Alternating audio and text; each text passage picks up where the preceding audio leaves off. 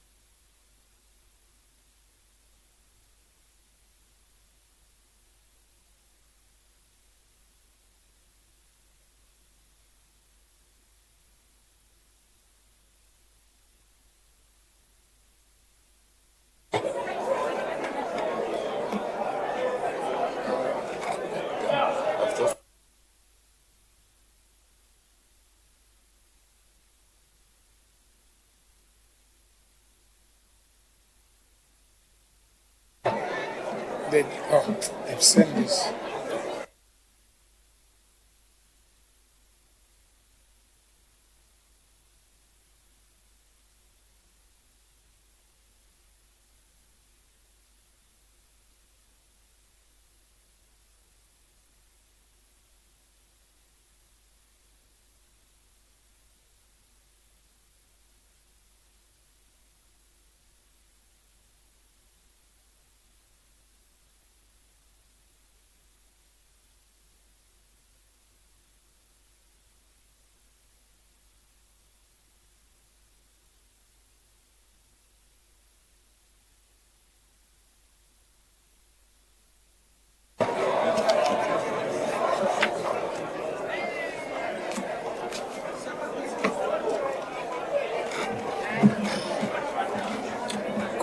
Good morning, councillors. May we please take your seat?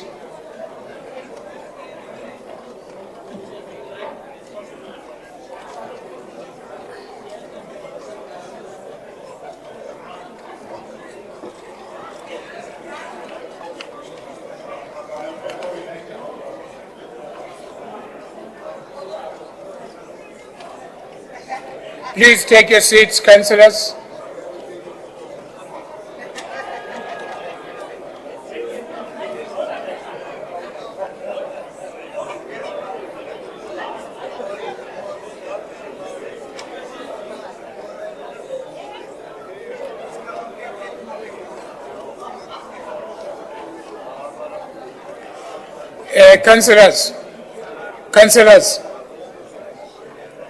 Councillors, take your seats.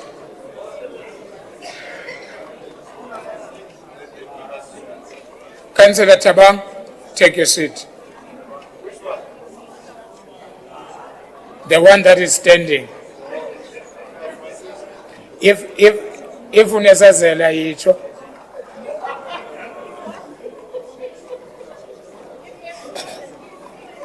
Take your seats, councillors, so that we start our meeting.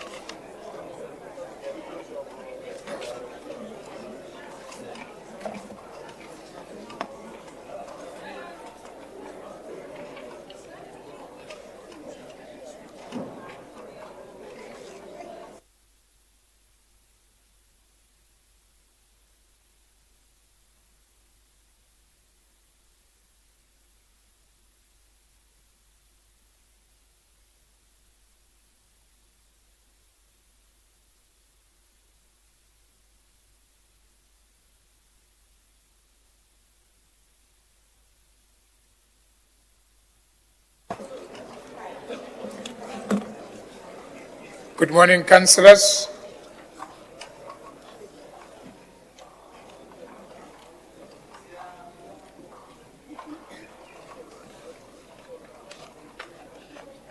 Councillors, let's open our council meeting by observing the moment of prayer in silence or meditation, please.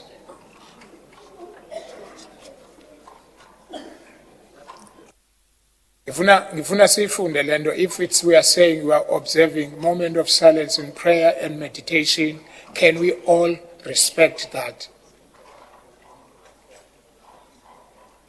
Thank you.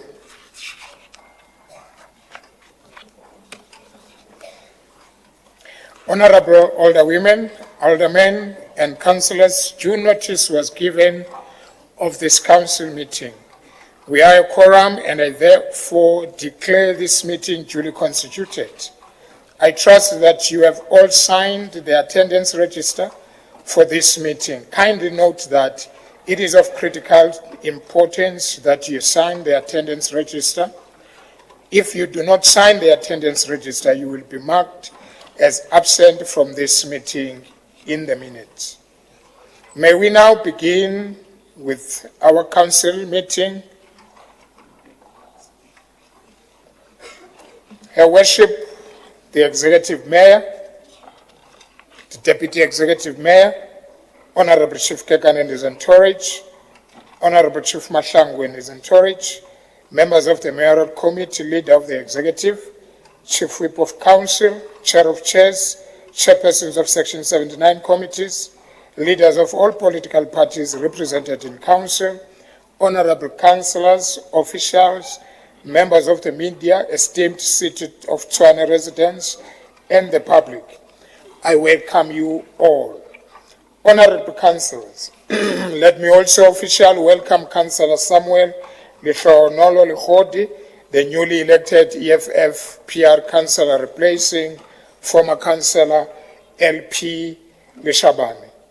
Councillor Lihodi, can you please rise so that we welcome and acknowledge you? May you please rise, Councillor Lihodi.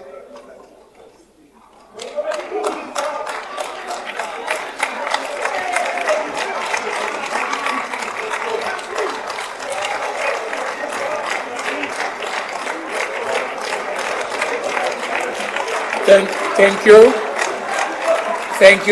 you, councillors. Thank you very much. Congratulations and welcome in the City of Tshwane Metropolitan Municipality. Application for leave of absence. Honorable Councillors, for purpose of informing Council in as far as leave of absence for Councillors from this Council meeting is concerned, I will now call on the Chief Whip of Council to present to Council the approved leave of absence of Councillors. Chief Whip.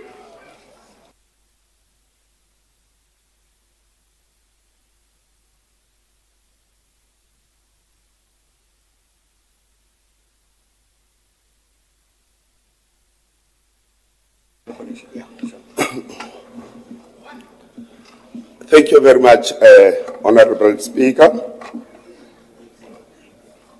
Speaker, the following councillors have been approved in line with our city process in inquiring leave of absence. I will start with the DA councillors. Offense. Councillor Alderman CM van der Rieve, DA sick leave. Councillor W. Yelfrisch, DA sick leave. C.E. Stridom, DA sick leave.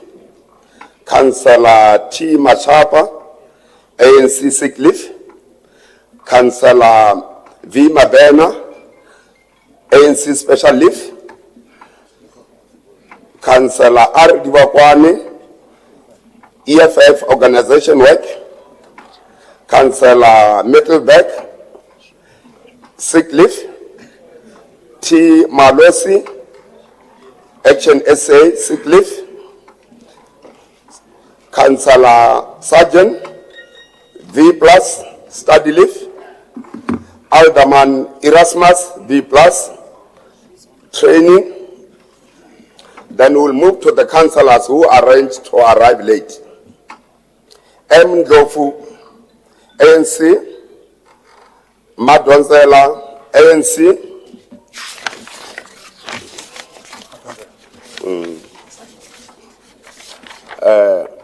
K. Marsha, ANC, and T. Tabata from ANC. Then we'll move to councillors who request to leave early. Councillor M. Erasmus, V+. Councillor B.H.J. Erasmus, V+.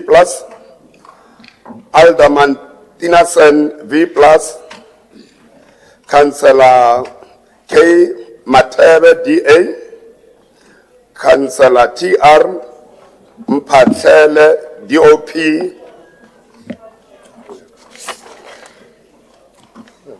Yes.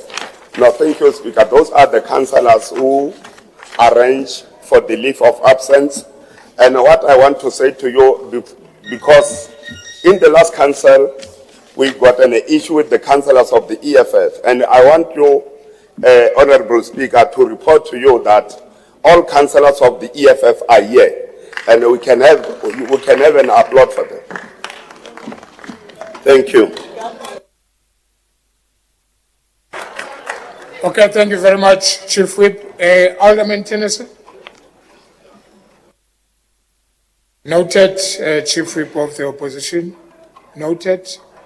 I've noted the Alderman Tennyson. I noted you as an officer. Thank you, Speaker. I need to point out, it seems as if we've got a new party in council, V+. I just want to correct it and say it's VF+. Thank you.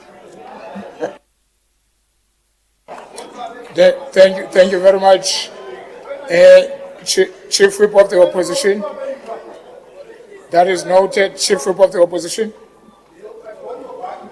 Thank you very much, Speaker.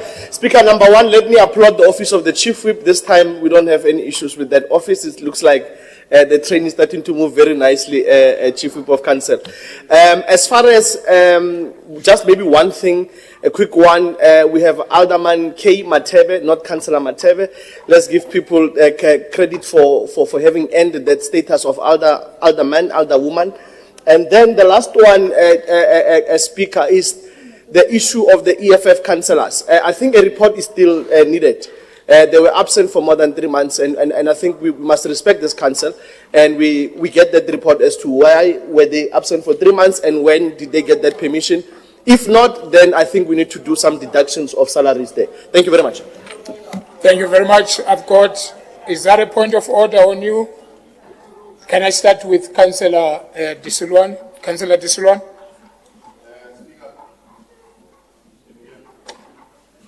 Speaker, thank you very much, Speaker.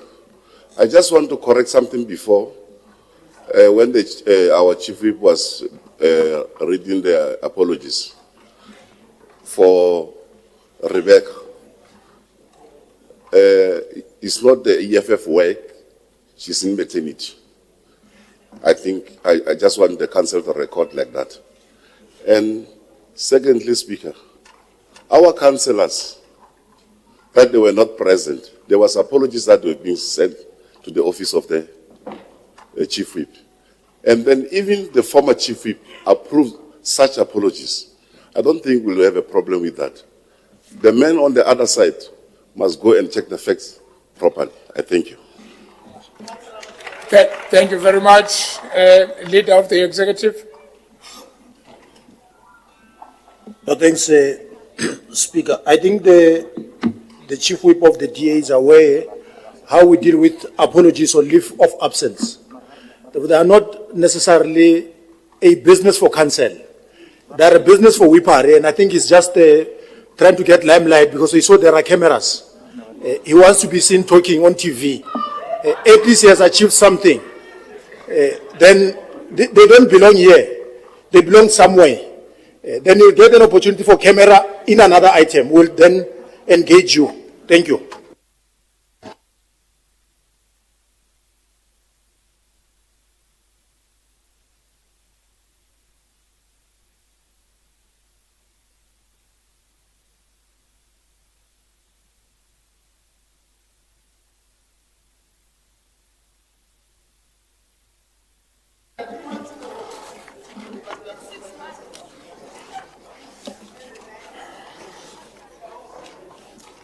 Thank you very much, councillors.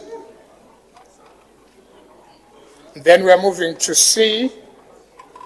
Honourable councillors, casual vacancy had occurred in council as a result of resignation of Councillor LP Lishabane, EFF PR Councillor.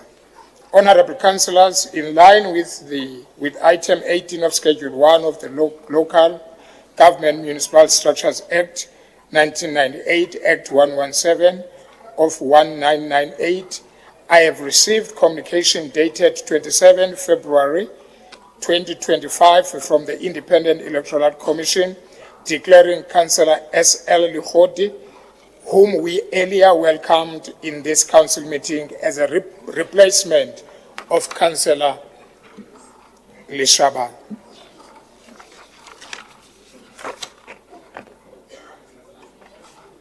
as EFF PR Council.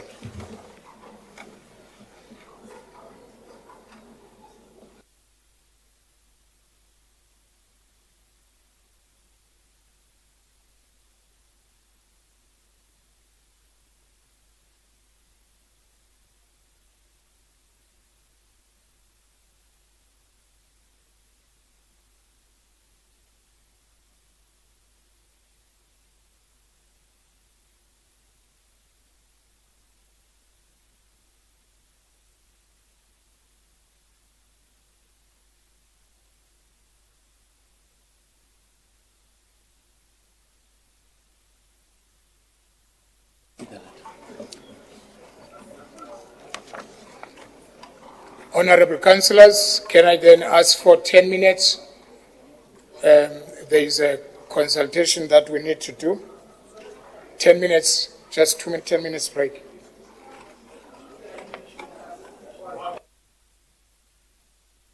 Thank you very much, Speaker. Speaker, maybe in that consultation, can I please implore on you to also consult further on what I said and what Alderman MMC Malulaka has said on the council leave policy.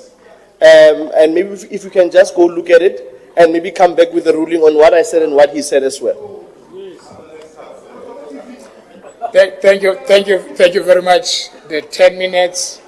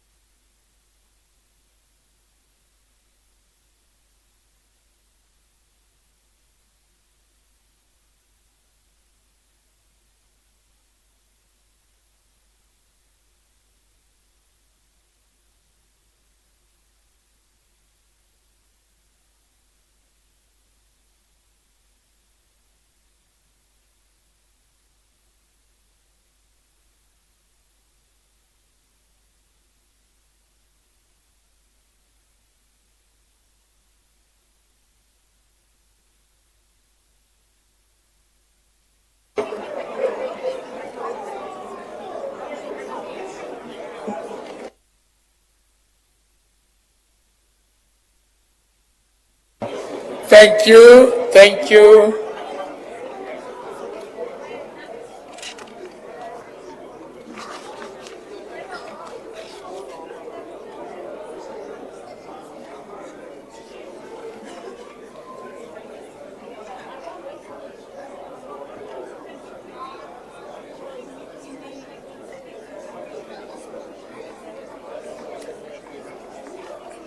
Can we then proceed?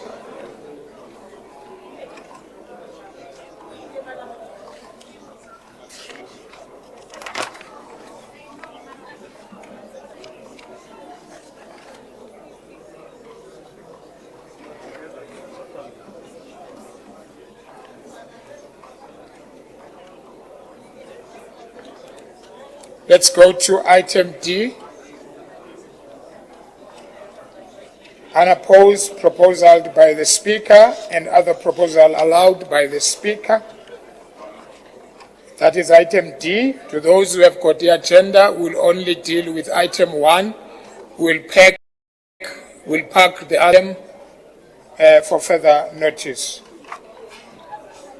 Honourable Councillors, the reports contained in Part 2 and 3 of our agenda were received from the Leader of the Executive Business on 21st February 2025 and delivered to you on SharePoint on the 21st February 2025.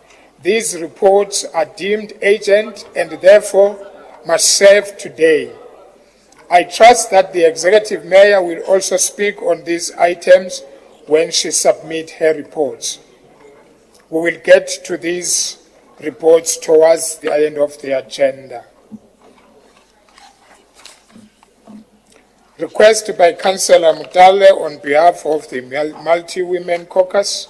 Honourable Councillors, I have received a request from Councillor Mutale at the Programming Committee meeting held on the 25th February 2025. Yes, Councillor Matsibata.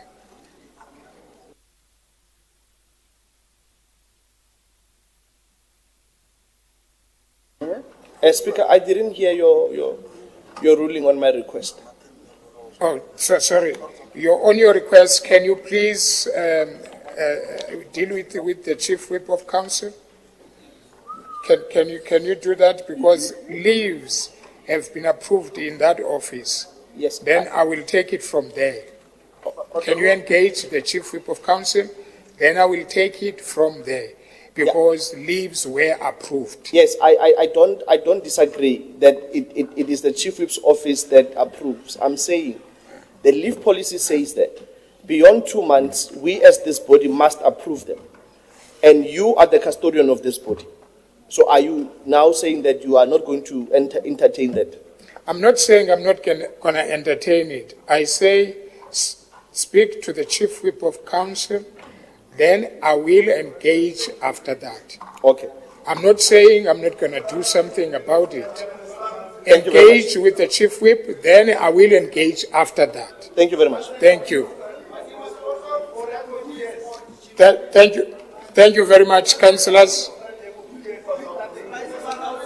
Honourable Councillors, I have received a request from Councillor S.K. Mutale at the Programming Committee meeting held on the 25th February 2025 to present a video for no longer than 2 minutes. Councillors, please, for no longer than 2 minutes, which seek and encourage councillors to form part of the upcoming fundraising hosted by the Executive Mayor and Multi-Party Women's Caucus. I have allowed this request and now give the communication team opportunity to share the video with us. Communication team.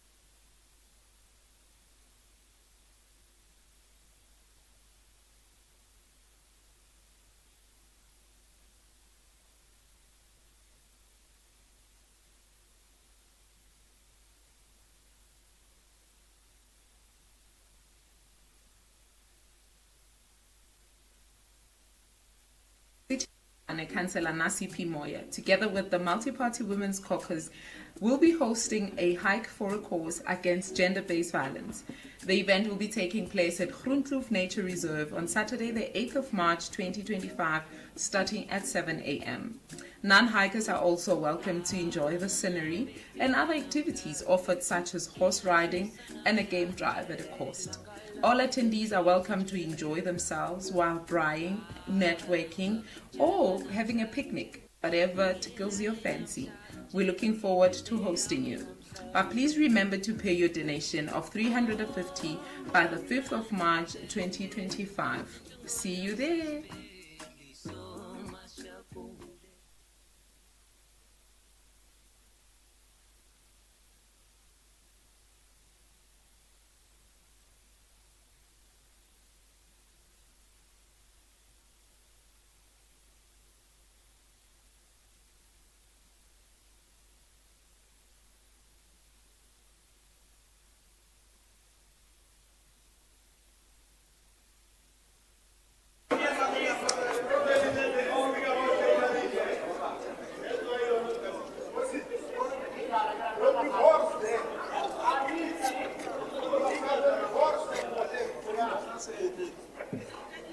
Councillors, let's then move on.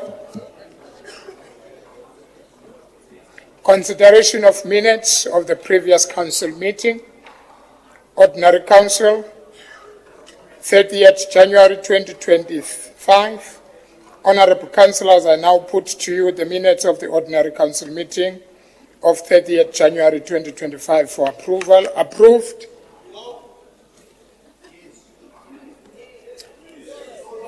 Are you raising your hand? Thank you, Speaker. Speaker, maybe just a quick correction on the councillors who were present and absent without apologies. Dear Councillor Madileng MT was in council. He is written absent in these minutes. And Councillor Mtakati N is written absent, but she had made leave application. And those are the two councillors that would like to be fixed in the minutes, Speaker. Thank you very much. Thank you very much, Councillor. I think the Secretariat has noted that. Continuation Council for 30th January to 4th February 2025, 14 January 2025. Honorable Councillors, I now put to you the minutes of Continuation Council meeting of 4th February 2025 for approval. Approved. Okay, Chief Whip of Opposition. Thank you, Speaker. Again, discrepancies there on presence of councillors. Councillor Helfrich WP had an approved leave, and Councillor N. Mtagati also had an approved leave. Thank you very much. Thank you very much. The Secretary will note that. Let's move to Special Council for February 2024.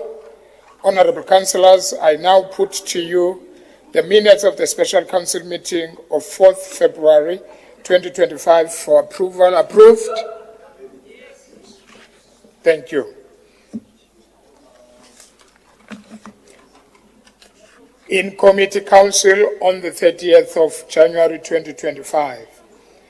Honorable Councillors, I rule that we deal with the in-committee minutes later during this meeting when we consider confidential reports emanating from Section 79A, Standing Committee, Public Accounts. So we will deal with these minutes when we get into in-committee. Now I would like to call the Executive Mayor to table the reports. Executive Mayor.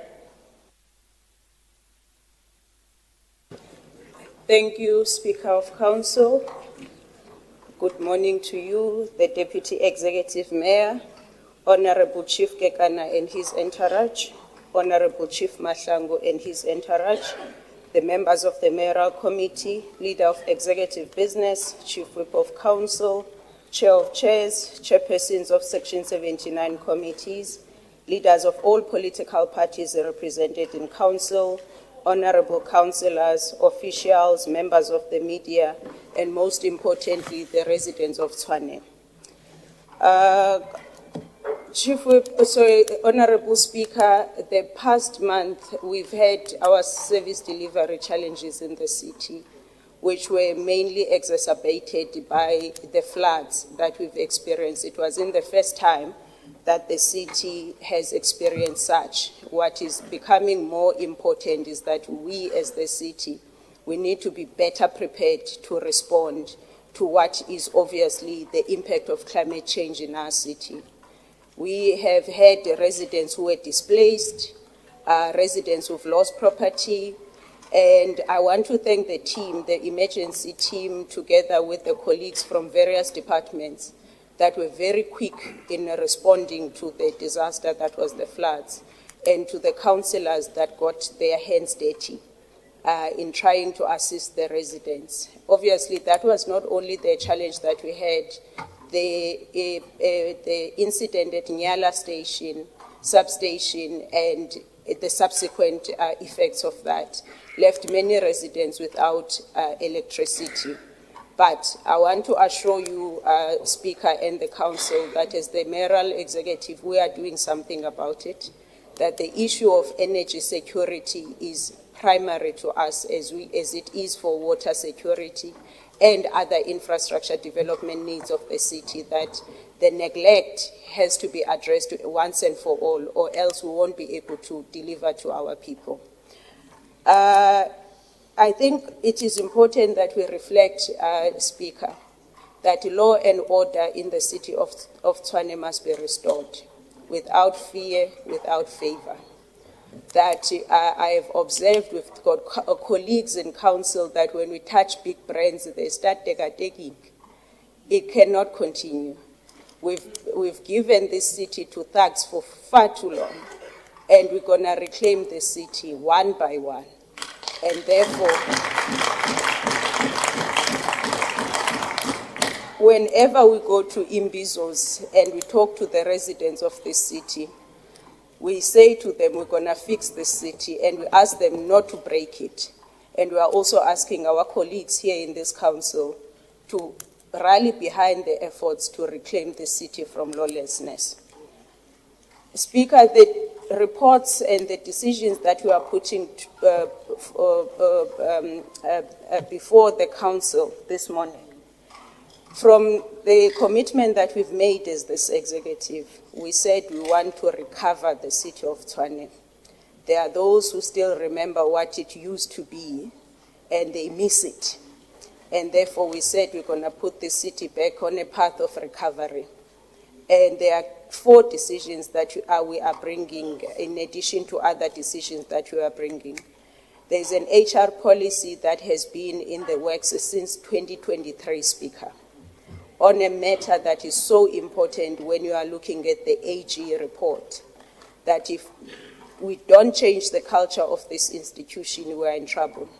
And the culture of this institution cannot be changed if you don't change the environment in which you manage the assets, the biggest assets of this organization, which is the human capital. And therefore, I'm glad, Speaker, that the policy may not be 100% perfect, but I think in responding to the issues that have been raised by the AG, we are saying council must consider the policy. Where there are areas that needs to be improved, we can always do that, but let's not delay the approval of this policy anymore, Speaker. Secondly, Speaker, we are bringing a proposal to council when we have a ballooning debtors book. And we are saying to council, can we start doing something about this debtors book? We think we've got money that we're going to get, and that's not the reality. We had promised and said we're going to clean up the debtors book. We have done that work, and it has led to the proposal that we are putting forward to council today. Without anticipating the discussions of council, we are asking for a proposal that considers one part a 30-day plan, and the other part of the plan will run until end of June 2025. And we are saying once that, if council approves, once that is approved, in fact, the next financial year, we will have to come back to council and report on it so that we can start looking at this sustainable way of dealing with that, with the ballooning debtors book. Thirdly, Speaker, the report on the adjusted SDBIP, it's got a proposal there to remove 13 KPIs, something that we worked very hard to understand and rationalize, but because we are responding to the AG concerns that were raised with us, that we have KPIs all these years that we were unable to track and report on. As a result, those 13 KPIs, we are proposing that we remove them from the SDBIP and put them at a departmental level, and we invest on the systems and controls that we require in order for us to respond to what has been raised by the AG. We did express, the significance of having KPIs on the SDBIP because that is the document that the public get to see. And it's important that we don't compromise that. However, it doesn't serve any purpose if we put KPIs that we can't measure properly. So that is the other element that we are bringing in terms of the SDBIP. When it comes to the adjustment budget, the Speaker, and as the second last submission, the adjustment budget that we have aimed to do two things in the main. One, reduce the deficit significantly, because we had made a promise that when we bring the draft budget and IDP at the end of March, we will be bringing a funded budget. And therefore, we took a very bold decision to remain conservative in our expenditure. And we asked the departments to cut to the bone. And we workshopped our idea and our instruction with the officials to say there will be pay now, but in the long term, it's going to put us on a path that will bring the council back to where it used to be. And therefore, what we are asking for through the adjustment budget is to reduce the deficit, meaning that our expenditure must be very responsible. We are assisted that we have been able to stop the financial bleeding. The ESCOM payment agreement has played a significant role in reducing that deficit. We have then made sure that there are no departments that just get a random additional financial resources unless justified. We also, Speaker, have two items that the city has overspent on. We under-budgeted on them. One is the issue of water tankers. So the reason why, I know that we can't debate people when they are putting our beautiful pictures on Twitter there, but we can tell them here, set the record straight. By the way, Speaker, you're going to help me. The picture the Democratic Alliance used, it's attracting a lot of marriage proposals, and now I'm busy with service delivery.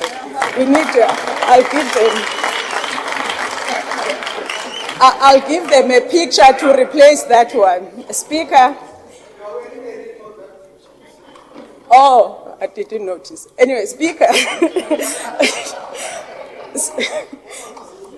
Speaker, the issue of water tankers, since people have selective amnesia, the reason why we overspent, there was a golden handshake with water tankers sometime before we came in as this administration. And so the over-expenditure, it's not because we stood up now and say, no, we want to spend more on water tankers. We are also just...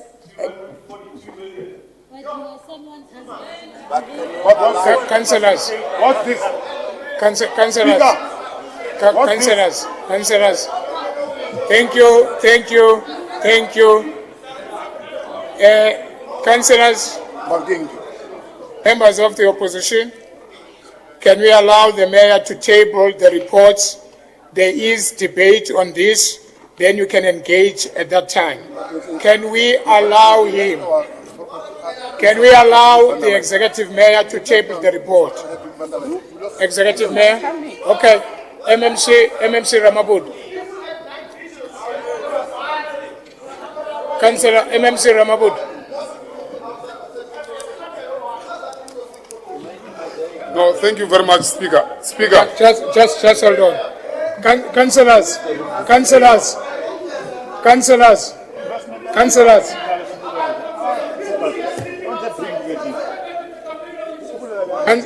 Matsibatil. Councillor Matsibatil.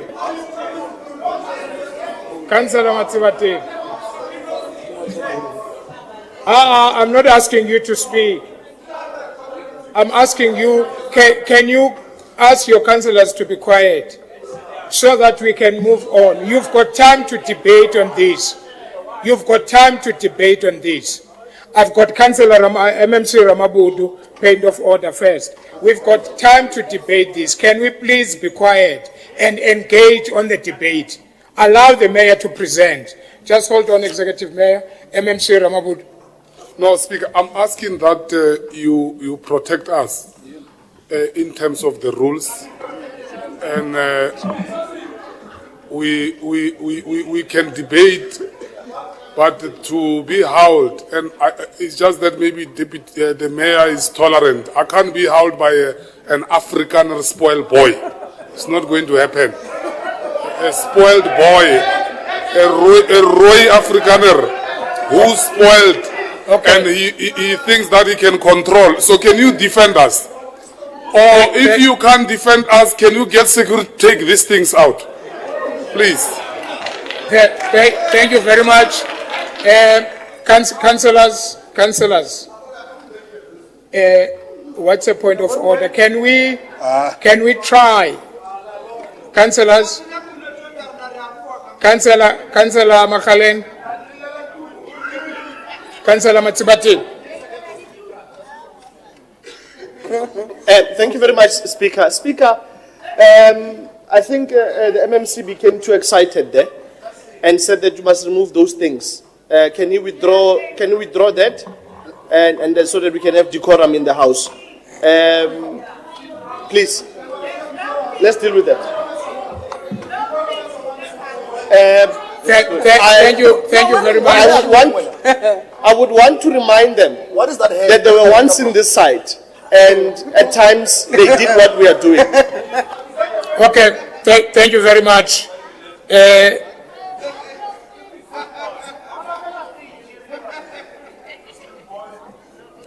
Thank you very much. Let me then.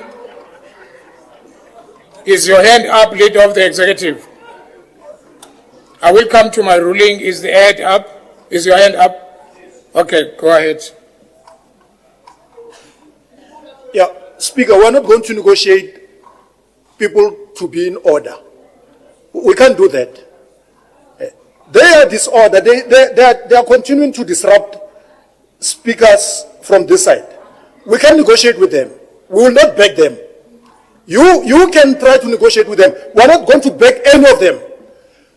Councillor Fosi, 118 million was paid under his leadership. The bulk water trucks that closed the office here was paid under his leadership. This one called Councillor Matsibadela here. All the 10 cars that were paid under his watch.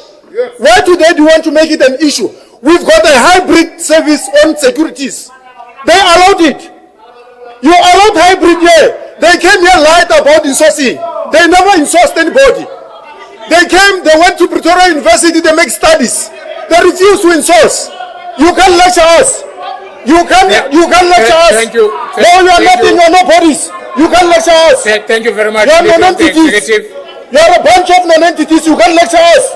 Thank you. We can't be lectured by non-entities. Leader of the executive. You don't have capacity to lecture us. You have no morals. Thank you. Debate what? I can't debate with you. Must I debate with a primary school teacher who doesn't understand how to read things? Councillors. Must I debate with you? Don't waste our time. Don't waste our time. Leader of the executive. A degree goes with manners. You don't have manners. You must go and have Leader of members. the executive, can we continue with the meeting, please? All that is noted, can we continue with the meeting? What are you rising on, Councillor Makhaleni?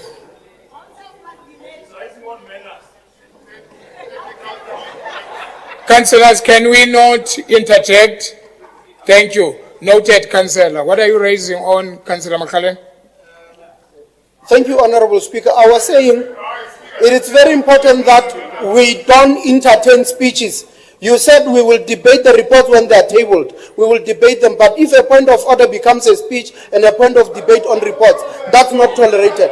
Thank you. That is noted. Let's then, Councillor. Councillor Masha. Councillor, Leader of the Executive. Councillor Masha. Get that girl. Thanks, Speaker. Leader of the Executive, Thanks, Speaker. please. I need the attention of the young man there. I think it's fourth from the left. Councillor Fosi of 48. You are busy making noise in these chambers. Your community is on fire. Your community is on fire. You have neglected them since you've been in office. We had to attend to your community this morning. That's why we arrived Thank you late very here. much. We had to avert a situation where. Councillor Masha. Councillor Masha. Can we, councillors, I can't hear the point of order of Councillor Masha. Why are you telling me it's not? Can you continue and finish, please?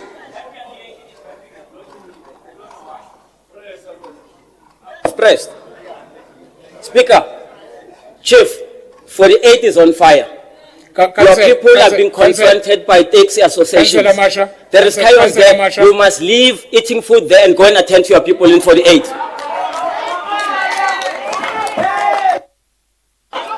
Thank you very much, councillors. Councillors, can we allow the executive mayor?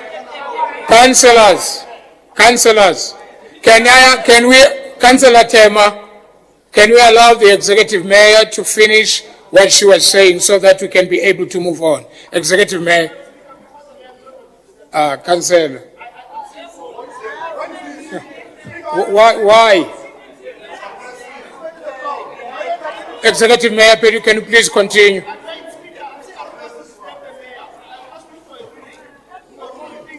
What ruling?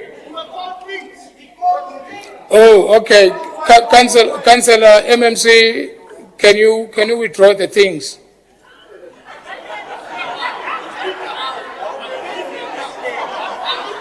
I'm just telling him what to do, what he must withdraw.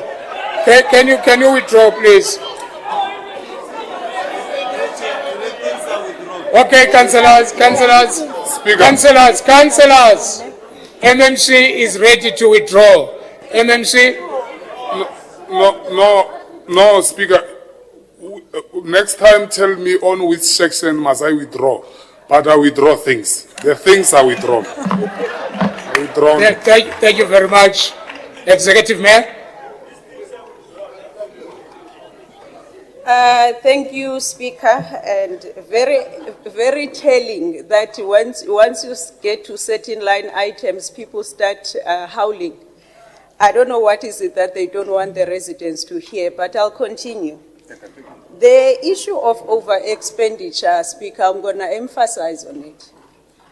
The fact that there are people who sat in their departments and were okay with expenditure that did not project the realistic things that need to happen on the ground, it has cost us.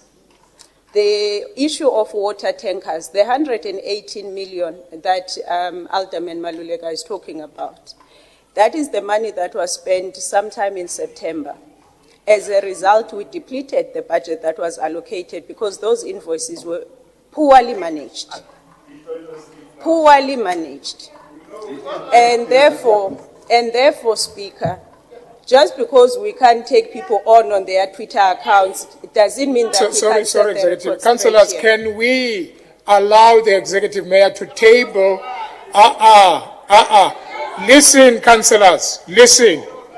Allow the executive mayor to table the report, then engage on the debate.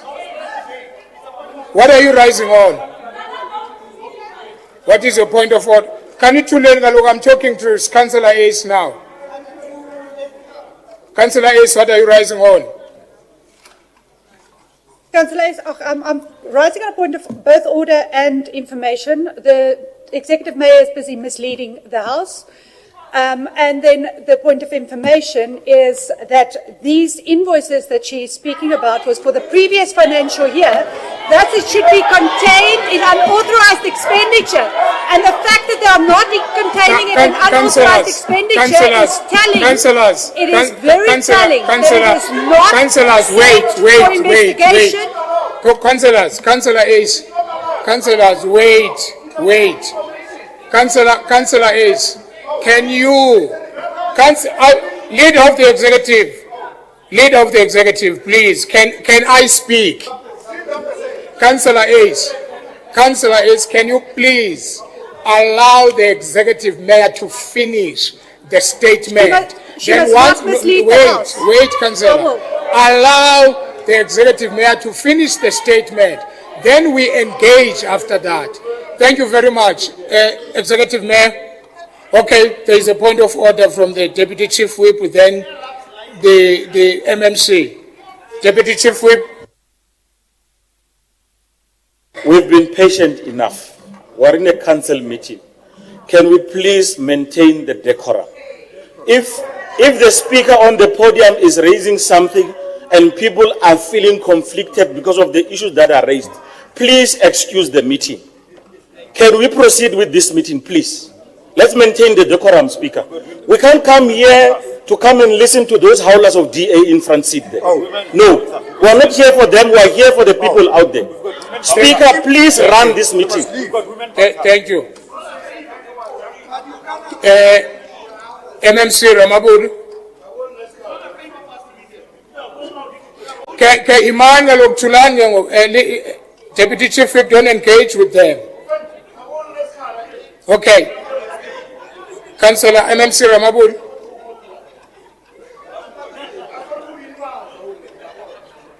Yeah, Speaker, I rise on the point of order and I want to ask again that you protect the House. The executive mayor has been disrupted. Previously, when we were trying to raise orders, when the previous mayor was on the podium, we were told that let's give the mayor a chance to speak. But currently, because maybe this is a different mayor, and this is a mayor of the skin that they don't like, and they think that they must not respect him. But I want to take you through the yellow book. If you go to section 41, 1A, it says you can instruct or remove a person who's disrupting the House, and that person, if he or she doesn't want to go out, you can call security to take that person out. We're asking you that brown jacket, that brown jacket of Markham's must be attended to. We can't continue like this. Thank you. And the blue dress. Thank you very much. Thank you very much, MNC. Can I, thank you. Can I ask this for the last time? Can I ask this for the last time? Councillor Matsibatila, I'm oppressing you on this one. Can I ask, allow the mayor to finish and allow us to continue with the agenda? So please, let's not do this. At all times. Guys, can we allow the executive councillors? Yeah, I withdraw, but your behavior. Yeah, I withdraw, but your behavior. Executive Mayor.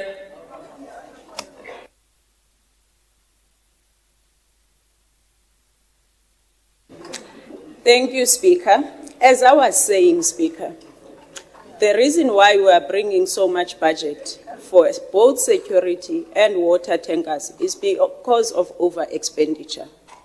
If the councillors feel that I'm misleading the House, they obviously have a recourse where they can bring proof to you to say, I have lied, and you can do what you need to do with that. But I'm repeating what I've said, because it is not for us, it's for the residents that have been misled, that I'm a face of corruption for a security tender that has been coming for years and no one was doing something about it. And we are acting on it, all of a sudden it's corruption. By the way, Speaker, one of the things that as this council we must be seized with is the fact that we have lost almost R1 billion due to a terrible decision to withdraw security from critical infrastructure. We are exposed. The ward councillors that are here, they know how much they suffer because security has not been a priority by the previous administration. So I don't want us to send mixed signals. And by the way, Speaker, on the security, the Democratic Alliance members over there, they've never wanted insourcing. Insourcing is our policy, and we're not in the business of abandoning policy positions. So they must wait, will come with that. They must wait. It's got nothing to do with them. It's not their policy position. Speaker, I wanted to clarify what were the driving costs in terms of expenditure on the adjustment budget. However, we also looked at the revenue side. When we were looking to say where are additional sources of revenue that we can get with all the different strategies that we are employing to make sure that we raise enough revenue to get the funded budget and really start delivering an intensive program of service delivery to the people. We found out, Speaker, that we've got 10,000 accounts that have not been billed by the Waste Department.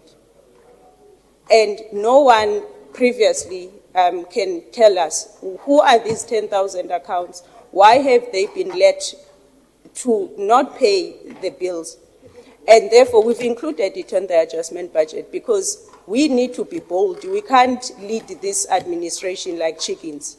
We must be bold. We'll get that money, and it's included in this adjustment budget.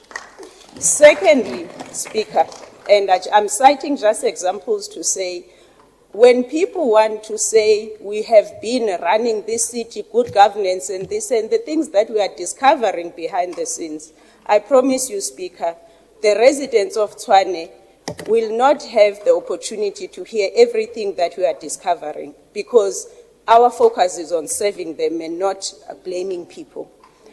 We've got 19 schools that are built in the city of Tshwane, where properties were never transferred to province. As a result, province is not paying bills. The reports have been in the previous MMC's desks since sometime in 2023. 2023.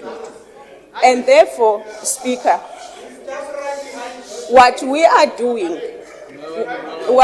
doing without saying it through this budget, Speaker, is to start laying a very strong foundation to recover this city.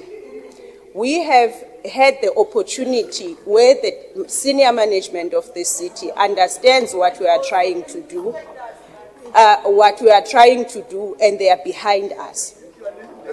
And so, Speaker, because so much time has been taken, those are the key decisions that we are putting before Council today, to say we are asking for indulgence of Council, but we're looking forward to the debate, Speaker. We've never claimed to know everything. We're saying all 214 members of this Council must have a say in how we execute our constitutional obligation as this Council. These are the proposals that we have. With those few remarks, Speaker, it is my pleasure to submit the reports as contained in, I'll tell you now, in part Excuse me, Speaker. So it is my pleasure to submit reports from the Mayoral Committee to Council for consideration as contained in parts 1, 2, and 3, as well as Annexure A, A1, and A2 for cognizance and or discussion. Speaker, the reports are submitted. Thank you.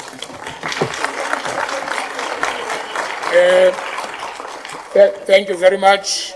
Councillor Ace, what are you rising on?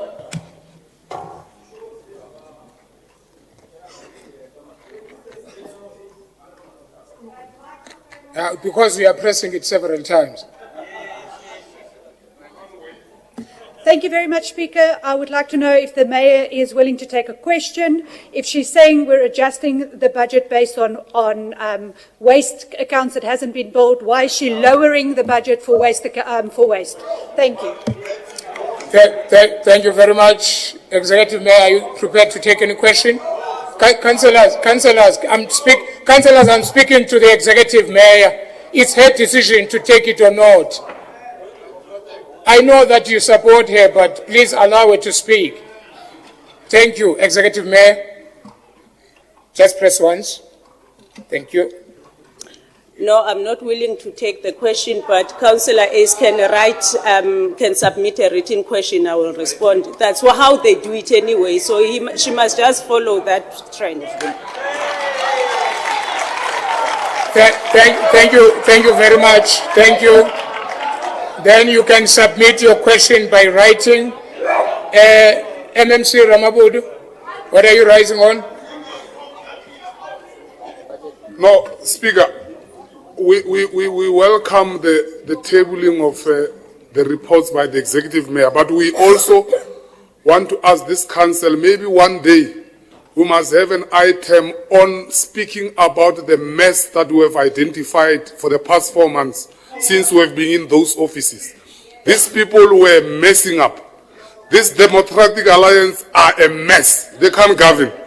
If you discover all these things that we are discovering till today, you will realize that these are imbeciles. They can't do anything. Thank you very much. They've been in those offices for PR. They can't run. We also discovered 10,000 accounts that were not paying from the estates where their constituency stays. Bloody thieves. MMC, thank you. Can we then move on with our program from the Mayoral Committee meeting 22nd January 2025? Item 1, Part 1, Item 1, reference number 04603/1, Group Human Capital Management Department, revision of staffing policy, RN to recruitment, selection and appointment of staff policy. This report is on page 6 to page 99. Recommendations are on page 16. On this item, I've got Councillor Machalen. Your 3 minutes starts now.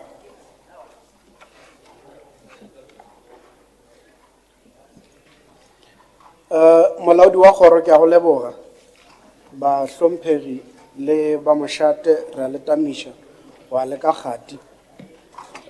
Speaker, while this policy aims to streamline our recruitment processes and ensure fairness, there are several critical areas that requires our attention and improvement. There are 5 aspects in terms of elevating consequence management, recognizing all roles that are in the governance, and standardizing qualifications, and also conducting an ongoing lifestyle audit. So on elevating consequence management, Honorable Speaker, we need to elevate to ensure that accountability and transparency is a norm. Managers who suspend subordinates and subsequently lose these cases should be subjected to consequence management.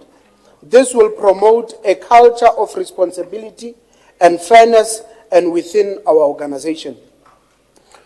Also, the draft policy only recognizes the role played by city manager and other cluster heads. So the position of the MSO which has been established is not covered within this particular policy, Honorable Speaker. The standardization also of qualification, Speaker, the policy currently states that qualification verification should be carried out with the permission of the individual. This can be, Speaker. That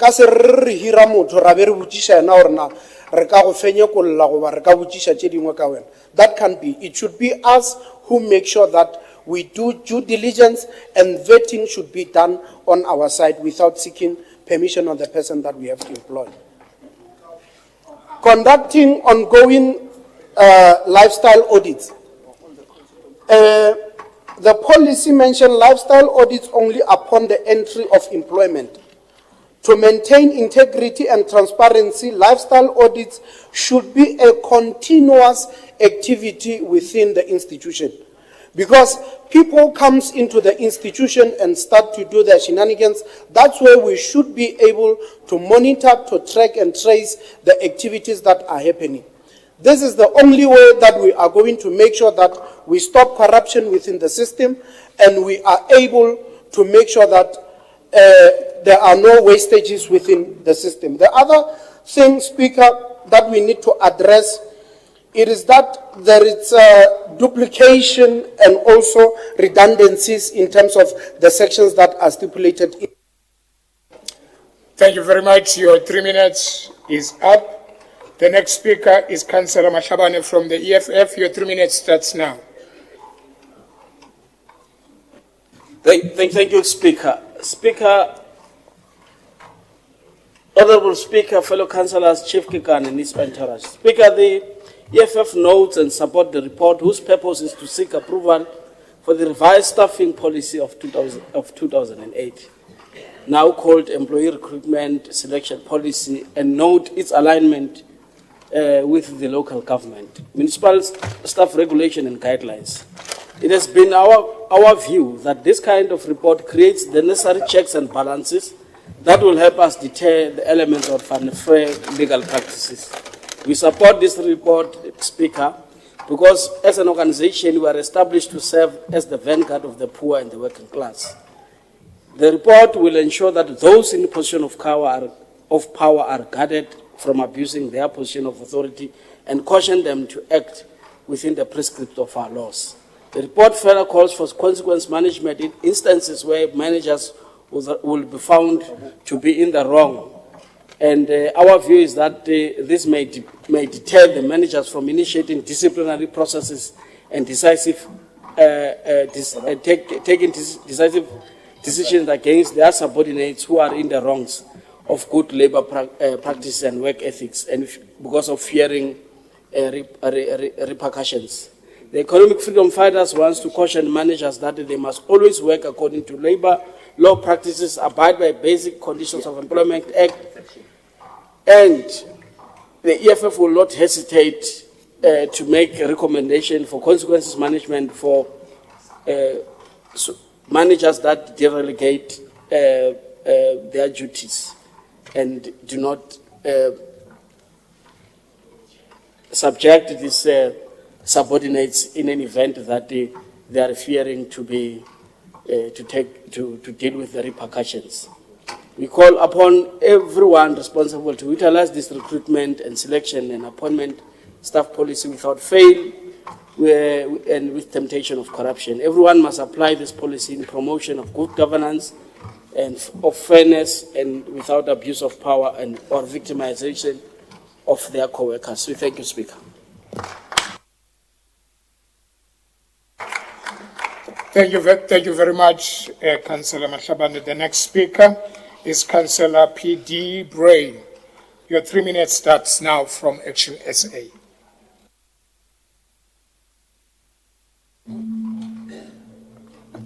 Thank you, Speaker.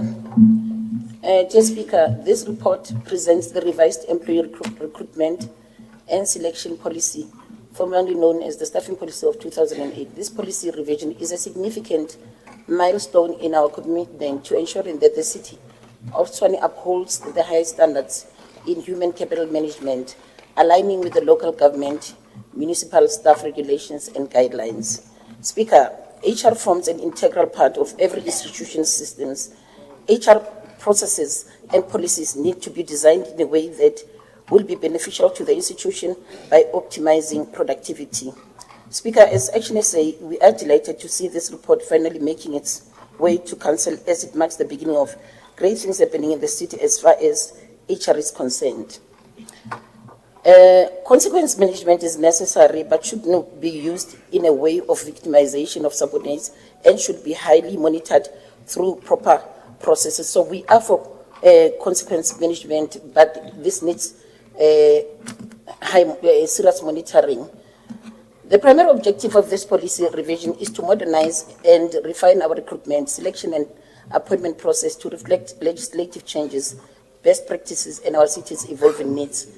The updated policy directly supports three key strategic priorities: stringent financial management and oversight.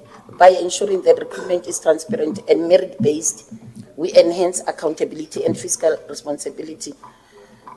And a business-friendly city that promotes employment and economic growth. By removing unnecessary barriers and biases in hiring, we foster an inclusive workforce that drives service delivery and economic development. A professional public service that prioritizes accountability and transparency. By implementing clear, fair, and equitable hiring practices, we reinforce public trust and institutional integrity. The process of revising this policy has been thorough and consultative. Discussions began in 2017, and after extensive deliberations with various committees, labor forums, and legal departments, we are confident that this policy is now in its best form. However, our work doesn't end here. The concerns raised by the Mayoral Committee, such as the duration of acting appointments, the qualifications listed in job advertisements, and the retention of employees beyond retirement age, have been carefully considered and addressed within this document. Additionally, matters related to consequence management, political appointments in senior management, and provisions for special deviations have been clarified to ensure fairness and compliance. To enhance implementation, standard operating procedures and documentation related to recruitment will be updated accordingly. Thank you very much. That was the last speaker on this item. As recommended? Thank you. Let's move to item 2, part 2.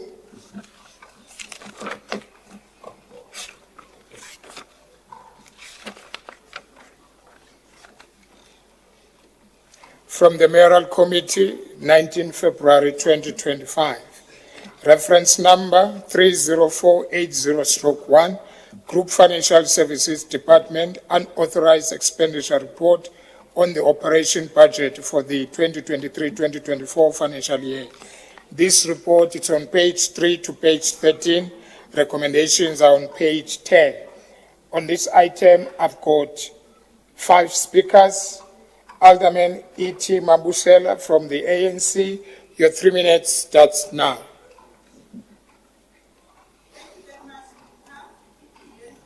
Just hold on, ma'am. Can you press? Thank you. The reports provide us with the actual financial performance against the adjustment budget for the actual financial performance with unauthorized expenditure total 2.1 billion, with 423.3 million approved for the write-off from previous year. Operating expenditure was underspent by 1.3 billion, with some groups exceeding budgets, particularly debt impairment. Notably, overspending occurred in various departments, including Group Financial Services, Shared Services, Regional Operation, and Water and Sanitation. Investigations are, however, recommended for the department exceeding their budget. Speaker, the unauthorized expenditure report serves as an instrument of transparency and accountability, highlighting expenditure that occurred outside the parameters of our original budgetary allocations.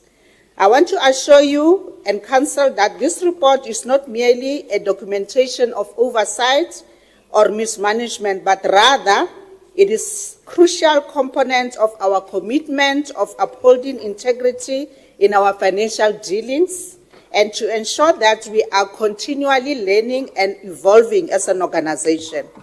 Speaker, it is essential to acknowledge the complexities of the environment in which we operate.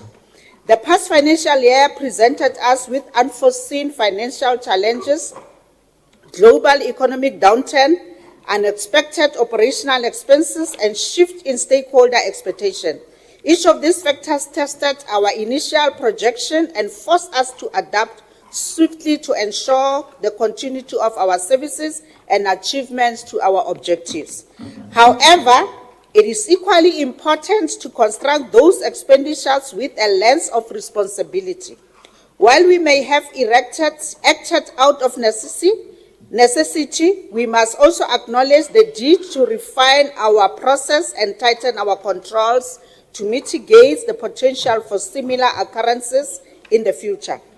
By approving the report, we demonstrate our commitment to actively working towards improvement. Moreover, we must ensure that we take the necessary steps moving forward to prevent unauthorized expenditure. I thank you, Speaker. Thank you very much. The next speaker is Councillor Ace. Your 3 minutes starts now.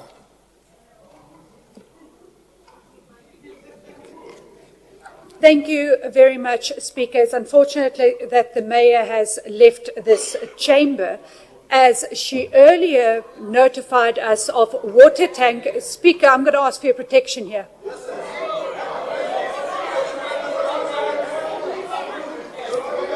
Thank you, councillors. Thank you. Thank you,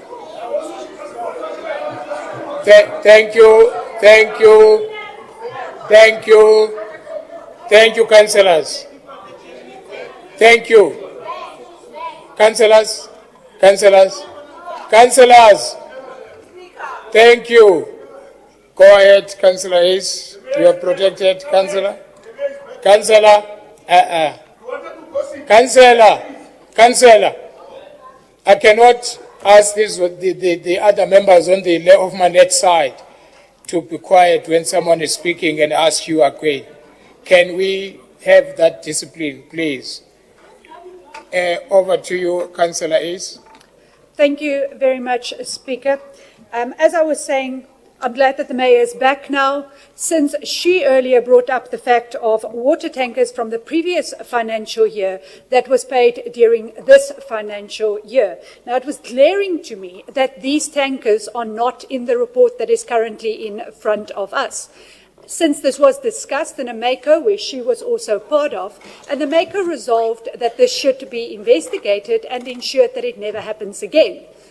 On the contrary, what the administration is now doing is hiding this and trying to rebudget for it in this financial year.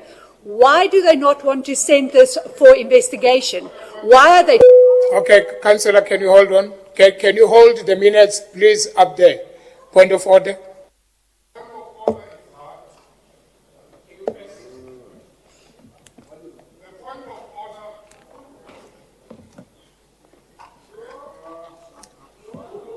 Okay, thank you very much, Speaker. The point of order is on section 35 on relevance. We're dealing with the report that is dealing with the... It's dealing with unauthorized expenditure. This is unauthorized expenditure. Can I allow councillors, I allowed the point of order. Can I have a moment to listen to it? Thank you.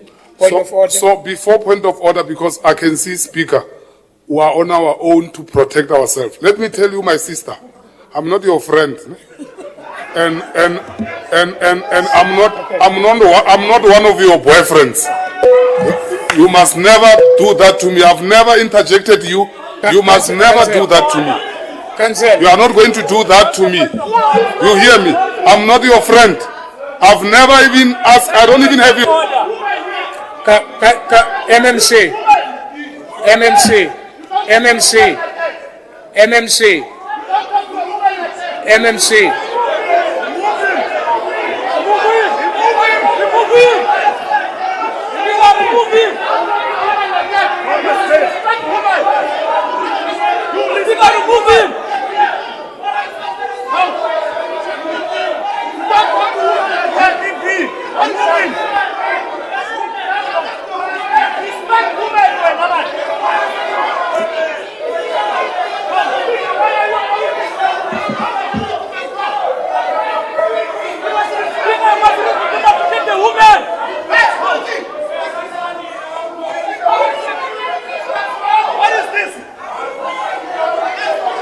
Councillors,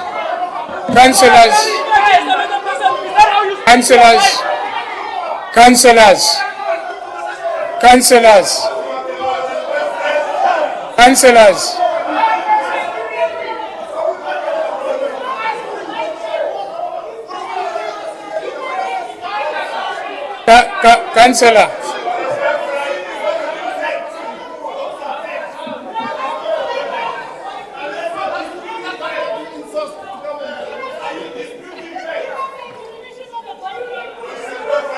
Councillors. Malcolm.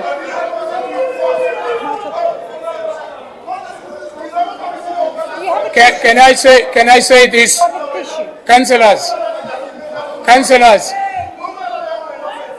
Councillors, leader of the executive.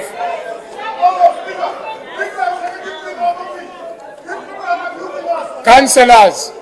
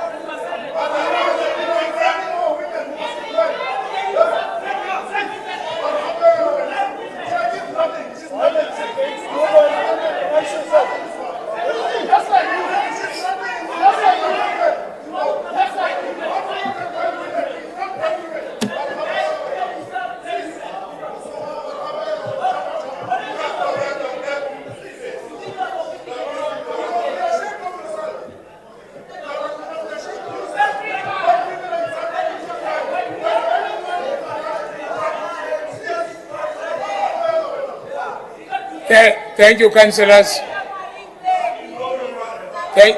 Thank you, councillors.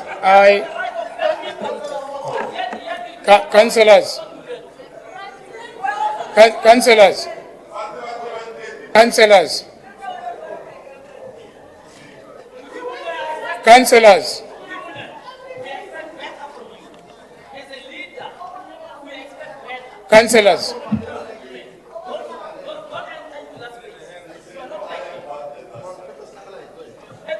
Are you done, councillors? Councillor Tema, are you councillors, do you want, you man, wait, councillor. Do you want me to give you an opportunity to howl at each other?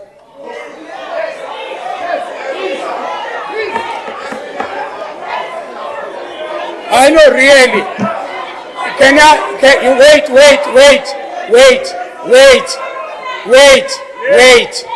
wait. Can I think it seems you are ready for each other this morning. I'll give you a chance to howl at each other.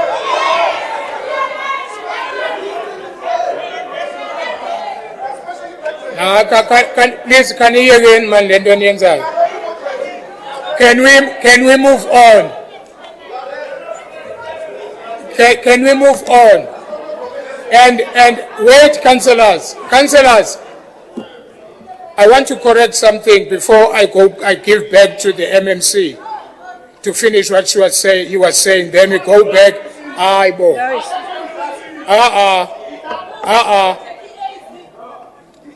Councillors. Councillor Matsibatile, you want to speak? Go ahead, speak. Why? Did he tell you? Because you can see that it's done. You see that it's done. Stop that. It's me who knows whether it's done or not. Thank you very much.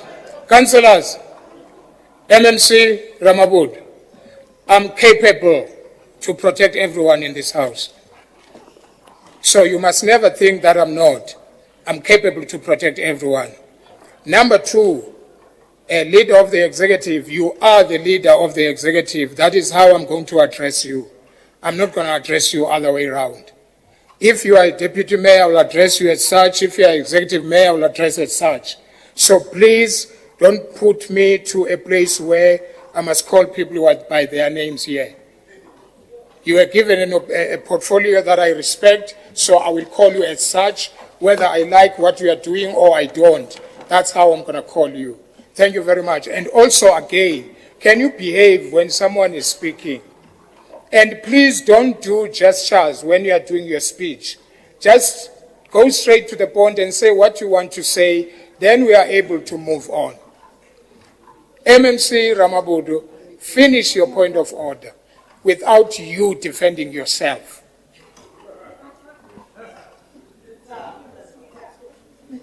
No, there's no rule or a point of order that says a speaker must speak this way. Anyone speaks according to his speech or her speech, as long as it's within the rules. So the speaker can say you must not put gestures. It's a speech. It's how you want your speech to be. And if, according to the speaker, if your speech is not according to the rules, then the point of order can be raised. Then you get corrected. But when I say boyfriend, you want to jump. Go and get the definition of boyfriend. Before, you say you are an English person, but you don't even understand your language. Go and get, a boyfriend can be a friend. It's not only, no, it can be, go and check. Most of you speak English, but you don't even understand it. We know you are hiding behind the skin. You can't understand your own language because you are from Europe there. So let's attend to the point of order. The point of order was that the point that the speaker wants to raise can be raised on the budget adjustment. No. Now we are dealing with a different issue, and she can speak about deviation and the expenditure, irregular expenditure. It was done by them. We are dealing with their mess that they have created. They have changed the skins because they were enjoying that deviation and the money. Those who are against me saying boyfriends, will tell them where we saw them with those boyfriends. Please. Yeah, we will even give them the picture. Thank you very much. Now you. So they must not enter that space. We saw them. Thank you. We saw them. We know. We know what you are doing. Don't stop what you are doing. Thank you, MMC.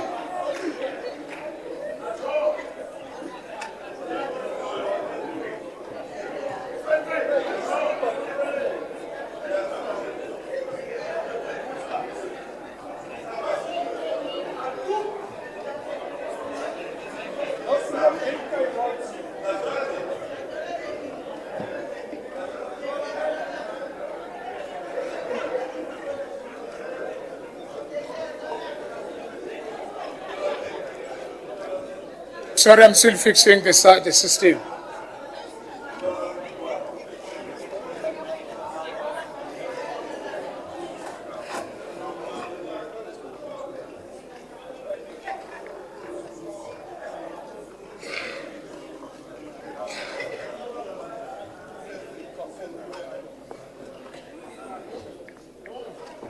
Why is my name being discussed there?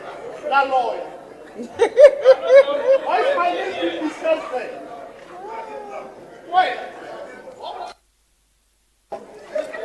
Am I audible? Okay. Thank you very much. Thank you.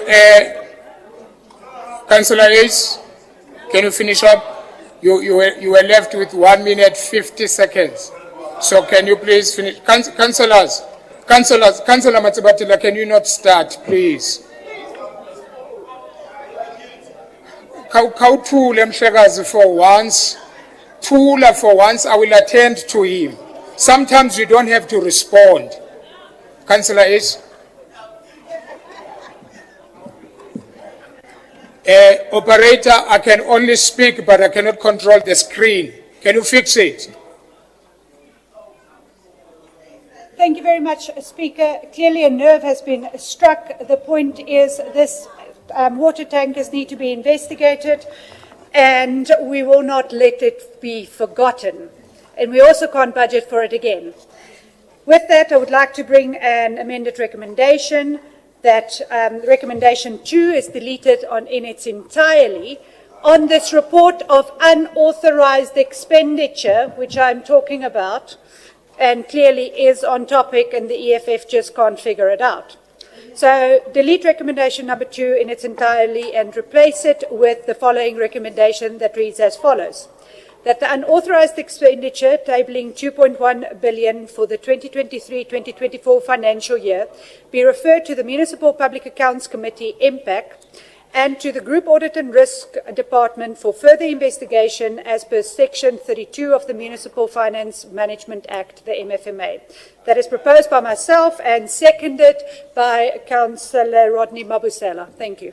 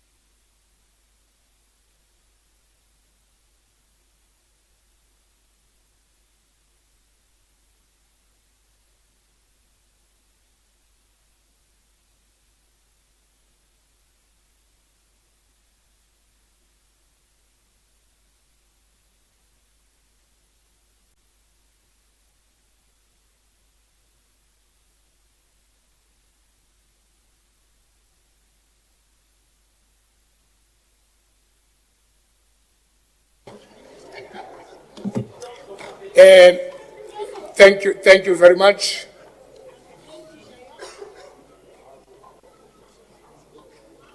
Item 2, Unauthorized Expenditure Report on the Operation Budget for 2023-2024 financial year. We would like to propose an amendment to the recommendation in order to all legislated reports to have recommendations that are consistent. With regards to recommendations number 2, we would like to propose an amendment to the recommendation as follows. Delete recommendation number 2 in its entirety. Replace it with the following recommendation that reads as follows. That the unauthorized expenditure totaling 2.1 billion for 2023-2024 financial year be referred to municipal public.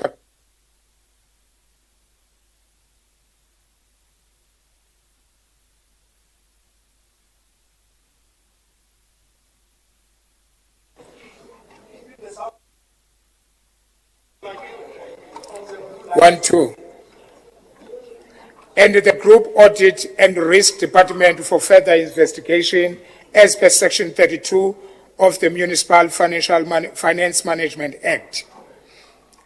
Proposed by Councillor J. Ace, seconded by Councillor M.R. Mabusela. As amended. Okay, Okay, thank you. Thank you. Leader of the Executive. No, thanks, Chair. Then if you read recommendation 2, comprehension might be a problem for Councillor Ace. To understand that deliberation is also scrutiny. If you then refer to MPAC, therefore the item recommendation 2 is sufficient to cover her consents, that MPEC is going to treat this report on the investigation that would then trigger referral to GAR, then the recommendation too sufficient to cover us in that consent. Thank you. Thank you very much. Councillor Is. Thank you, Speaker. The last time the other side of the chambers challenged our comprehensive, they were left with serious egg on their face. So I suggest they do not do so again. The recommendation as it currently reads, leaves the responsibility on the Group Audit and Risk Department. According to the MFMA, MPAC is the custodian. We cannot make by this recommendation the Group Audit and Risk Department the custodian. It is an incorrect recommendation. The custodian for this investigation, as per the MFMA, is the MPAC Committee. Thank you. Thank you very much, Councillor Ratikwan.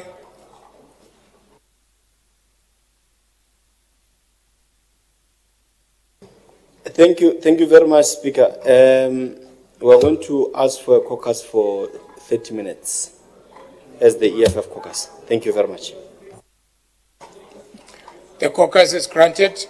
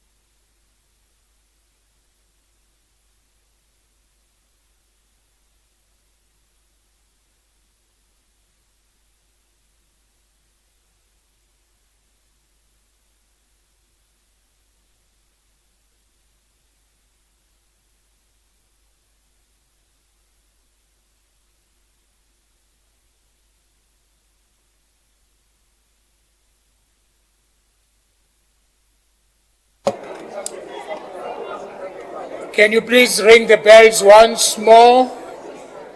And can the councillors take their seats so that we can start our meeting?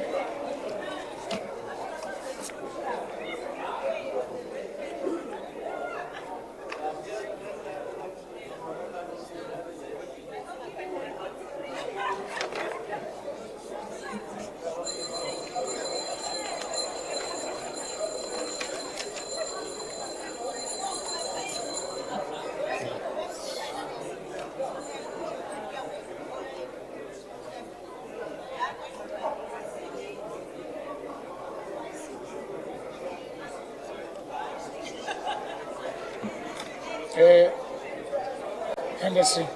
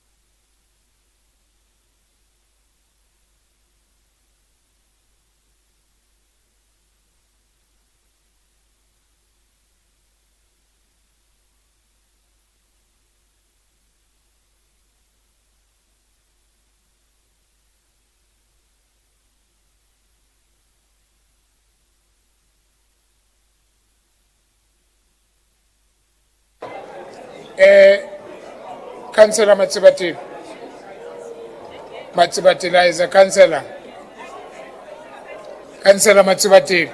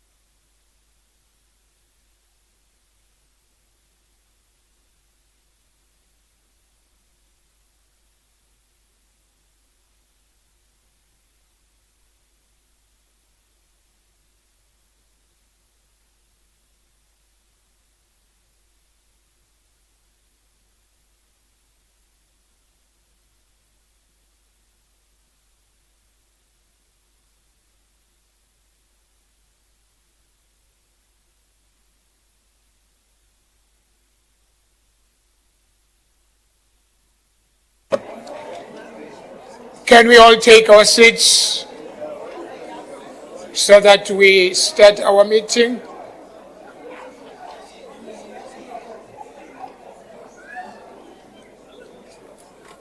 Sizokwazi ukubala sibone ukuba siyayimitha na iquorum basiqhubeke nemeeting. Ekufuneka ngithethe isiXhosa kwensuku eziyazi.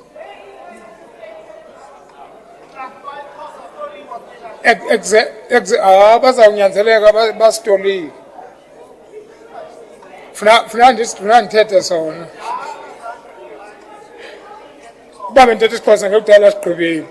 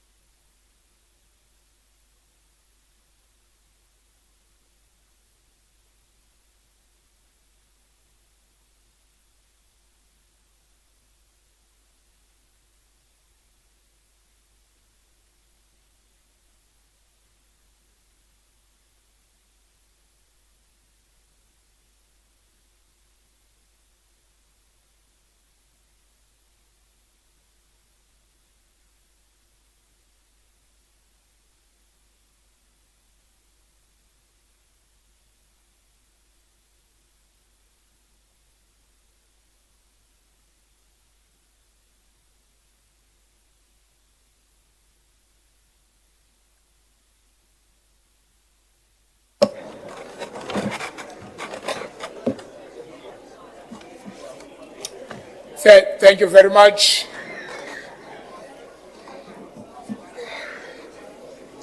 We are a quorum, then we can continue with our meeting. If all of us remember that we were on item 2 of part 2.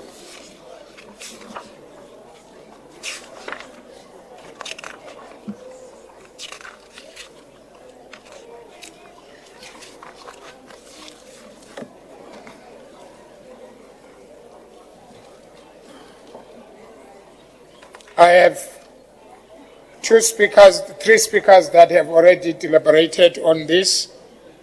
May I then request the Chief Whip of the Opposition, together with the leader of the executive business, to find themselves on this amendment that was raised by Councillor Ace.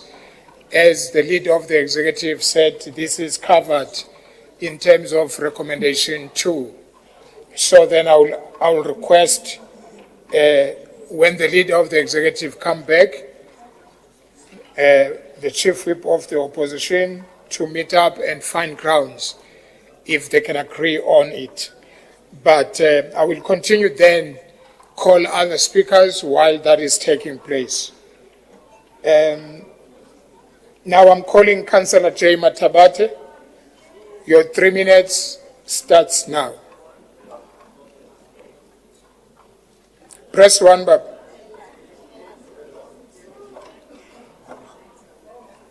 Press once. Yeah, leave it. Green. Oh. Honorable Speaker, Executive Mayor, Councillors present, Chief Mahlangu and his entourage, Chief Kakana and his entourage, residents of Tshwane and the dedicated officials of our city, I greet you all.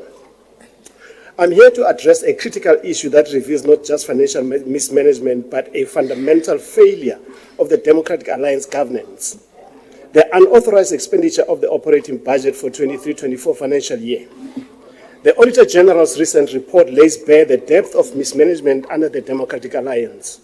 Their self-righteous declarations of where we govern well, have been thoroughly debunked. The Democratic Alliance, under the guise of the competence, has instead left behind a legacy of fiscal negligence. The impact of their irresponsible budgetary practices is undeniable. Resources for essential services, which is maintaining roads, ensuring public safety, and delivering vital programs, have been drastically compromised. This is not merely an accounting error. it translates into tangible hardships for our residents who are left to bear the brunt of this reckless stewardship. What is even more, Speaker, is the alarming Auditor General's revelation of a shocking lack of accountability by the DAs and administration. Without mechanisms in place to address these failures, we risk perpetuating a culture of impunity where misconduct is tolerated rather than punished. This cannot be the legacy we accept or inherit. As representatives of the people, we must demand accountability for these egregious fiscal missteps. It is imperative that we reaffirm our commitment to transparent governance. Moving forward, let it be clear, financial mismanagement will not be swept under the rug by the new administration. Our priority, Speaker, must be unequivocally be the residents of Tshwane. Each instance of unauthorized expenditure is more than just a financial blunder. It is a profound breach of trust and dereliction of duty to those we serve. Our new administration is committed to forging a path defined by accountability, transparency, and diligent approach to resource management. Let us not be diverted by the facade of good governance that the DA purports. We must confront the stark reality facing our community, focusing intently on the urgent needs of our residents. We owe it to them to ensure that every cent is spent judiciously and directed towards genuine service delivery.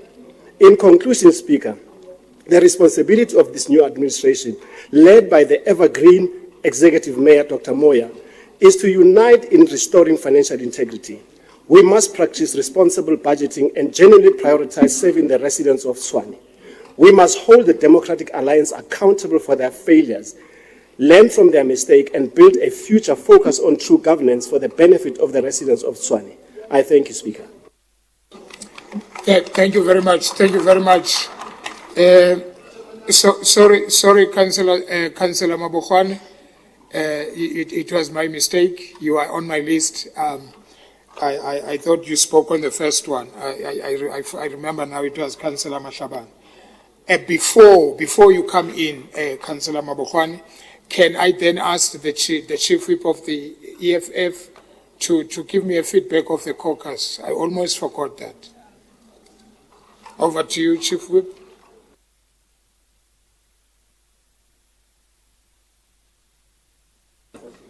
Thank you very much, Speaker. I thought we were tweaking the tradition here and there.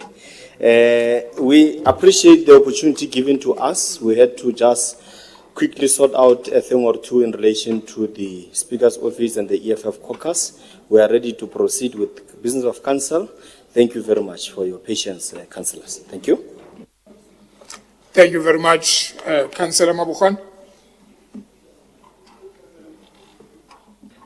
Thank you very much, Honorable Speaker.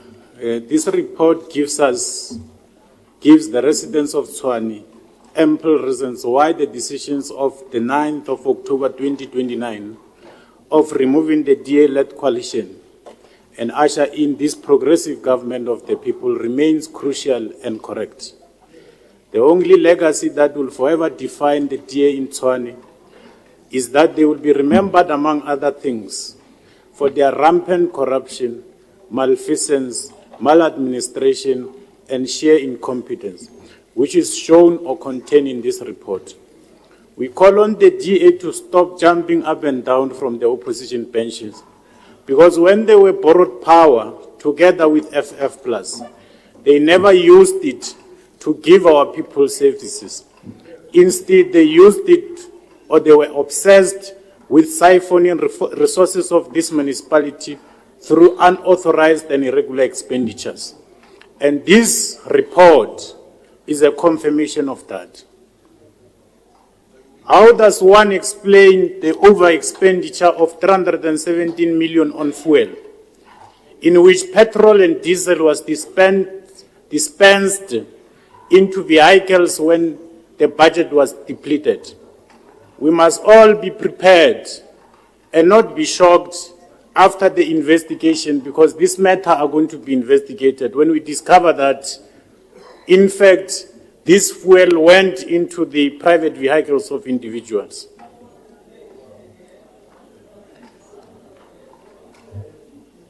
The high the high default rate on accounts of customers which led to debt impairment overspent by 1.3 billion.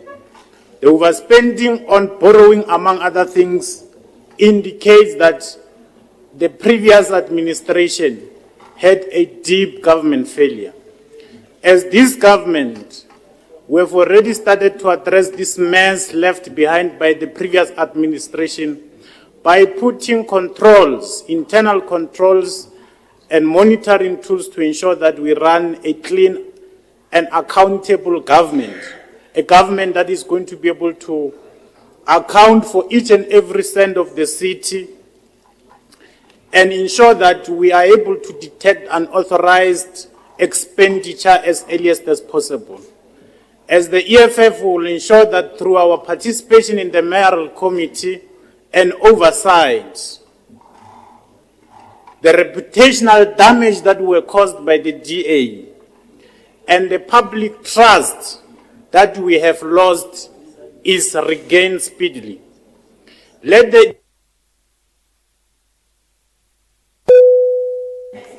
Thank you very much, Councillor. Your 3 minutes is up. Councillor N. Pasco, your 3 minutes starts now.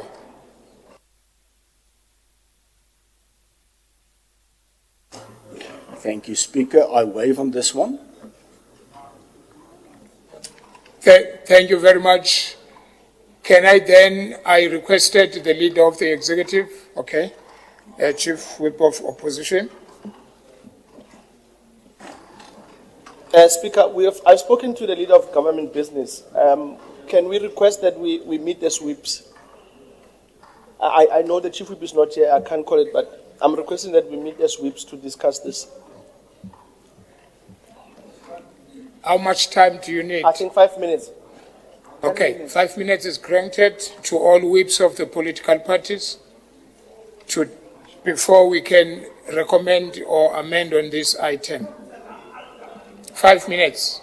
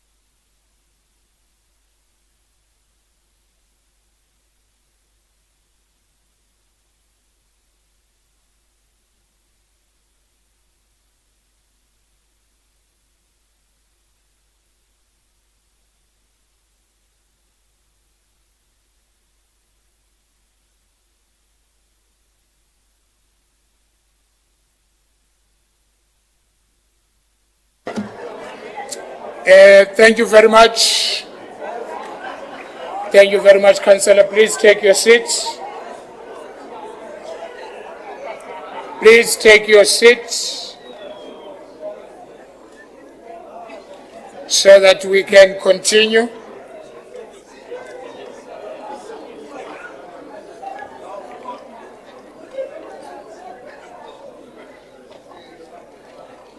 Thank you. May I then call the whip of the opposition to talk to me?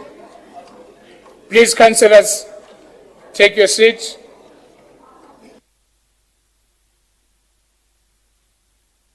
Thank you, Speaker. Speaker, we have deliberated, and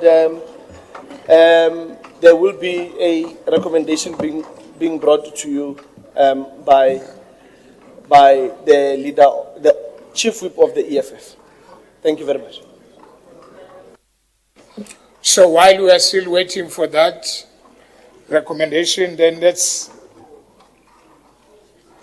Are you bringing the recommendation? Okay. Okay. Let's continue to item 3. I'm just parking that one. I'll come back. Are you ready? Okay. Where's my? Hello. Can I be helped here? Recommendations from the EFF.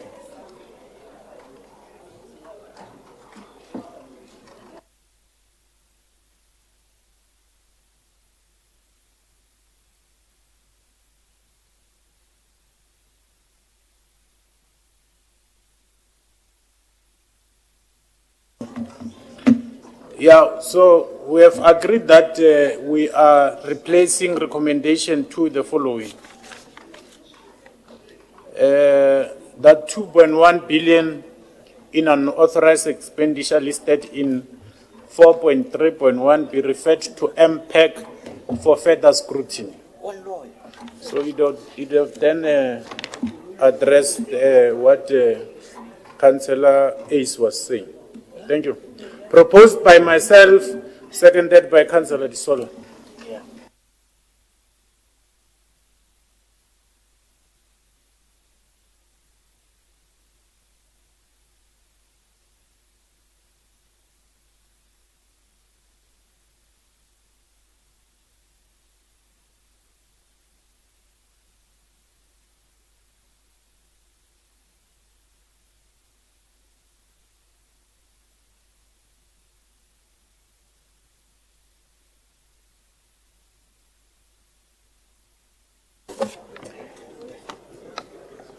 The recommendations read as follows: that the 2.1 billion in unauthorized expenditure listed in table 4, 3 and 1 be referred to MPEC for further scrutiny. This is proposed by Councillor Mabukhwane, seconded by Councillor Desilwane. As amended. Item 3,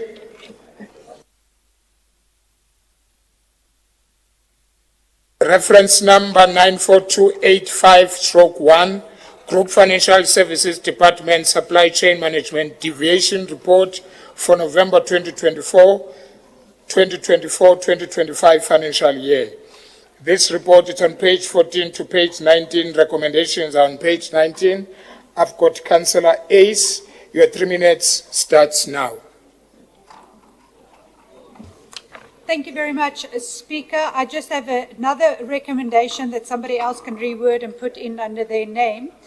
And this is that we would like to propose that an additional recommendation, number 3, is added to read that this report be referred to the Section 79 Oversight Committee for Group Financial Services and the Section 79 Standing Committee for Municipal Public Accounts for further scrutiny. This is proposed by myself and seconded by Councillor Rodney Mabusela. Thank you.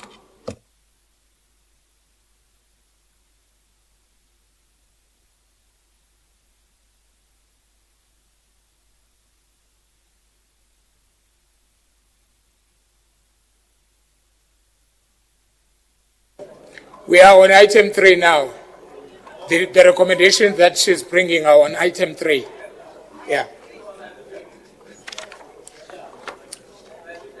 Thank you very much. We would like to, councillors,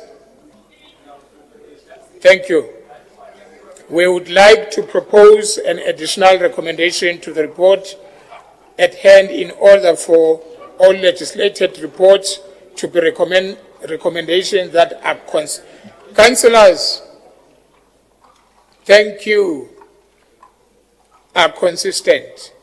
We would like to propose an additional recommendation, hashtag 3, as follows. 3, that this report be referred to Section 79 Oversight Committee, Group Financial Services, and the Section 79 Committee, Municipal Public Accounts for further scrutiny, proposed by Councillor Ace and supported by Councillor Mabusela. Mr. Mabusela, as amended.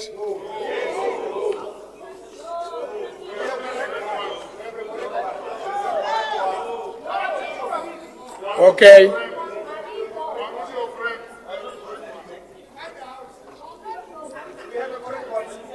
Where is the correct one?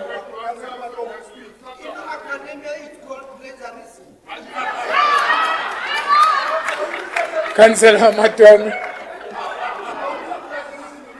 Where is it?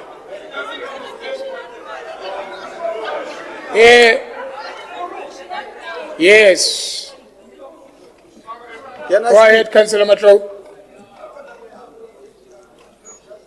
Go ahead, sir.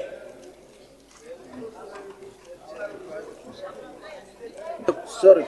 I have allowed you. Speak, you can speak now. Press it again. Thanks, Speaker, and all protocols observed. Really, we don't have to entertain the reports. We just want to add additional recommendations, the third recommendations for the report to be sent to MPEC for further scrutiny, Speaker. Thank you. Anderson.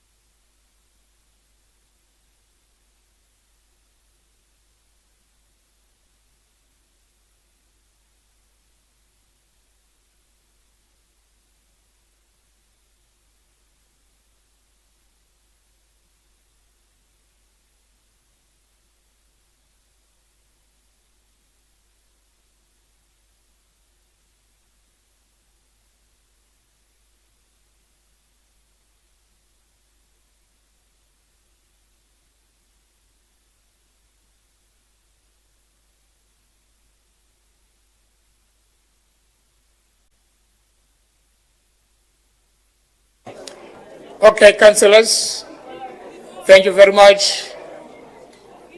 We would like to add an additional recommendation that the report be sent to MPEC for further scrutiny. This proposal is coming from Councillor Matro and seconded by Councillor Kavanagh. As amended.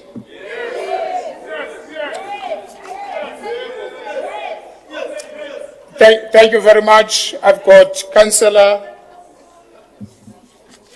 Kadima from the EFF. Your 3 minutes starts now.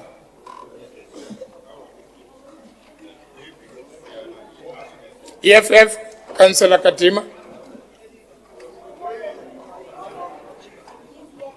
Tetanam Council.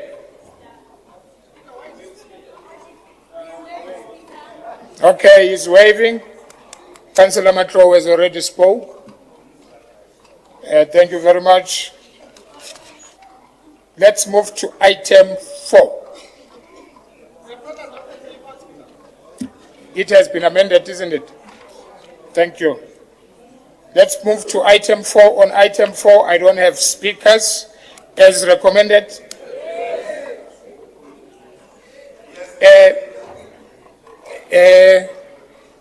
The whip, is it a whip of the FF Plus? Have you met with the chief whip of council? He's there. Can you address your concern? Let's move to item 5. Reference number 27374/1. Group Financial Services Department, Fruitless and Wasteful Expenditure Report 2023 to 2024 financial year. This report is on page 24 to 31. Recommendations are on page 30. I've got Councillor Liwele from the ANC. Your 3 minutes starts now. Yes, Councillor Matebul. What are you rising on? I'm rising on a point of information, Speaker. Thank you very much. Speaker, this place is not conducive now. It's very cold.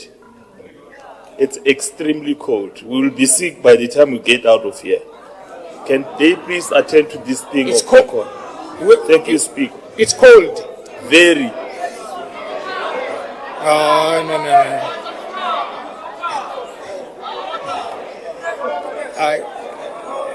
Councillor, are you saying it's cold?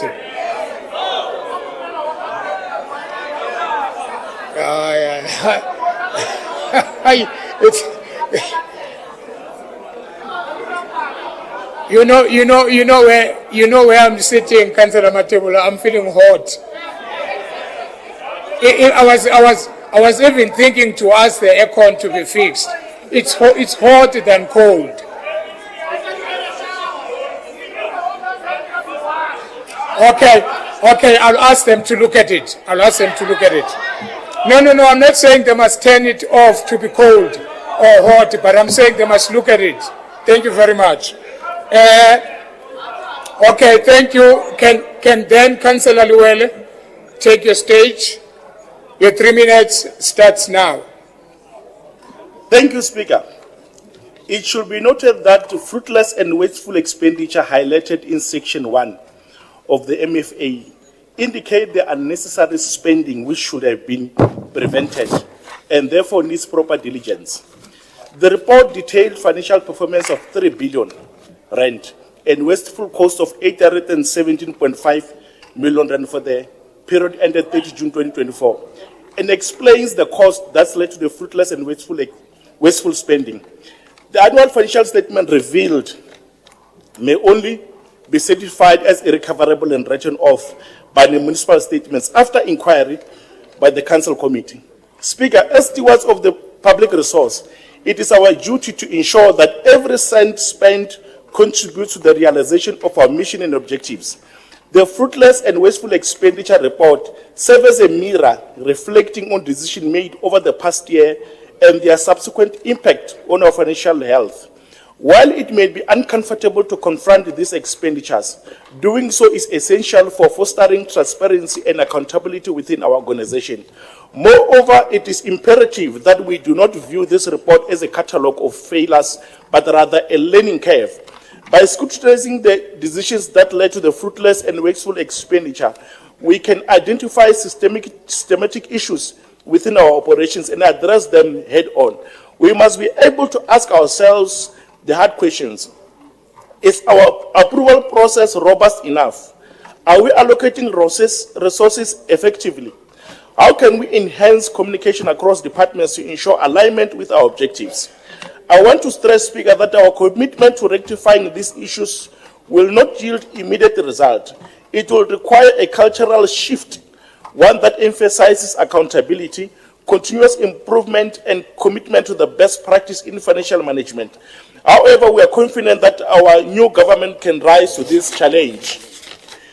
Having due regards, the ANC recommends this report with more emphasis on the investigation to be conducted by the Group Audit and Risk Department for the 817.5 million rand in fruitless and wasteful expenditure listed in Table 4.2.1, which should further be deliberated by the MPEC Committee. I thank you, Speaker. Thank you very much. I'll call Councillor Ace.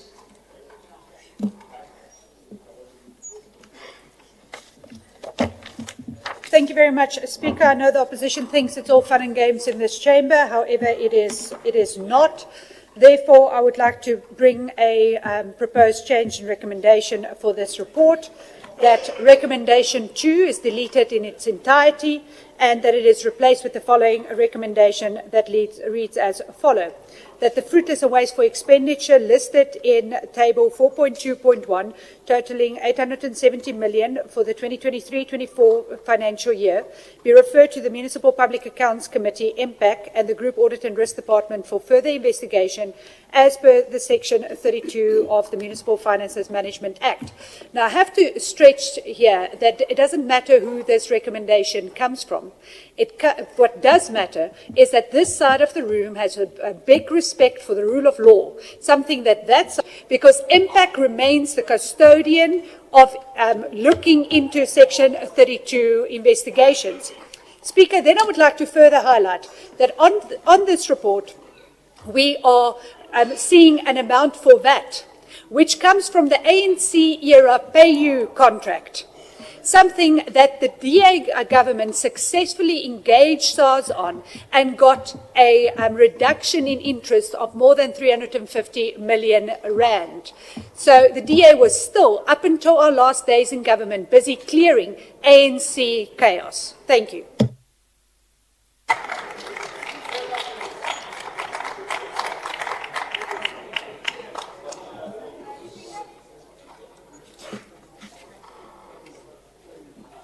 Speaker, thank you. The Secretariat just reminded me that I did not say who proposes the recommendation.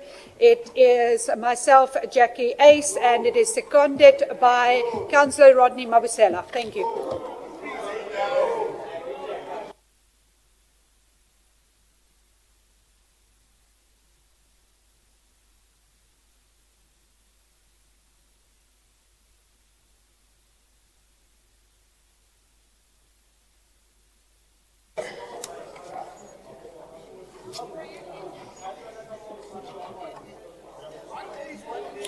We would like to propose an amendment to the recommendations in order for all legislated reports to have recommendations that are consistent. With regards to recommendation number 2, we would like to propose an amendment to the recommendation as follows. Delete recommendation number 2 in its entirety. Replace it with the following recommendations that read as follows. 2, that the fruitless and wasteful expenditure listed in table 4, 2, and 1, totally 817 million for the 2023-2024, be referred to Municipal Public Accounts Committee, which is MPAC, and to the Group Audit and Risk Department for further investigation as per Section 32 of the Municipal Finance Management Act, proposed by Councillor Ace and seconded by Councillor Mabusela as amended.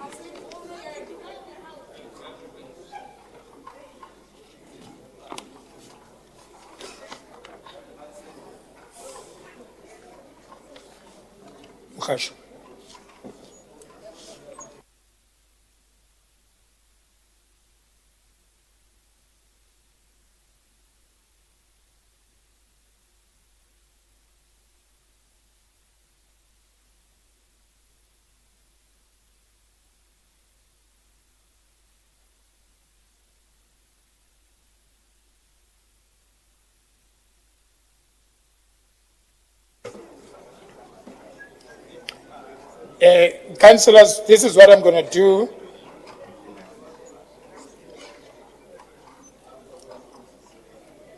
I'm going to allow the speakers to speak.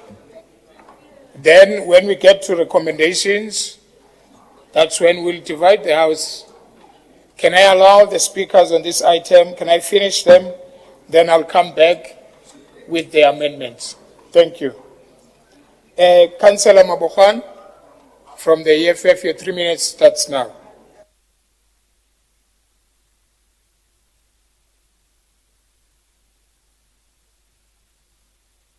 Whatever we have deposited in report 2 still remains appropriate for this report, so we're fine. No, he says we are going to get to recommendations later. Thank you. Then Councillor Macho.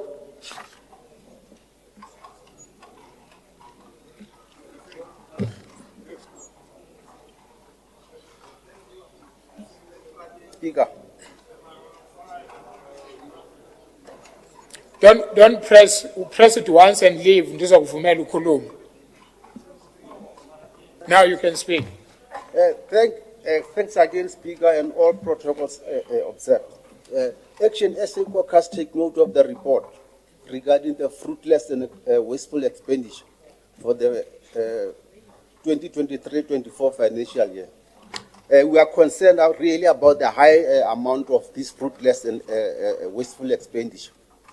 And it's a very negative impact on the city's annual financial statements. Our take is that we should and will improve the financial accountability and controls to reduce this fruitless and wasteful expenditure. This will improve the financial situation of the city. One of our basic policies as Section SA really is for the public service to be staffed by highly qualified, ethical, and committed public servants who operate with a high degree of professionalism, accountability, and a sense of duty. In terms of the report, really, we would like to support the recommendations to send the report to the audit, the Group Audit and Risk Department, and also to MPEC for further scrutiny. I thank you, Speaker. Thank you very much. Let me call Councillor P. Mayor.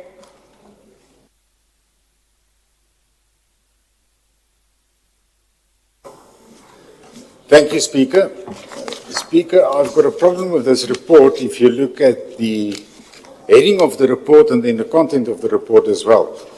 We're dealing with fruitless and wasteful expenditure. However, on page 25 of the report, we read that the total amount of unauthorized expenditure is 3 billion rand.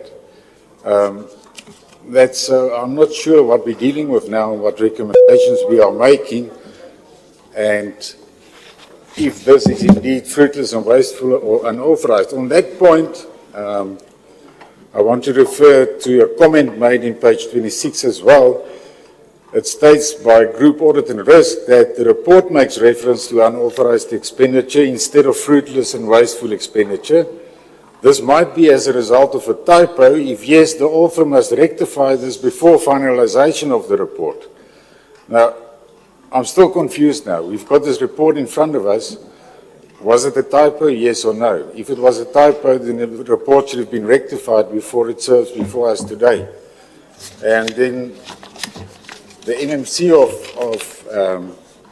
Finance has reviewed this report and approved it without comment. So maybe he can just say if we've got the correct report before us. Just on the fruitless and wasteful expenditure that's been mentioned in the report, which is a total of 817 million, we see the calculations and where it went to. I just need some clarity as well on goods and services procured not being utilized. It states in the table that it's a 20 million rand, but if you look at the content of the report, they mention Caledonia. So I don't know, is it the Caledonian Stadium? What is mentioned here or what? And we don't know what has been procured and not utilized. However, I question the integrity of this report. First of all, for a reason I've already mentioned. Is it now unauthorized expenditure or wasteful, fruitless and wasteful expenditure? But if we look at the table on page 26, it shows the details of fruitless and wasteful expenditure. And there it doesn't only mention the 870 million, or the line items don't only mention the 870 million recorded as fruitless and wasteful expenditure, but there's, in the table it says details of fruitless and wasteful expenditure, and then it refers to capacity signed off report Annexure C, roads and stormwater at Mabopane Annexure A, Britishes of an intermediary to facilitate back-to-back purchase of land. Thank you very much. Your time is up. That is why you've been cut. Thank you very much. Let's go back. Then there was an amendment that was on the table, which I read. Let's go back to it. As amended.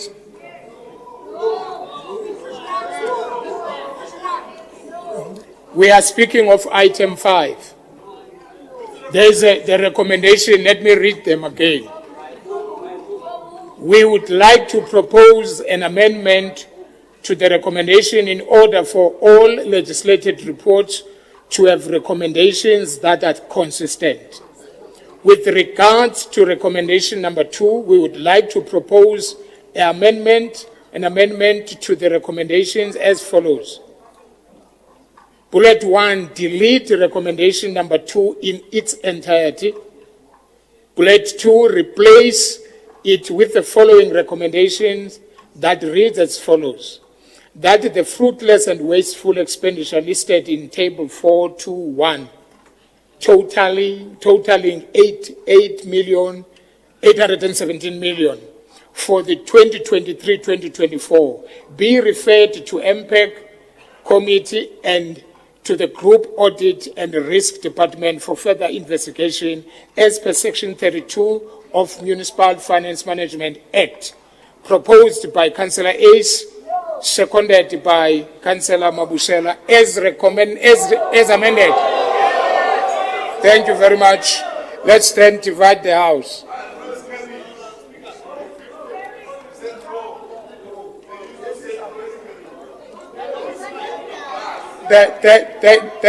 Thank you very much.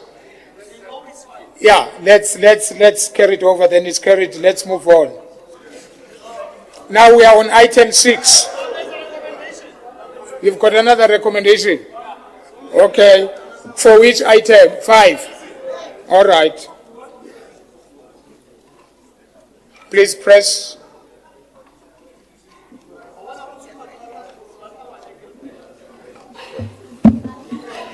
Now let's give a proper recommendation, amendment for the recommendations.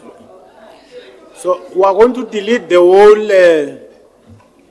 recommendation number 2 in its entirety, and then we replace it with the following. That the report must be referred to MPEC for scrutiny. So, Chair, you must ask for division of the House when you are asked to do so. So when you are not asked, you can't say that let's divide the House. So thank you.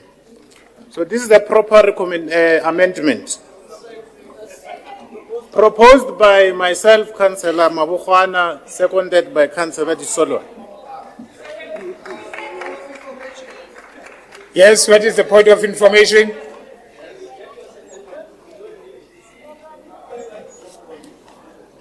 Speaker, when there is a recommendation on a report, the proposer must read it out and then mention who have seconded it, then the Secretariat will take it to you. Can we hear what is written there?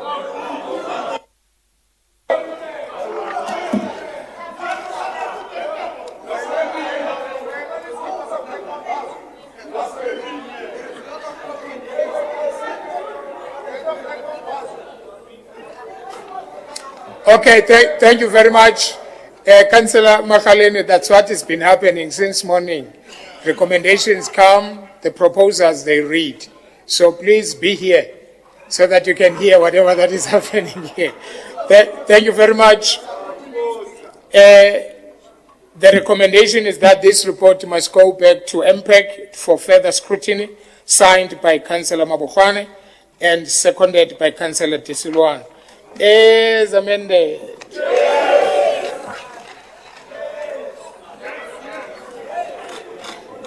Let's move to item 6.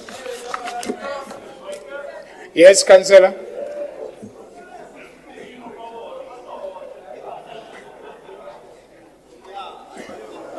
Thank you, Speaker. Just on a point of order, and I'm referring to... Councillors, thank you, councillors. Can I hear the councillor? Just to repeat again, in terms of Rule 38, I refer to Rule 33, limits on speeches during council meetings. We're given 3 minutes now for a speech, and I'm almost running out of time. Maybe I must make my speeches shorter. But here it states actually that point 1. Thank you. Thank you. Speaker, sorry, Councillor. Can I just... What are you speaking on? Which item are you talking about? Point of order in terms of Rule 38. Okay. On Rule 33. Okay. Thank you. I'm reading to you subsection 1. A member may speak for no more than 5 minutes per item, provided that the speaker may permit a speech to be continued for a further period or periods of 5 minutes.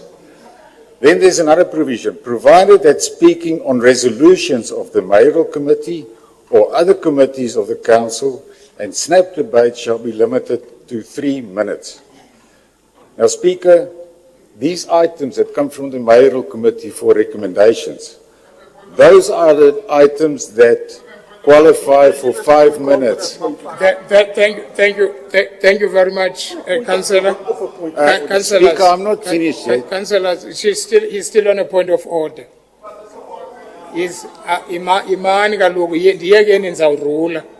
I'll rule. Allow me. Thank you, Speaker. May I continue? As long as you are not giving a speech. I'm not. Because I'm done with you on that. And please, on a point of order, don't give a speech. Continue. Speaker, I'm referring you to the rule book, and I'm reading out of the rule book. It's not a speech. Yes, continue. Thank you. So I just want to ask you, because we've also asked for an opinion from your office in this council on questions asked on items. So I would like to have an opinion on you from your office, if you want to, on this specific rule that we are allowed 5 minutes actually on all items from the Mayoral Committee for recommendations. Only resolutions are limited, speeches on resolutions are limited to 3 minutes. Thank you very much. I think my office will talk to you. Thank you very much. Then let's, yes, Leader of the Executive. Yeah, Speaker, that matter was resolved in Wipari. It was a decision of Wipari to handle, to give councillors 3 minutes to speak. It was not necessarily the Speaker's office that deals with that. Therefore, if there's an issue, the whip of VF Plus must take that matter with Wipari. Because there was a rationale why. When Makhaling had space there, he was agreeing, he was nodding when Christo was saying that we must get 3 minutes. Therefore, we dealt with that, the resolution of Wipari, and all of us will conform to it. If they need a change, they must go back and look at it. Because it further states that there's 30 minutes that is allocated to items, which is not mentioned by Council. And from that basis, we then agreed that we're going to get 3 minutes each. Thank you very much. Can we then move to item 6? Reference number 22983/1. Economic Development and Spatial Planning Department, a request to Council to resign the approved public participation process report for the draft informal trading and township economic bylaw approved on the 28th of November 2024 and approve the updated report on public participation for draft informal trading and township economic bylaw. This report is on page 32 to page 208. Recommendations are on page 43. On this item, I've got Councillor Lawrence from DA. Your 3 minutes starts now. Thank you, Speaker. Mr. Speaker, it is a commitment enshrined within the nerve and sinew of the Democratic Alliance representatives that the rule of law be upheld above all, as we have the understanding that one cannot build a community without law and order. And as lawmakers, we, the Council of this metropolitan municipality, have an important role to play in the driving the development of laws that are representative of the current climate we find ourselves in society. The responsibility that rests upon us as a municipality is to produce a healthy and safe environment where traders can thrive while simultaneously enforcing measures of accountability. And as municipalities are empowered in the Constitution to draft bylaws, issue permits, fines, and enforce laws that it oversees, we are equipped with the powers necessary to ensure that any law or bylaw is enforced while making it conducive for economies such as the massive informal space that exists to grow towards proper empowerment, allowing government to have a correct understanding of the actual status quo in the local economy.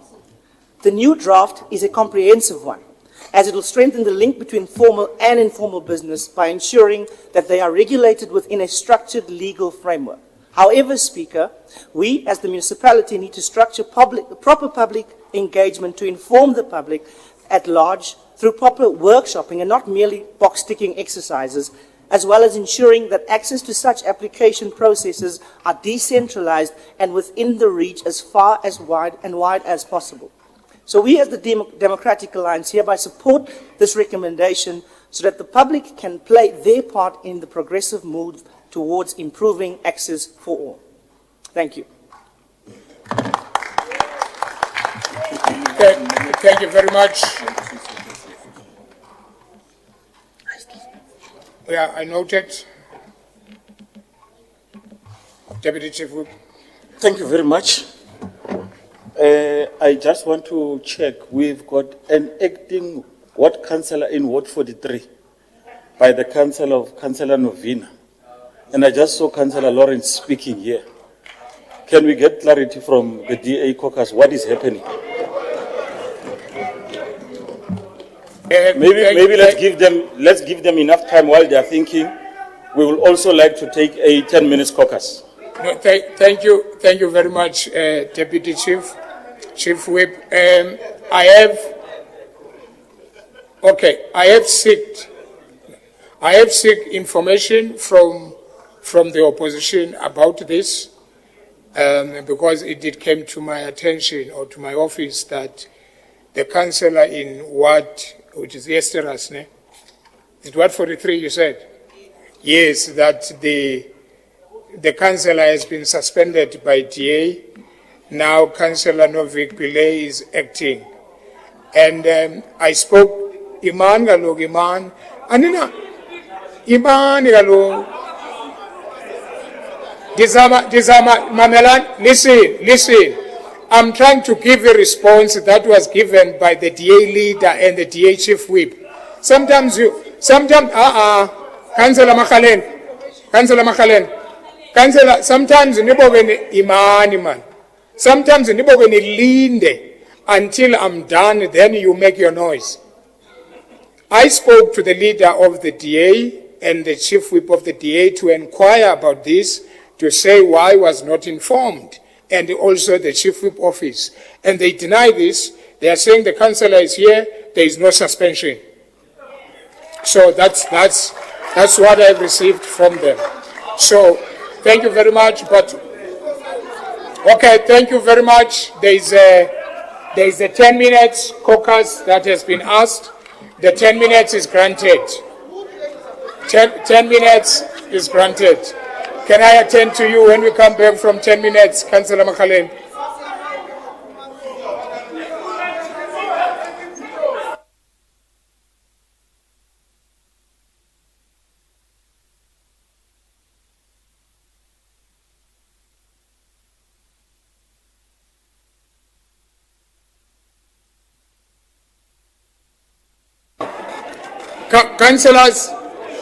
Councillors, listen.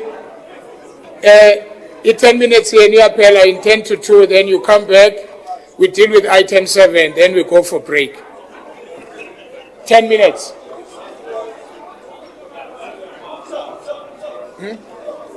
Say it again.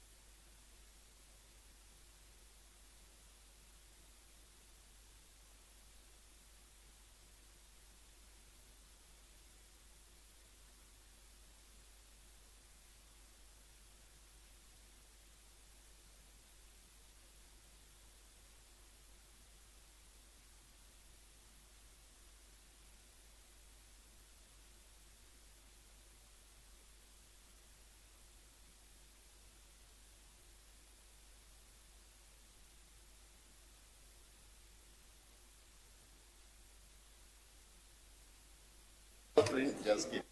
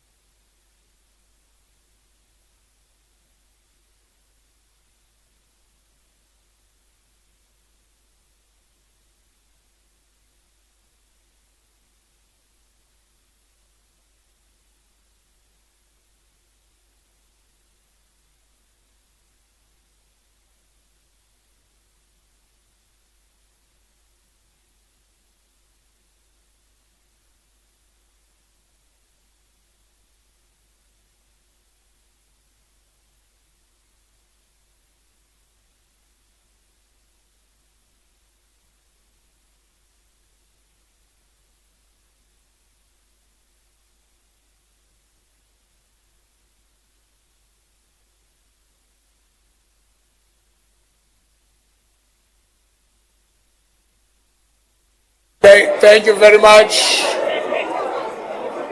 Please be seated.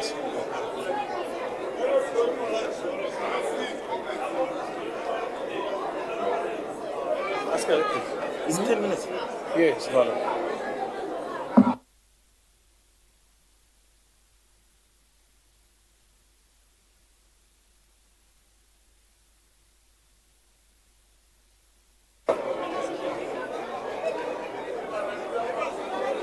Please take your seats.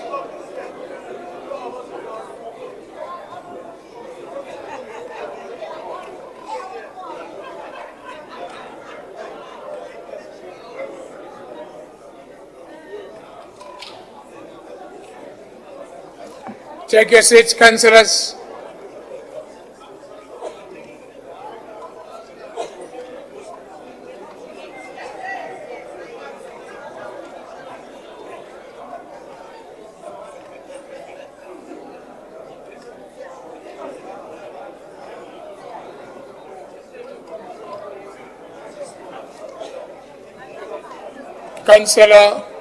Councillor Marishan.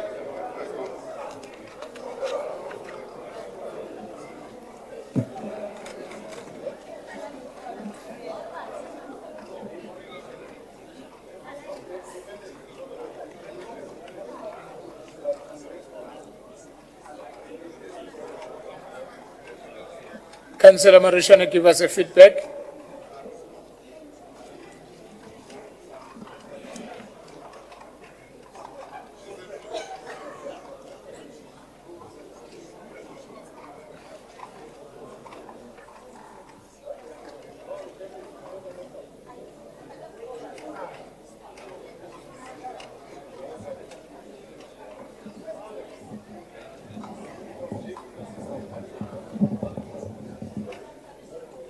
Deputy Chief Whip, talk to me. Thank you. Just 2 minutes extension. We are just tying up something between the two councillors there, and then we'll give you feedback.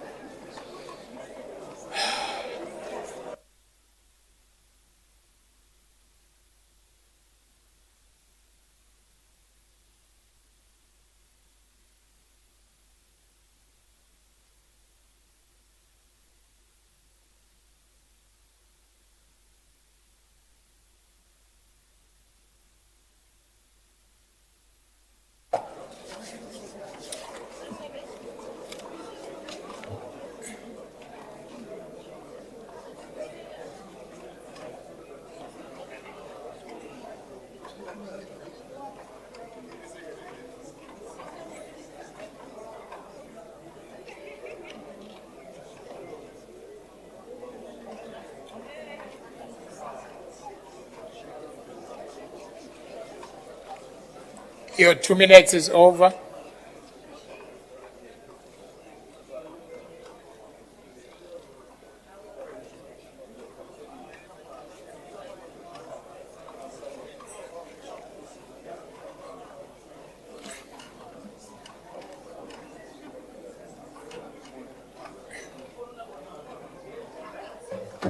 Thank you, Speaker.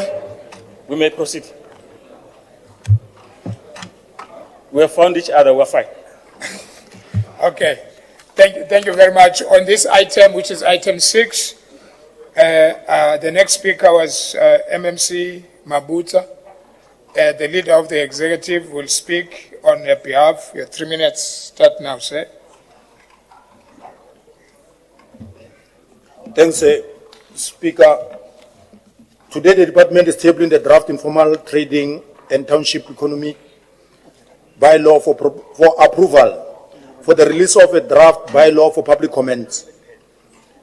We bring to your attention that the item did serve and was approved by Council on the 28th of November. The draft bylaw was presented, but unfortunately, there was an error on the annexure that was contained to Council. With us today, seek Council approval for the correct and up-to-date version of the draft bylaw to please be released for public comments. So the population has grown from 2.5 million in 2007 to more than 4 million now. Our 2.9% growth has doubled the growth of South Africa and Gauteng province. Although we are having a growing formal economy, it has been growing too slowly, and there are simply not enough formal sector jobs for everyone who needs one. More than 1 in 3 of our residents are seeking work and are unable to find permanent jobs. The Council is accountable to more than 4 million residents, and each and every one of them must do everything to stimulate our economic growth. The department is working on incentivizing growth in the formal sector, and more information of those processes will come to Council in the coming months. Today, we ask for support to enable and enhancing our city's informal economy. The informal sector has potential to create more jobs. The new draft bylaw expands from only street traders, which is a focus of the current 2013 bylaw. These changes addresses shortfalls identified in the city's current street bylaw of 2013. We submit to Council for public participation. Thank you. Thank you very much. As recommended. Thank you. We move to item 7. Remember, I said after we dealt with this item, we all go for lunch. So let's deal with this item, then after that we go for lunch. Part 3 from the Special Mayoral Committee meeting 28th February 2025. Reference number 45645/1. Group Financial Service Department proposed 2024-2025 adjustments budget. This report is on page 3 to page 153. Recommendations are on page 43. I've got 6 speakers on this one. The first speaker will be Councillor S. Marishane, ANC. Your 3 minutes starts now. Thank you very much, Speaker. The primary goal of this adjustment budget is to ensure that our financial planning reflects actual revenue collection, expenditure trends, and service delivery priorities. This process reaffirms our dedication to sound financial management and sustainability, ensuring that essential services to our residents remain uninterrupted. Speaker, this adjustment aligns with Strategic Priority 2, which focuses on maintaining strict financial oversight and management. It involves enforcing stringent financial controls, continuous monitoring, and upholding transparency in fiscal discipline. As a city, we must remain committed to financial stability while adhering to the legal and regulatory requirements governing municipal finance. The 2024 MTREF was officially approved on 6 June 2024 under Section 24, Subsection 1 of the MFMA. According to Section 28, only one budget adjustment may be made during the financial year, except in cases where additional revenue allocations were received from the national and provincial government. It should be noted, Speaker, that budget revision is essential to address revenue shortfalls, expenditure discrepancies, and reallocate savings to priority projects while ensuring compliance with financial regulations.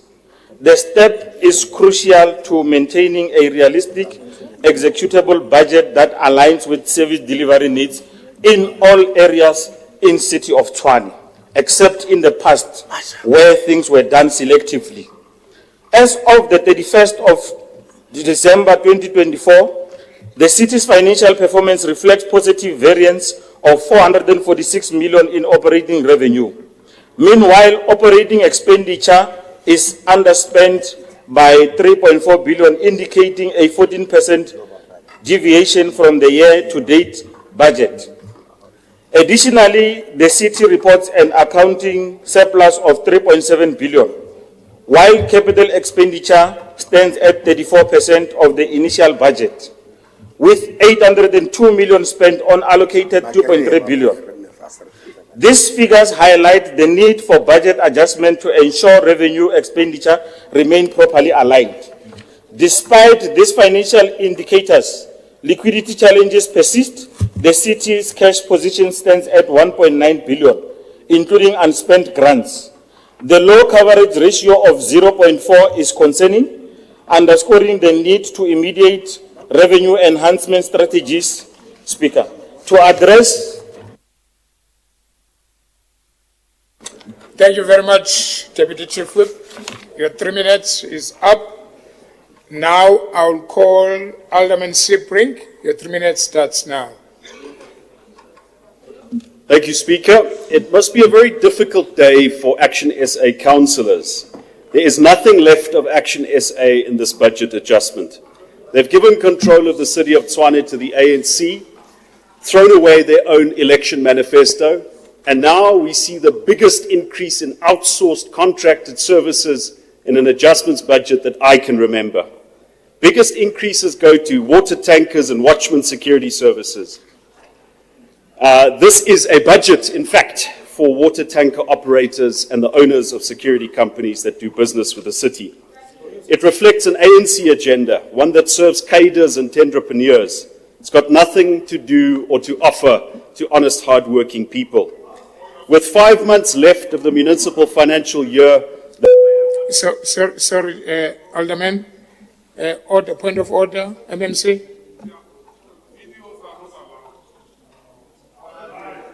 Say it again. I can't hear you.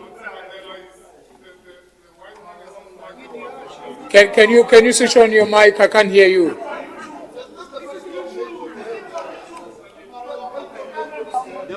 No, there's abuse of power that is happening that side. Councillor Brink has instructed Matsibadela to take a video, and it's not allowed. And Matsibadela is struggling, Shem. He's taking that video. It's an instruction. There's nothing he can do. So, please. Thank you very much. Alderman, please proceed. With 5 months left of the financial year, the Mayor wants us to increase spending on water tankers by 62%, adding 242 million to the 378 million in the original budget. And she wants to increase spending on watchman security services by 103%, adding 315 million to the 307 million in the original budget. Last year, we had a violent, unprotected strike between the budget and the adjustments budget. What happened this year? The ANC took control, and they're planning for their regional congresses. The DA and our coalition partners devised a solution to the Hammanskraal water crisis to reduce reliance on water tankers. If that project is completed this year as it's scheduled to do, it will save Tshwane 60 million rand in water tankering in the next financial year. So why is the Mayor asking for 242 million in extra water tankers? Is she budgeting for the Hammanskraal water project to fail? Is she budgeting for more water outages in Shoshanguve, in Laudium, in Garsfontein? Last year, the DA and our coalition partners commissioned a review of Tshwane's security model by the University of Pretoria, because when it comes to averting criminal attacks on our infrastructure, stationary guards don't work. So why is the mayor asking the residents of Tshwane for an extra 315 million rand for watchman services with 5 months left? We know that those security companies don't pay their people, they don't equip their people, and every year there are demands for those guards to be insourced at the expense of the city. Why don't you take 100 million rand from that 315 million and buy technology, cameras, motion detectors, control rooms, armed response? About the only department that is not seeing an increase in outsourced contracted services is ROC. And that's the department. Sir Alderman, there is a point of order. Yes, point of order. I noted.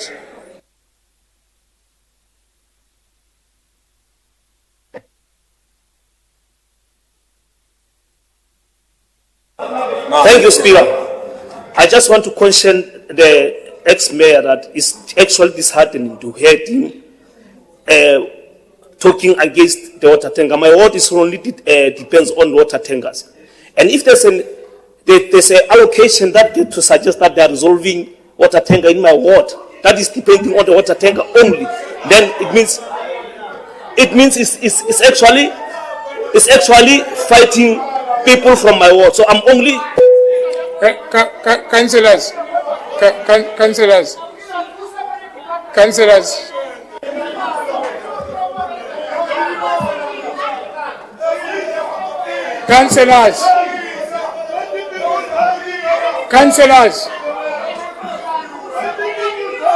can you sit down, councillors? Sit down, councillor, please.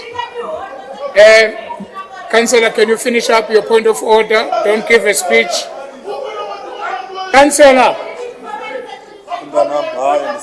please sit down. Thank you. Councillor, finish up your point of order, please. Thank you very much, Speaker. I was saying when consciousness left a leader, it doesn't say goodbye. Water is very essential, and I want to warn him that in my ward, we depend solely on water tankers. We are currently struggling with water because trucks were very less. So I'm going to post there and send this message to the previous mayor as a message of humanity to get into his senses. Thank you very much. Thank you. There is before I give it back to you, Councillor Alderman, Councillor Hosn.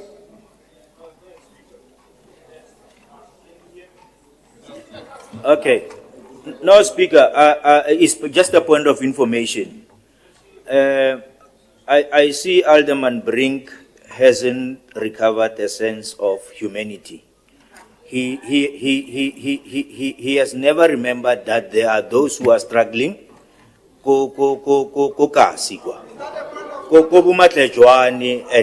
on and on. He never included them in his budget.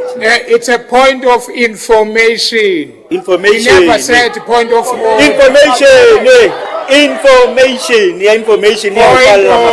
Point of information. Information. And I have allowed it.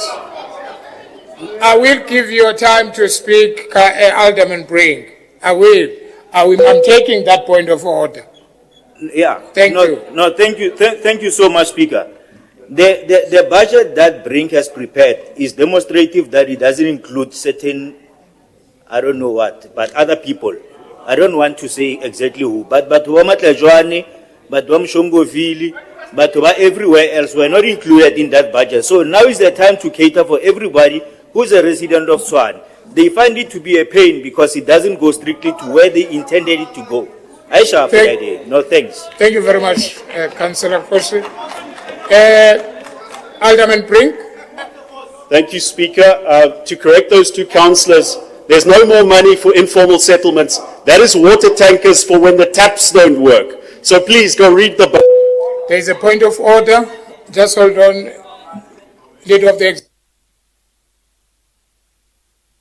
Yeah, let's correct something, Speaker. People that are managing your time. When Councillor Brink is stopped, the time starts at 3 minutes. Last time when he was stopped, it was 55 seconds that were left on his time. Therefore, Then let's have the 55 seconds restored on his time. Speaker, it can't be 3 minutes. It's 55 seconds that was left on his time. People that are managing time, they are not going to have discrimination on allocating time.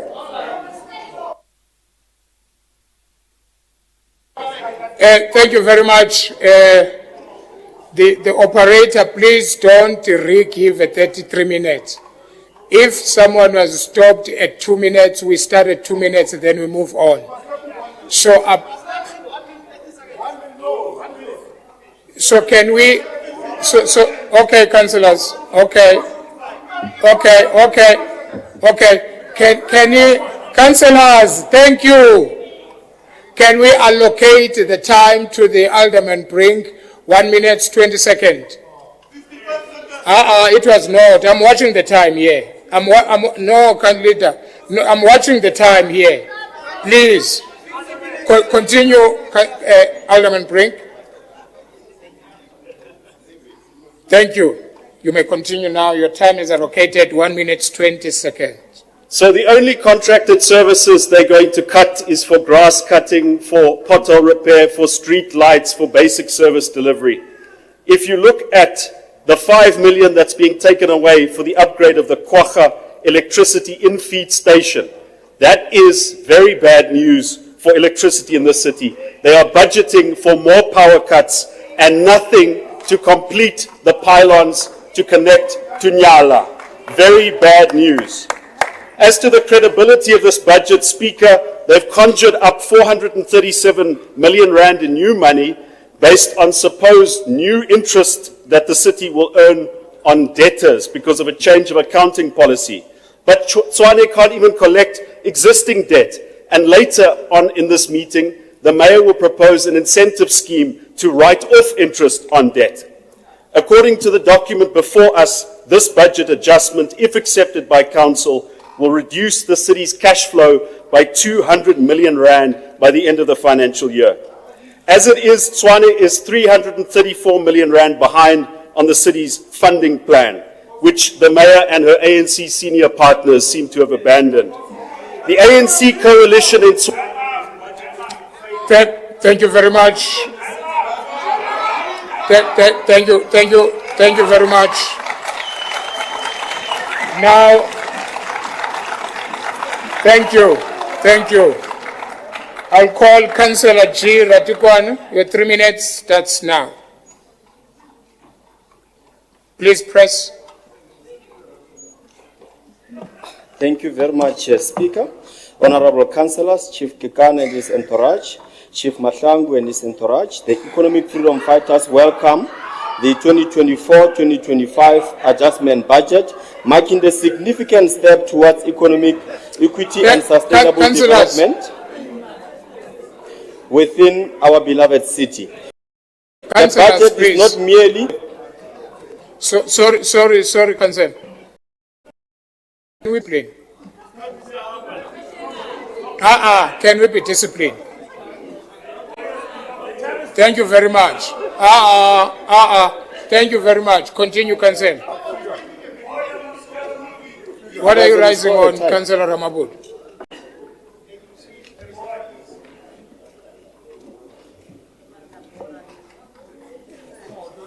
Press once, Mhlekazi.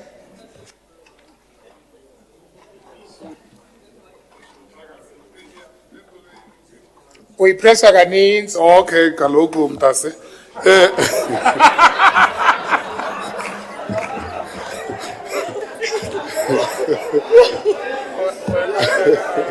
Okay, continue, MMC. No, Speaker, I was saying I earlier raised on the point of order an issue of video.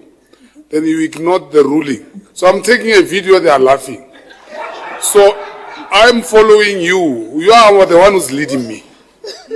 Because okay. I was raising it and with the hope that you will rule on that. So you couldn't rule. Now I'm doing it. It means it's permitted. Yeah. So I'm doing it. So they must not laugh. Thank you very much. And I'm busy taking a video of a black man. Proudly so. Thank you. I'm not using apartheid tactics that Afrikaner says, take me a video as if I'm a gardener. Thank you very much. If you are taking videos, please stop. Don't take videos.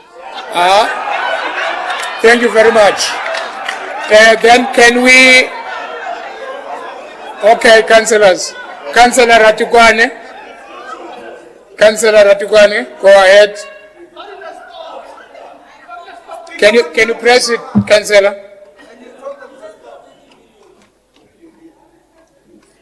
Thank you very much, Speaker. The Economic Freedom Fighters welcome the 2024-2025 adjustment budget, making significant steps towards economic equity and sustainable development within our beloved city. This budget is not merely a financial document, it is a declaration of our commitment to prioritizing the needs of our people and ensuring that the resources of the... Sorry, Council, don't take video.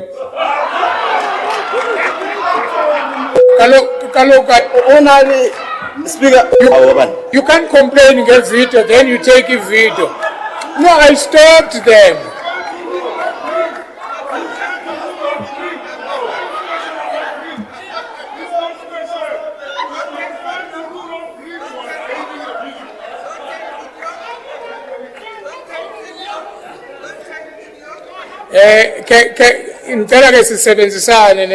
Can we work together? Yeah, can we work together? Yeah, Council, please. Thank you. Can we work together? And if you are doing the same on this side, please, yeah. Can we move on? Okay, Councillor Ratukwan, continue. You've got 2 minutes, 10 seconds. You've got, Councillor, you've got 2 minutes, 10 seconds. Go ahead.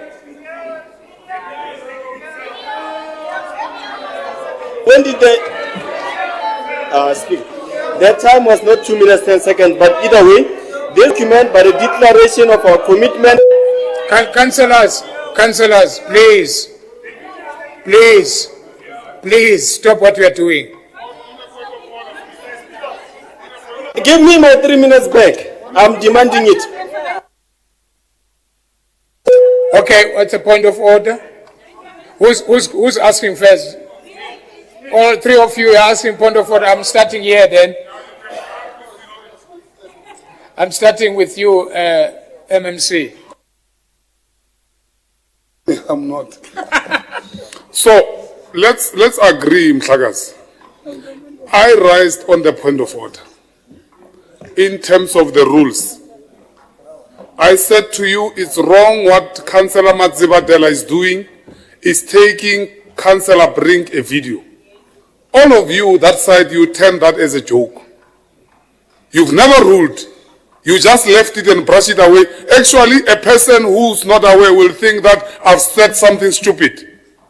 Now, they continued. They continued after we called Matsibadela to order. They now gave it to Makalen. I guess they are all workers of that arrangement.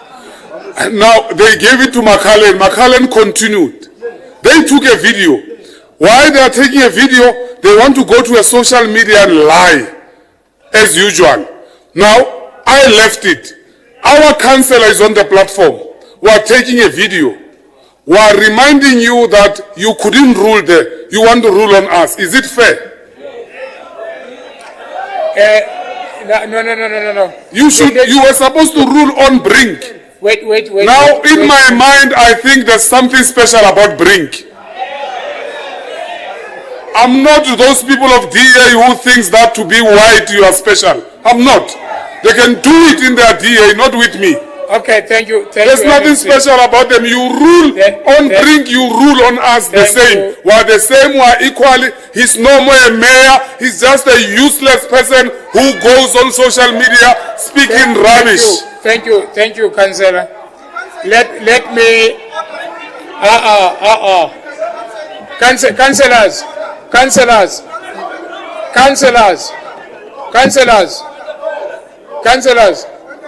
Imange point of order. Councillors, I'm talking now. I noted you. I'm talking now. I'm speaking. What Councillor Ramabudu is saying, I don't need you to answer on my behalf. It's me who didn't rule, not you. He's addressing me, not you. So I don't need your assistance to respond on him. Councillor Ramabudu, let me respond by saying to you, my apologies for not ruling. My apologies for not ruling on that. But let us not continue with something that we know that is not right. Let us not continue with that. Thank you very much. Who raised the hand first? Okay, Councillor Ace. Okay, Chief Whip, your point of order. Speaker, we are wasting council time. Can we move on? This thing is on YouTube. Whether there's a video being taken, is not taken. It's neither here nor there. Can we please move on, Speaker? Allow them to continue with their video. We are definitely moving on. Thank you very much, Leader of the Executive.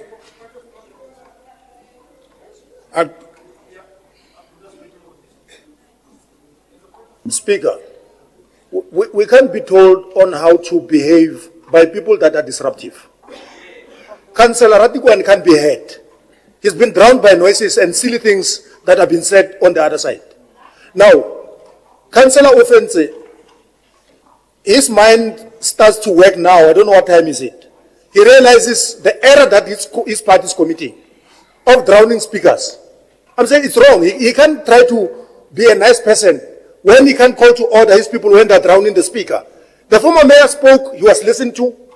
There were point of orders in the middle of his speech, but we never disrupted his submission. Can we be respected in that regard? Thank you very much, Councillor Ratikwan. Buso Kabile. Imani bashobo indoni. Continue, Councillor Ratikwan. Indoni namatot. Ongadide.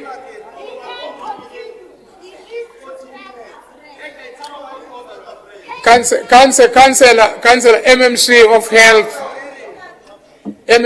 Health, Councillor Ratikwane, continue. You've got 2 minutes, 40 seconds.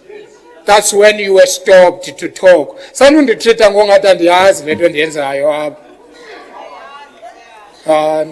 Continue, Councillor Ratikwane.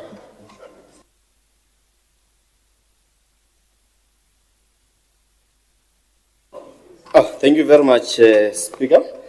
The budget is not merely a financial document.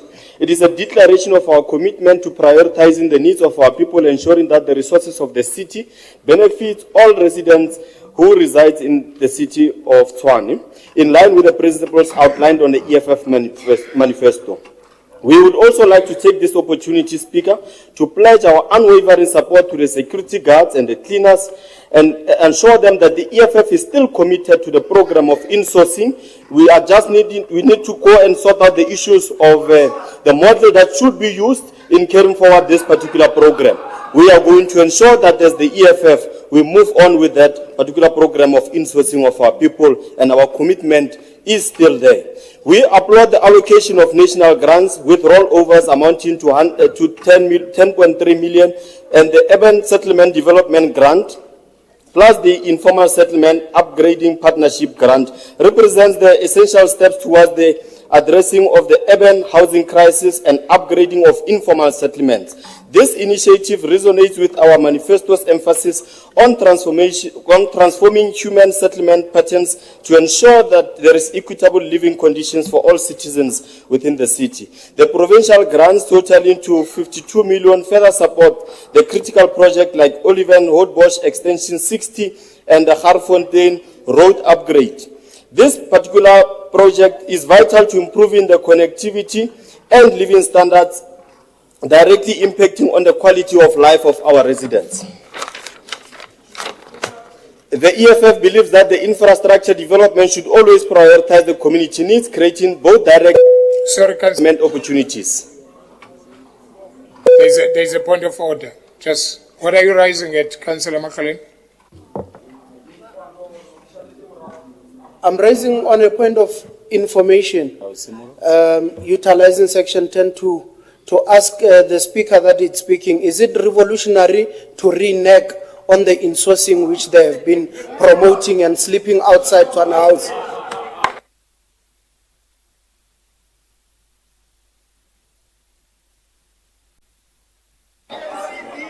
Can you allocate time to Councillor Ratikwane?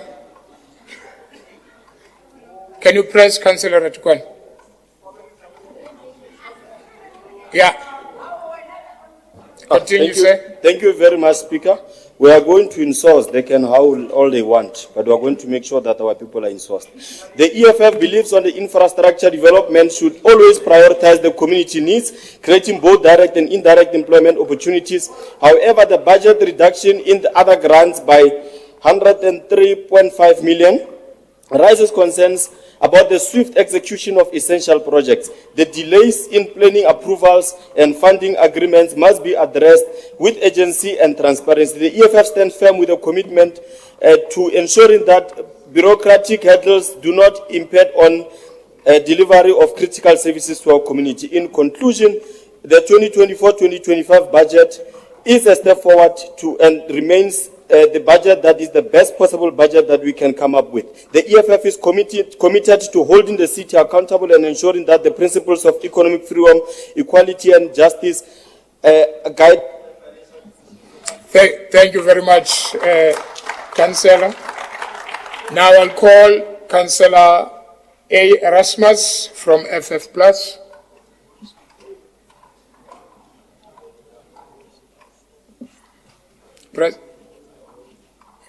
Thank you, Speaker. Speaker, with your indulgence, we please would like Councillor P. Meyer as the substitute for Councillor A. Erasmus that took urgent leave. Thank you so much. Can you say that again? Thank you, Speaker. Speaker, with your indulgence, Councillor P. Meyer will be the substitute for Alderman R.V. Erasmus that took urgent leave. Thank you so much. Okay. Go ahead. Councillor Mashango, I'm coming back to you. Honourable Speaker, the city is experiencing extraordinarily difficult liquidity challenges, and for these challenges we require extraordinary interventions. Instead, with little serious interventions, we will not move forward in a sustainable way. Just allow me to demonstrate.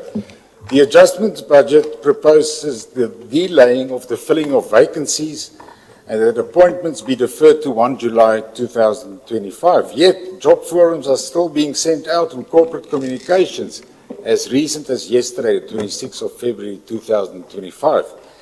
Is there no alignment between departments, or is the new administration not serious about reducing costs? Speaker, the BSC, Budget Steering Committee, makes the point that one of the focus areas should be to reduce water and electricity losses, which is a valid point. But then we are surprised when we read the budget and find that there is a reduction for the replacement of water pipes. If you recall, less than a month ago, the AG and the chairperson of the Audit Performance Committee addressed this council, and it was emphasized that we should rather invest in the repair of the infrastructure and that costs on these repairs would be recovered in 6 months' time on savings made on water losses. There's another proposal, Speaker, to stop overtime on Sundays, except for emergency purposes. Have you made a calculation on the loss of income we have when the electricity is off versus the money spent on overtime? Speaker, interest received on receivables and interest on non-exchange transactions were adjusted upwards based on the half-year performance. How will the report on the so-called debt relief, which we will deal with later in this meeting, impact on interest received?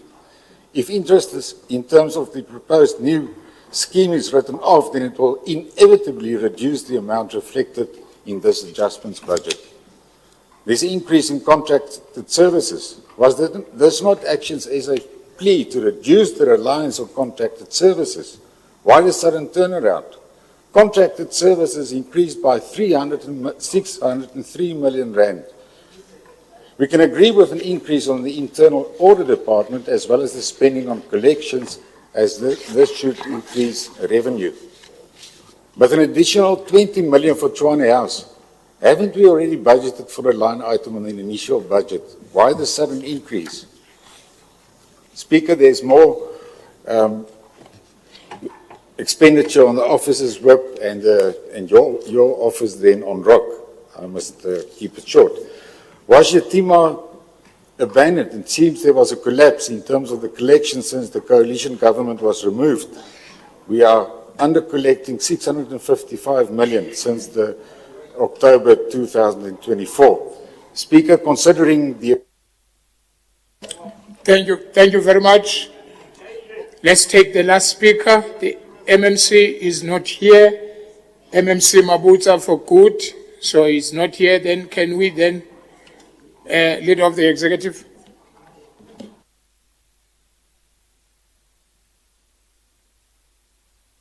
Leader of the executive, before I call you, can I call Councillor Mahlangu, please? Please. Councillor Mahlangu, from Action SA, your 3 minutes is now.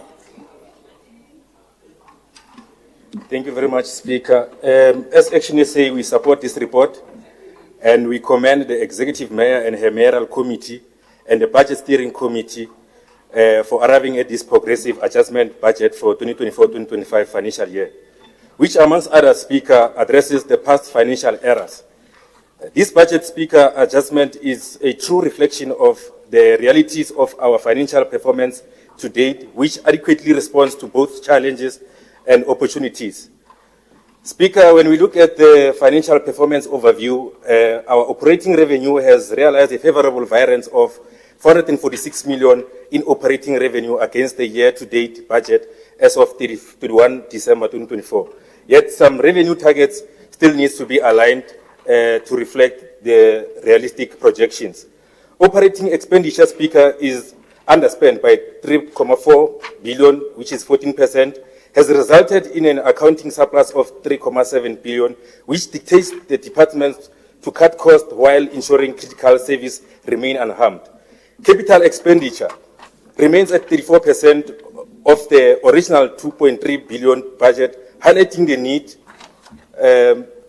need to accelerate infrastructure projects and essential services. Cash position, the city cash and investment stands at 1.9 billion, yet on a low-cost coverage ratio of 0.4, which signals inadequate cash flow to meet short-term obligations, calling for a revenue recovery efforts such as Twania Dima to be intensified. Funding plan and adjustment budget priorities is behind target by 334 million, requesting agent revenue boost initiatives from departments. To maintain financial discipline, the city is implementing cost containment measures by delaying new appointments until July 2025, restricting overtime to critical needs only, and reducing acting allowances to the remainder of the financial year, thus controlling out of spending habits. This budget adjustment focuses on revising the revenue targets to maintain anticipated shortfalls, containing overspending of specific line items, roll over approved unspent grants, and aligning expenditure with the revenue we expect to collect. Speaker, the adjustment budget is a vital tool to ensure that we remain on course with our financials while continuing with service delivery to the residents of Tshwane, as outlined in the IDP and SDBIP. This involves the meticulous analysis of our financials rather than a blanket rejection. Speaker, 2 terms is enough for a political party that is entrusted by the... Thank you very much. I can see your face is disappointed. Thank you very much. Your 3 minutes is up. Now I'll call the leader of the executive. No, thanks, Speaker. Let's piggyback from what Councillor Mahlangu has said, because he has submitted succinctly what is currently happening, because people are not aware that we are dealing with a budget that was formed and formulated by the DA government. If we are dealing with adjustment, we are not dealing with the primary budget, we are dealing with the mess that was caused by the DA. Then we'll say the following. They put together 5 million rents for Kwacha that energizes 58% of the city. When Kwacha dies, the whole CBD dark. And this is what happened last year. Immediately when Executive Mayor Moyo was installed, Kwaha went down, which was given 5 million rent. But because of our recurring government, we took that 5 million rent and refocused it on Roslyn, the automotive industry that creates 5,000 jobs. There's a brain shortage in the DA. They don't even know what they're doing. You can't put 5 million against 58% of a supply. But this is what they did in Oliven. They left out, we're correcting your mess. This is what we're doing. I think we're teaching you something that you don't know. It's good to unlearn. Unlearning is something that is important in life, Councillor Fuss. Now, this is what you did. This budget, Mayor Moyo, we accept it and we appreciate that you are prioritizing frontline services. Because people don't understand the importance of regraveling of our roads. Today, the strategy is that all VF Plus councillors and DA councillors must bombard Executive Mayor with their problems. But they don't know where they're going to get money. And they didn't budget for this money. Now, this is how we're working with this budget. Let me make comparative analysis on what happened in the previous budget. 11 billion rents was what was in your debtors book. When you leave 29 billion rents behind. You are not doing anything to collect our money. Reatima was a vanity project for you. You're not doing anything. You're taking videos. There was nothing that you're collecting. Every month you're collecting 2.3 billion rents. You're collecting 2.3 billion rents. That's why you are unable to pay rent water. That's why you had 7 billion rents on ESCOM. You were in areas.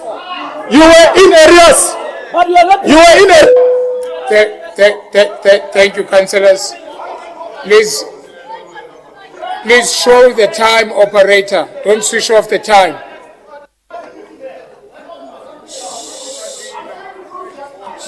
Councillors, can you allow councillors, can you allow the speaker to finish? Thank you. Go ahead.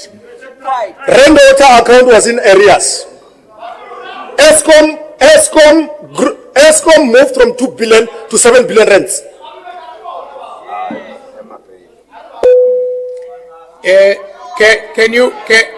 Councillors,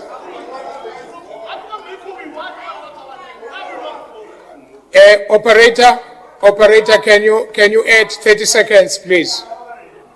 Operator, add 30 seconds. Can we please not to disrupt the speakers? Councillor, thank you very much. Go ahead. We are dealing with them now. Reading of meters was at 50%, electricity meters. There was no way that you're going to get this money. I don't know more. Order, Speaker. Gandhi, why ningamameli? Councillor Matsibatili, can you control your people, please? We cannot stick in one place. Go. Okay. Take me a video. Yeah, my time is 1 minute, Speaker. Okay. Then our cash reserves were scrapped. What the Executive Mayor says to us, let's cut to the bone. There's no opportunity for anything vanity. There's nothing luxurious. On the security guard, that you want to take glory, and I told you that you have no bounds that stops you about misinformation. You're really properly taught how to disseminate misinformation, Councillor Brink. On the 315 million rents, other sites that belong to township had no security. How are you going to make sure that you roll out security? A sport facility in... Alderman Brink, why are you disturbing the speaker? Can we allow the speaker to continue? If you have concern of what he's saying, raise it with him at the right time. We've got time here that we need to work on. Thank you very much. Leader of the wrap up. Sorry, there is a hand here.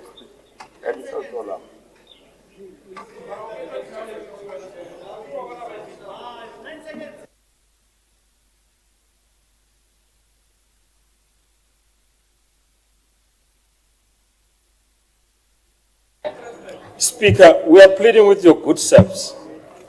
The three musketeers in front, they've been misbehaving. Now they are joined by their leader. And we've been pleading with you, Speaker, to enforce order in this meeting. Otherwise, this meeting is going to degenerate, Speaker. Please run this meeting. And you also have an option. The white shirts are outside. Remove these people. We want to proceed with this meeting. Thank you very much. Then Councillor Malulaga. Thank you, Ken. Thank you, Councillor Marishan. You are noted. Councillor.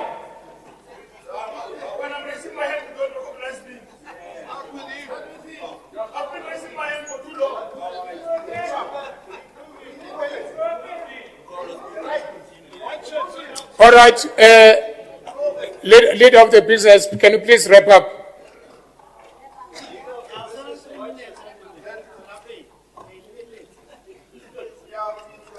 Press once, please.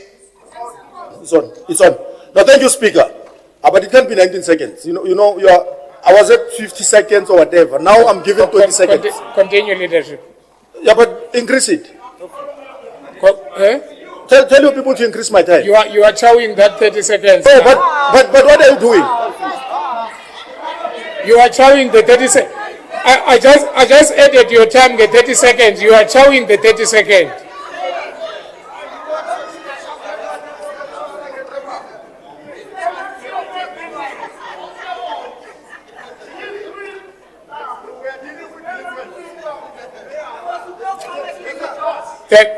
Thank you. Yeah. There's a finance class that we're giving them an opportunity. Speaker, 11,000 meters of Oliven were not installed. We are giving water in Oliven, there's no meters there. 8 years, this government was not doing anything. They've never been there. They've never called a meeting, a public meeting in these communities. Therefore, we are saying to you, this adjustment budget,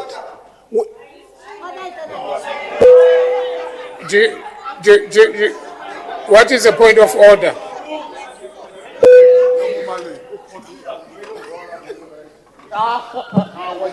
Thank you very much, Speaker.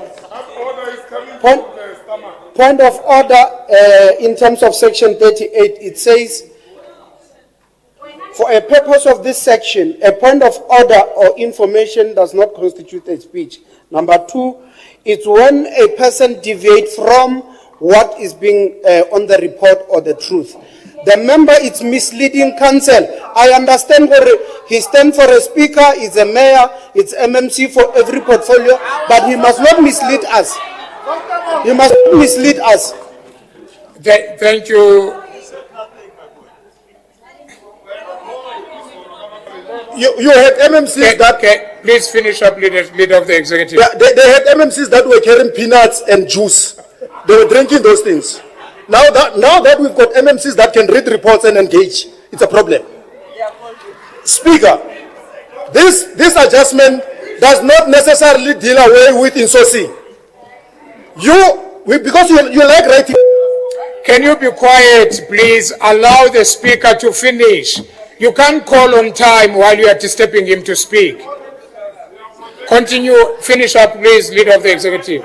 Speaker, insourcing is a priority. You must write a letter to the city manager and ask him what Mako said about insourcing and this security currently. Because we said he was Thank you very much. Thank you, leader of the executive. Thank you, leader of the executive. Thank you. Can I, thank you. Can I, councillors, thank you very much. Can I then call the, councillors, can I call the Deputy Executive Mayor to close the report? Deputy Executive Mayor. Thank you very much, Speaker. Thank you. Just hold on, dear. What are you raising on? Point of order?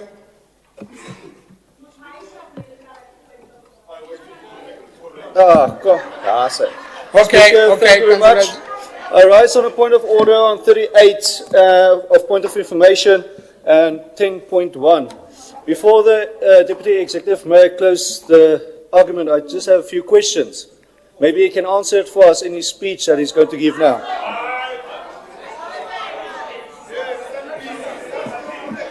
We've got nothing to hide. Just 3 questions. Thank you very much. Thank you. DM, please close the report. Are you not going to... Thank you very much, Speaker. Thank you. Send the questions to the Deputy Mayor. Send the questions. If you turn against the rules and ethics. Send the questions to the Deputy Mayor. He's not going to respond on questions on his reply. He's closing the report. 10.1 says that we are allowed to ask questions regarding the matter on hand that was tabled by the Executive Mayor. We are allowed to ask questions. Okay, thank you very much. Lead of Deputy Mayor. Speaker. Thank you very much, Speaker. Can I ask you a question? You want to reply on the question that he's asking? Or you want him to write? You've been asking my lawyers all over the media, so there's no need. Let's focus on the business of the day, please. Thank you. Go ahead. Please, can you send your questions in writing? Thank you. Please go ahead, sir. Thank you very much, Speaker. I'm disappointed by myself because I was expecting something to enrich the discussion, but however, it didn't come. And I think we are taken over by nostalgia. Let me help the alderman from Parliament. The African National Congress in the region have hosted 3 conferences while we were not in government. Perhaps he lost it when he was flying down to Pretoria from Cape Town. This adjustment is backed by empirical evidence and stubborn facts. The 118 million rand which were spared to us is as a result of not understanding the finances of the city. The 800 million rand that we lost due to vandalism was as a result of undermining black communities, removing security. That is a stubborn fact. The stopped construction, which are 23 in number of roads in townships, are costing us a great deal. Now the drawings have expired. And I thought the engineer there with a blue jacket will assist the team. But however, maybe he's been roped in to be a howler, and I don't know why.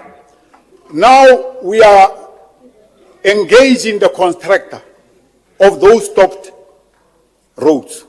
It's a painful reality. Some of them doesn't want to come back as a result of the loss they incurred during the stoppage. But let me...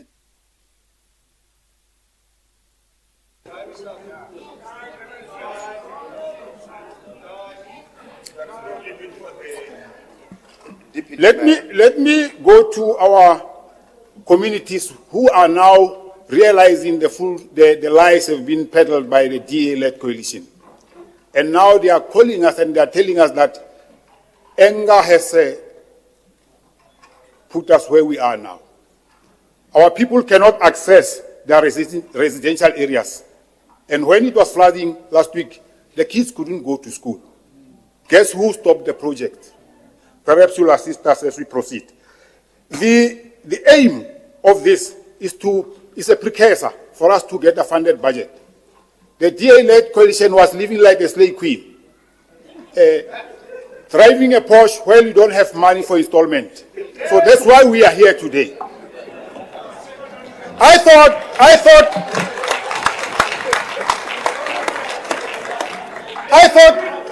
thought Councillor Erasmus will assist us and Grandi. And at least in his speech, Erasmus was supposed to say something about Plainfontaine, which owes us a lot. But however, because of it's their constituency, we'll go there as the government and we'll get the money of the city. As we speak, there's a construction of a reservoir in Parktown, which we appreciate, by the way. But look at what happened to Amaskral. And I don't know where Alderman get the guts to speak about Amaskral water. I don't know. Perhaps at some point he'll confide in me.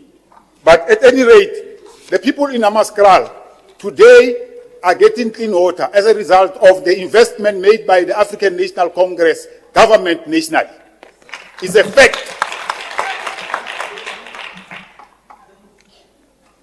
Today, we averted a horrible situation wherein ESCOM was on the eve of attaching our account.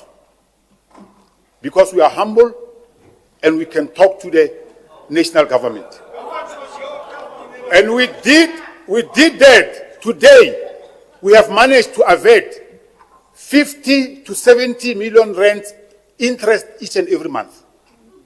We are saving this for the residents, not for howlers and Twitter mongers and Facebook agents. We are not there. We are here for the residents of Swan.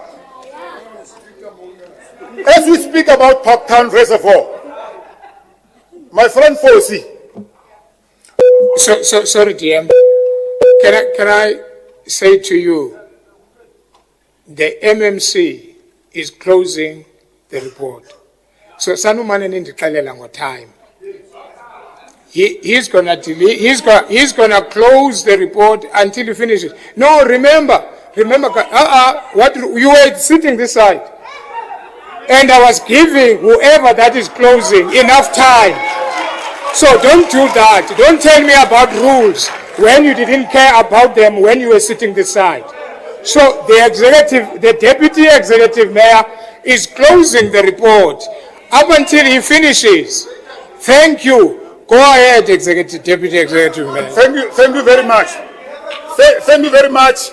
In the duration of 8 years, while our people were subjected to drought of service delivery, this city doesn't have a reliable asset register as we speak because of the DA-led coalition. Caledonian, we lost 60 million rand under the DA-led coalition. The showgrounds where we were making money out of UNISA, the churches, and the business world, today is a white elephant.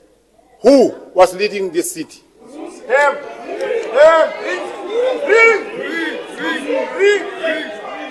Speaker, Ikachem people are still struggling with water.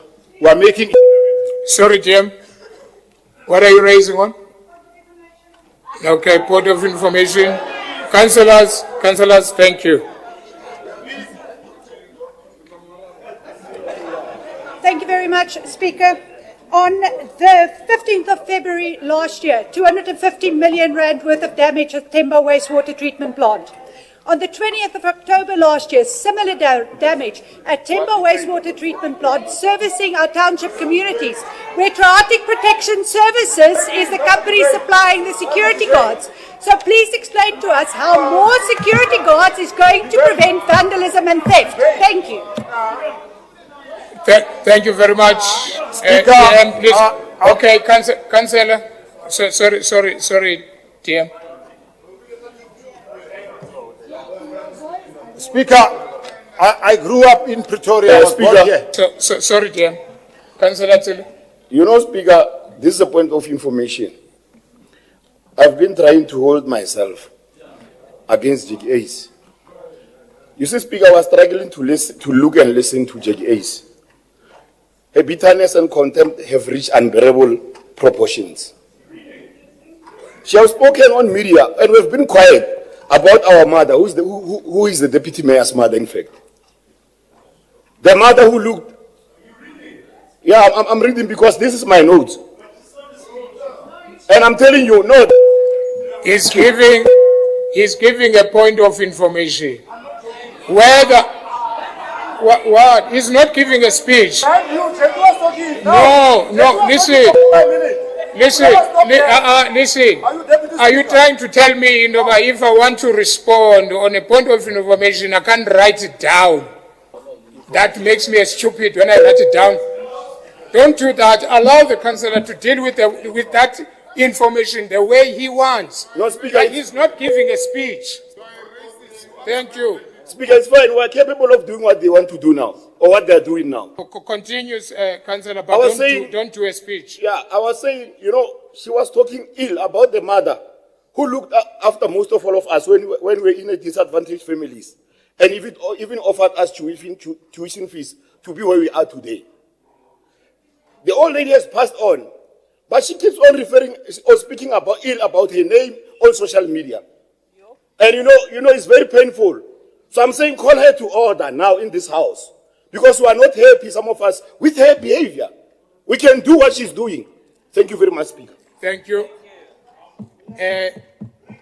Deputy Mayor. Yeah, thank you very much, Speaker. I was saying I was born here in Pretoria, called Tshwane now. So in my nature, you cannot intimidate me. That's my nature. You can't. So I'm here to serve our people. We have now reactivated. Councillors, can you be in order, please? Quarry that is going to afford us, and we've got a 5-year license, that is going to afford us hot ash so that we can patch the potholes. The previous regime was using cold ash. That is why it was not sustainable. So these are the things that we are going to do with this limited budget. But however, I want to underscore this. Like I said earlier on, the intention is to ensure that we don't compromise service delivery.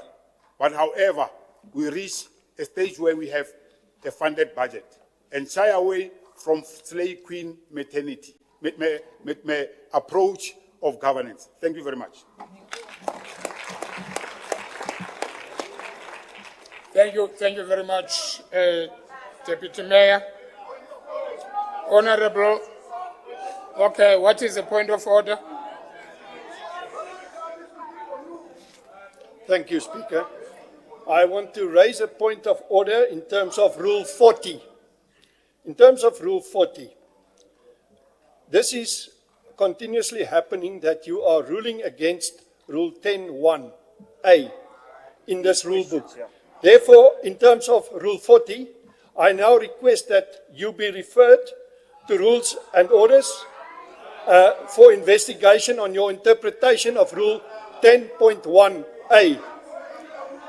And as per 42, the Speaker must sign at each entry in the register referred to in subsection 1 in respect of each ruling given by him or her.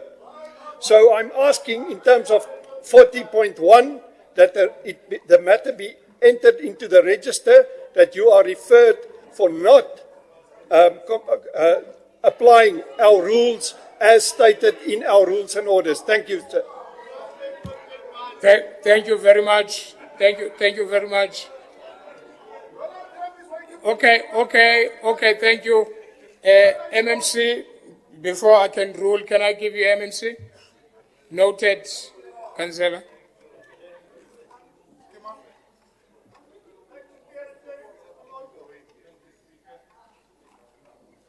Thank you, Speaker. On a point of information, please.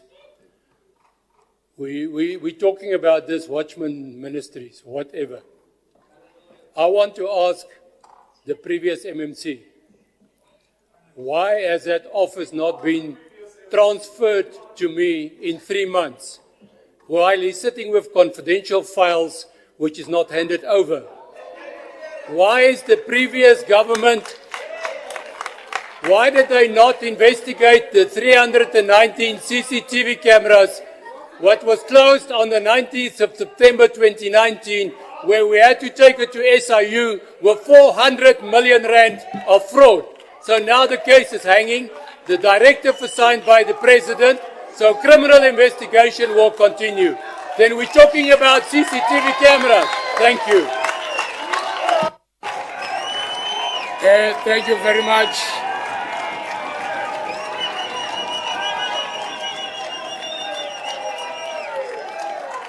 Thank you. Thank you, councillors. Thank you. Thank you. Councillor Mabukwan. Councillors, you are not going to hear your name when you are called. Councillor Mabukwan. Councillor Mabukwana.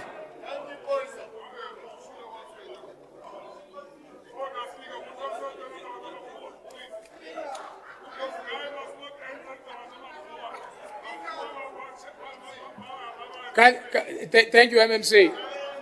Thank you, MMC. Councillor Mabukwana, are you okay? All right, thank you. What is the point of order? No, thank you, Speaker. I'm raising on a point of information. I'm saying the documents need a security clearance, high-level surveillance. It's not... Thank you very much. Can we, councillors, can we move on? Can we move on, please? Can we not have a debate? Can we move on? MMC Kuti? MMC Kuti? Thank you, Speaker. I want to put on record, they're talking about security clearance. I've got top secret clearance, so I laugh at it. Thank you very much. Thank you very much.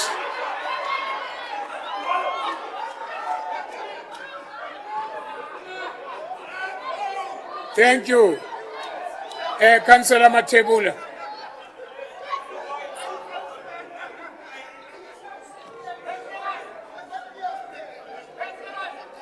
Continue, Councillor Matebula. Can you please be quiet? Oh, thank you, Speaker. Speaker, thank you very much. What are you rising on? I'm rising on a point of information, Speaker. Speaker, I just want to find out from you, is it part of the rules and orders to call a member of this council a pupil? Thank you, Speaker. Because Silas Brink called MMC Kotie a pupil when he was talking here.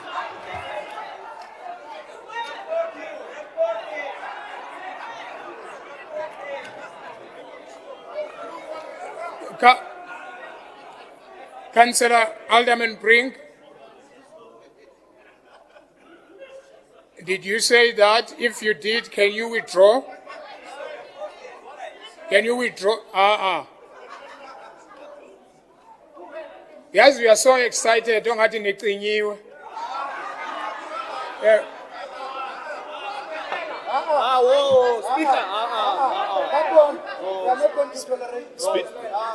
it's on. Speaker, I withdraw calling MMC Kusia football.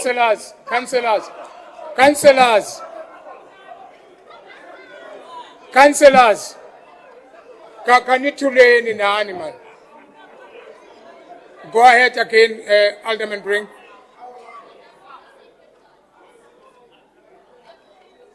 Speaker, I withdraw calling MMC Kutsia football. Thank you very much. Honorable councillors, it should be noted that accordance with section 160, 3B of the Constitution, the approval of the budget by the municipality must be taken by council with the supporting vote of the majority of council members, i.e. at least 108 councillors in the case of City of Tshwane. I will therefore now subject this approval of this adjustment budget to the vote. For the purpose of this voting process, I am requesting councillors who support the recommendations to raise their hands for that they can be counted. Those who are in favor, please raise your hands.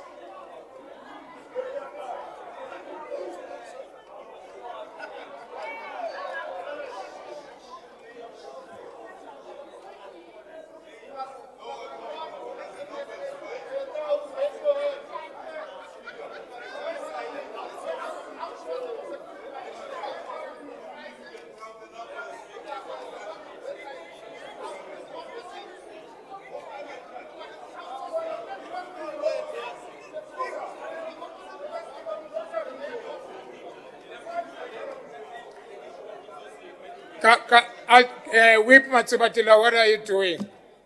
We said no videos here. When's Ani? No, don't do that. No, don't.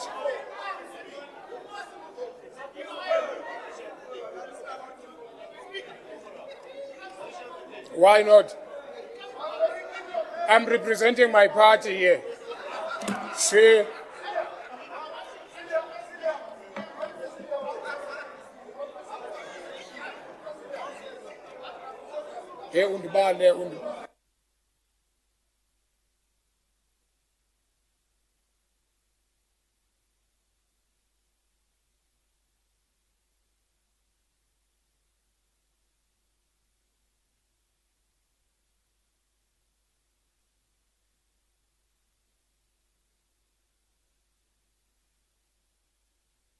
You may lower your hands, please. Those who are against the budget.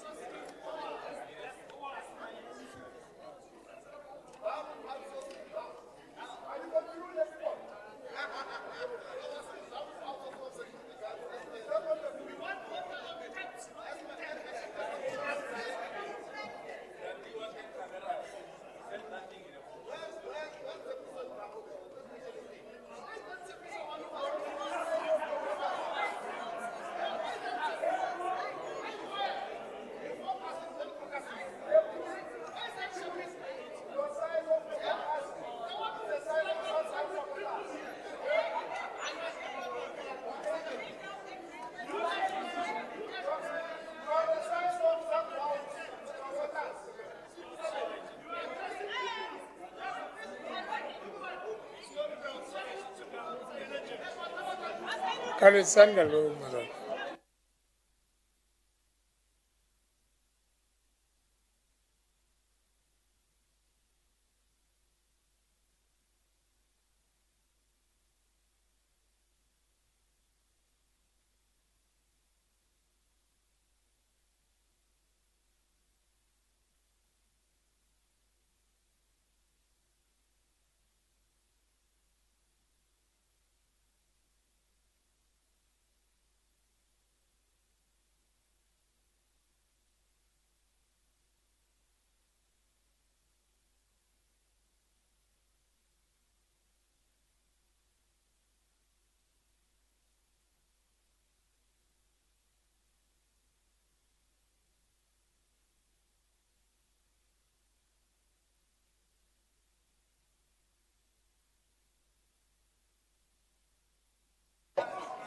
Thank you very much. You may lower your hands. Those who abstain.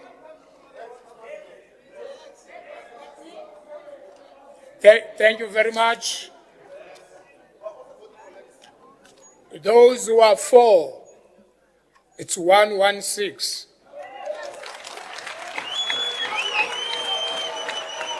Those who are against, it's 81.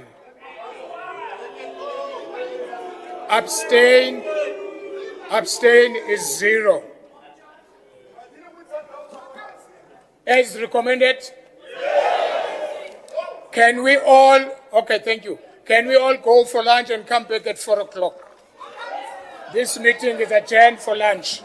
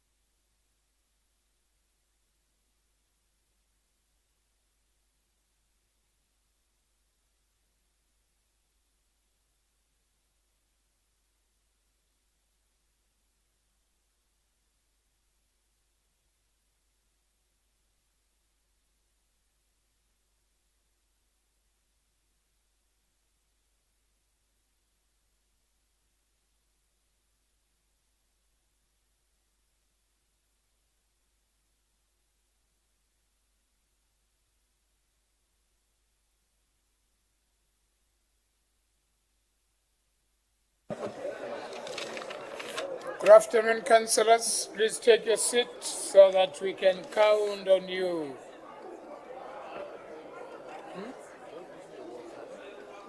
I don't give you what? I give people water when they are asking for it.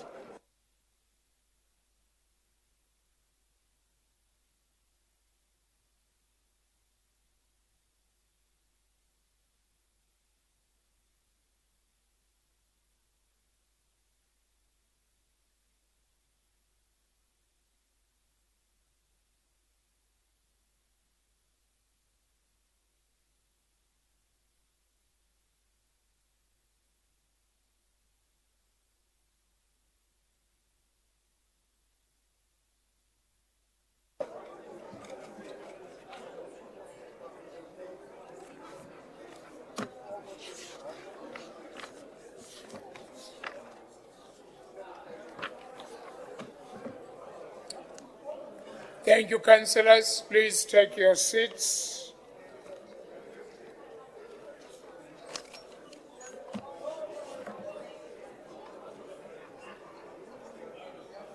Are you bringing a new list of speakers? Yeah. Have you got the names?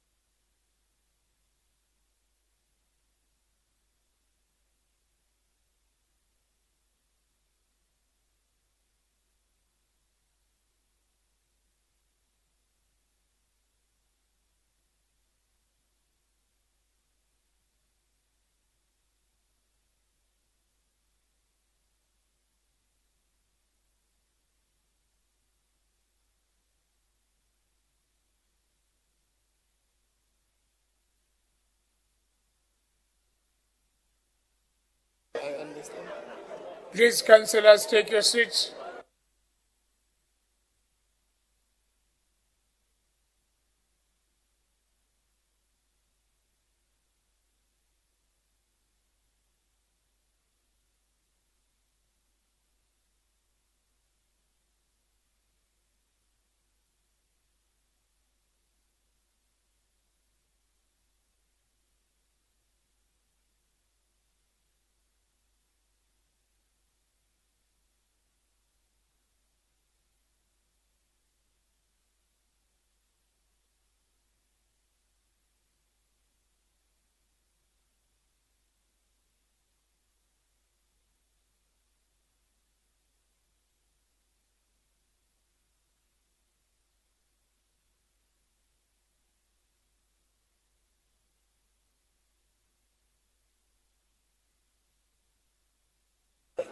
Please, councillors, take your seats.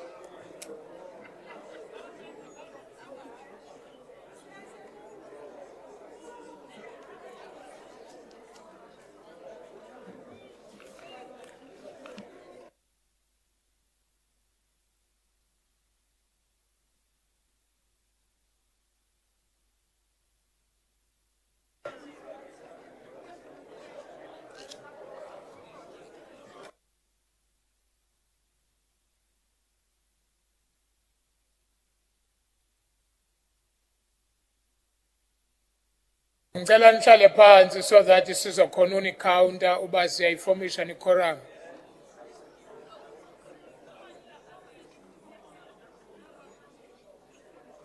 Councillor Masha, hlalani phansi, please.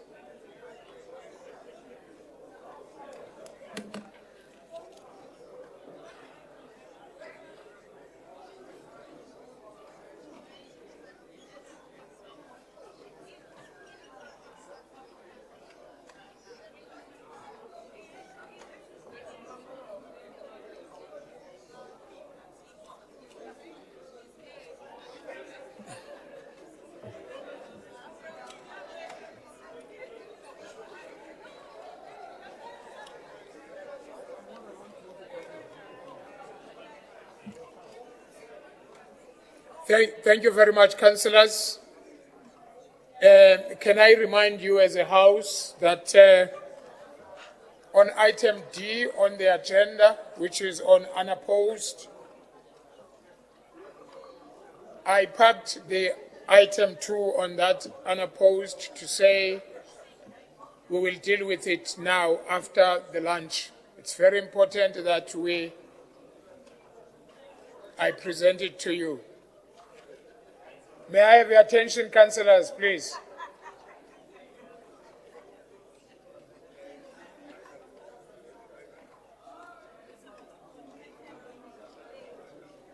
Councillor Neo and Councillor Manyike, can I have your attention? Thank you very much. The item 2 on unopposed, I think it's important that I read it in this house.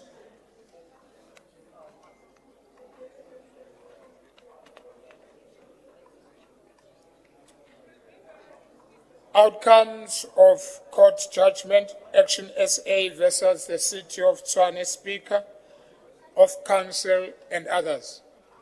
Shalapansi Matsibatila, I want you to listen on this one. Shalapansi, do you have to ask why on everything? Honorable councillors, my office has received a judgment in respect of this matter. In summary, the court ordered as follows: that the decision taken by the Speaker during the Council on the 12th April and 29th June 2023, respectively, to disallow an agent motion on no confidence in himself as a Speaker is hereby setting aside and declare invalid.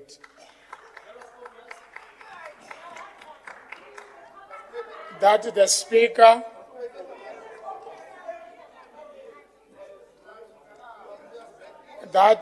can I finish?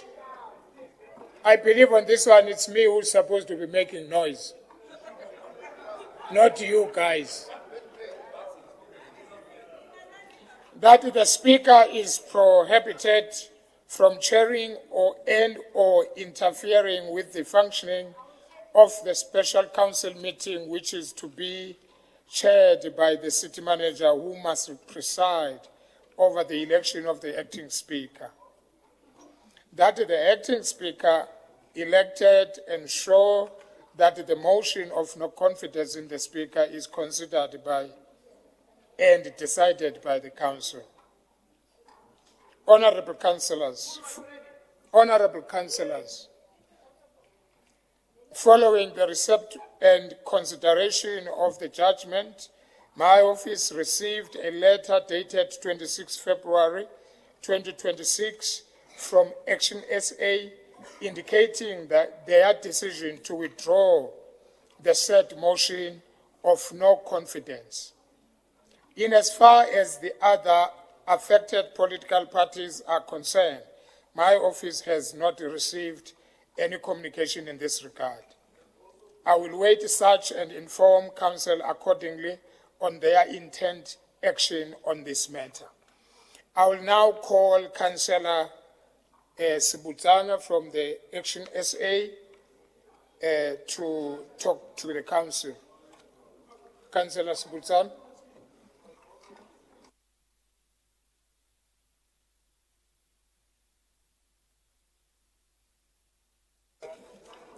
Okay, thank you. The letter was received on 26 February 2025. Just making corrections there. Councillor Butan. Mike. Thank you, Speaker. Speaker, we know that there are those who like to flip-flop on decision-making. And in as far as we have not received any communication from them, we hope that they sit with their mouth shut and make no unnecessary noises going forward. Speaker, that said, I, Councillor Sibutsani, do hereby wish to confirm the letter that you have received and hereby withdraw the motion of no confidence upon myself.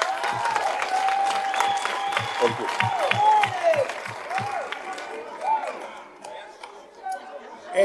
you. Okay, thank you very much. Councillor Ace. Thank you very much, Speaker. I just have a very serious concern with regards to the fact that Action SA continued to pursue this court case, even though they knew they were not going to remove you. And now there is a cost order against the city brought on by Action SA. Who is going to be responsible for that cost? Will it be yourself or Action SA? Thank you.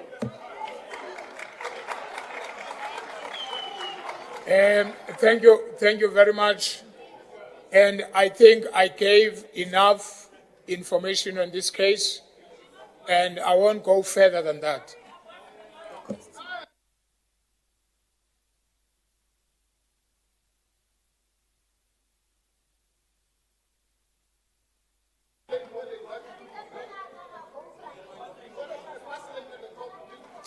Thank you very much. I've noted the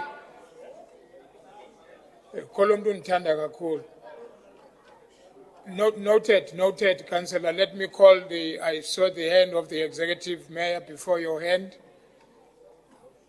Executive Mayor. Speaker, I think it's very important that we must clarify things here. Action SA fought this case alone. We had to blackmail people to support us. So this win it belongs to Action SA and Action SA alone. People mustn't come here and grandstand. We used Action SA money here. We use Action SA money. They mustn't come and grandstand here. Sure. Thank you very much. Okay. Can I wait? Iman,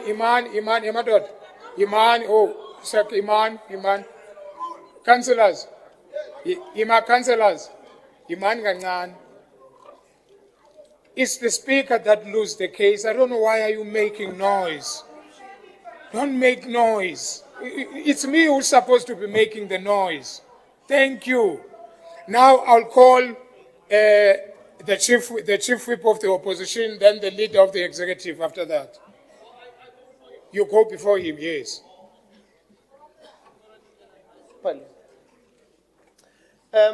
Speaker, you see, this is exactly why the court ruled the way in which it ruled. You are now again doing the very same mistake, that you are presiding over the very same motion again. You should allow the city manager to sit there. We elect a deputy. If there will be a withdrawal, then a withdrawal will be made. You are again erring in the very same judgment. Allow the city manager to sit and preside over this, and then if it is withdrawn, then it will be withdrawn, not you doing it again. Oh, and by the way, Mayor, the judgment says the city must pay all the parties involved. So this city will be losing money. Thank you, Councillor.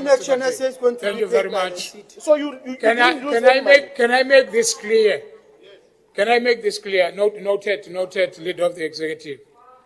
I'm just giving an information here. And I was not forced to do it. I'm giving an information of the judgment. So, leader of the executive.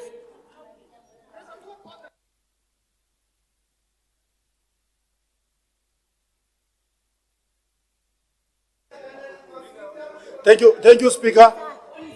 There's a Black Mambazo member here. It's very disruptive. And they've got a Grammy. I don't know whether they want to parade the Grammy award. I don't know that. Speaker, earlier on when we started with the meeting, in the morning, we missed a very important step of recognizing and welcoming appointed councillors. We're repeatedly doing it, and it's very unfortunate that we do that.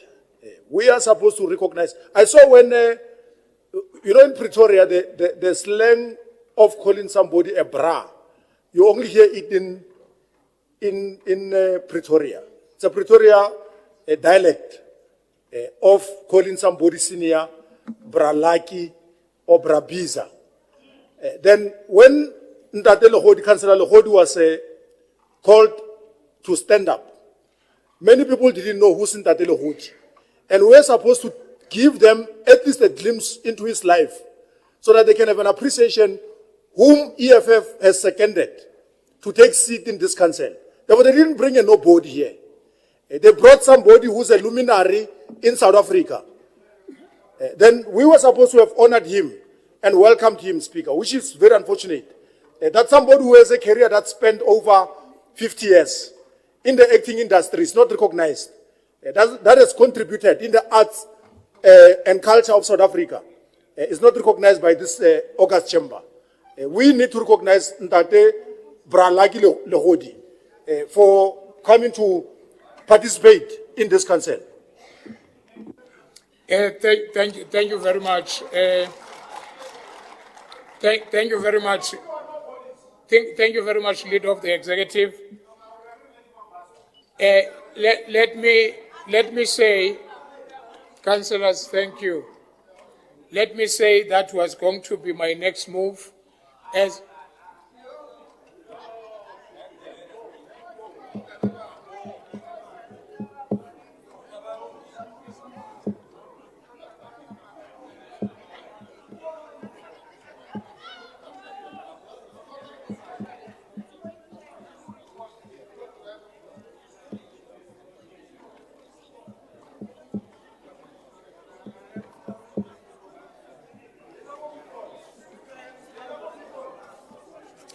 As I requested earlier on, that I pack this item 2, which is item 2.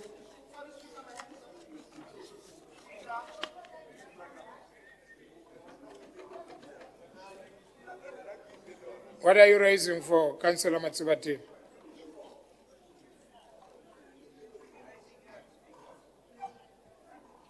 Speaker, also let me make it very clear, it's not a favor for me to speak in this house. I have every right to speak and I will speak.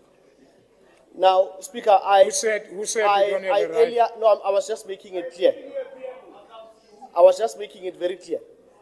Speaker, I've requested the ruling from you, and you said you will first listen to what the Leader of Government Business had to say. You are erring again on that court order.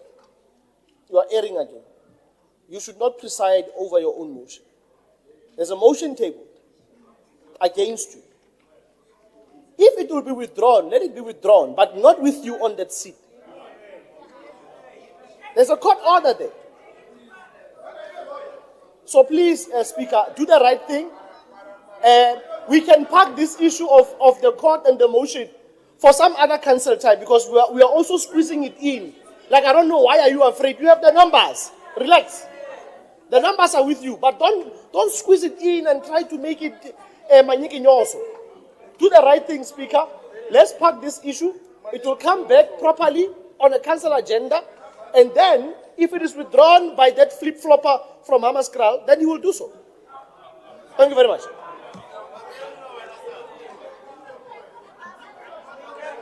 Can I say this?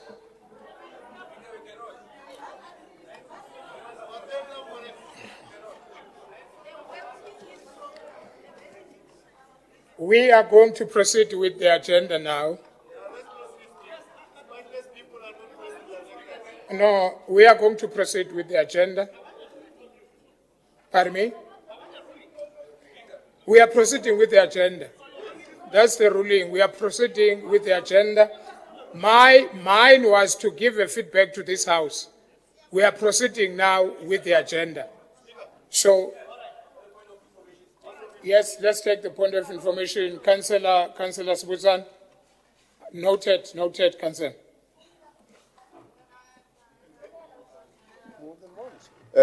Thank you, Speaker. Le bourgeoisie la go rankua le skebela o misleader. We are not dealing with a motion here. We are dealing with an announcement and handling the announcement that you are giving to this council. We have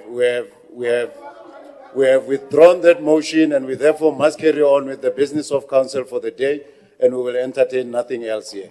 They must just be quiet, those ones.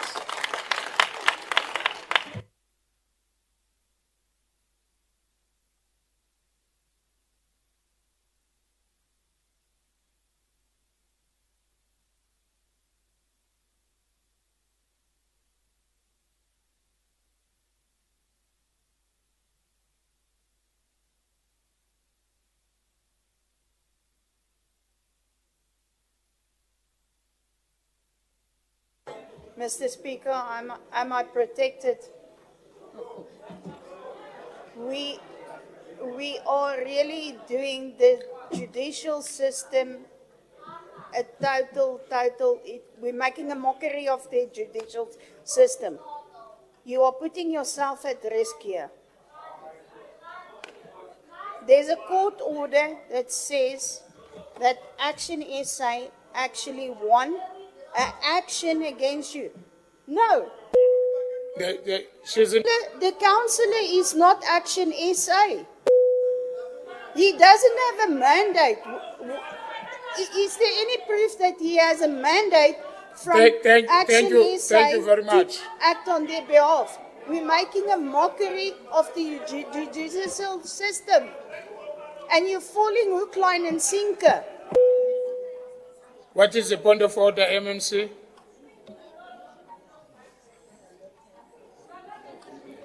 Yeah, Speaker, it's very unfortunate that you are very generous, and which we don't blame you for that. You are naturally a good person. But I can tell you that the matter that you have raised, it was not a matter for discussion. It's a procedure and process of this council that the person who has tabled the motion can withdraw the motion. And the motion was not entertained. And the court has clearly said you are not fit or you are not permissible to entertain the motion. So I don't think you must allow us to engage on the court case. The process that you have taken is a correct process. And if people has a problem, they can go to court. They failed to support people that they were calling partners. When Action SA was frustrated by us here, then Action SA went to court. Where was the DA to court? This opportunist who wants to grandstand on the case that is not theirs, why should we entertain them? They must go and open their own case. This is a case of Action SA. We are cruising nice with Action SA. We are doing very well. We are fine. Thank you very much. With that note, councillors, then can we then move to item 8? Reference number 31526/1. What point of order, Councillor Matsebatile? Because I'm not going to change what I said. Yeah, Speaker, again, we want everything to be on the record.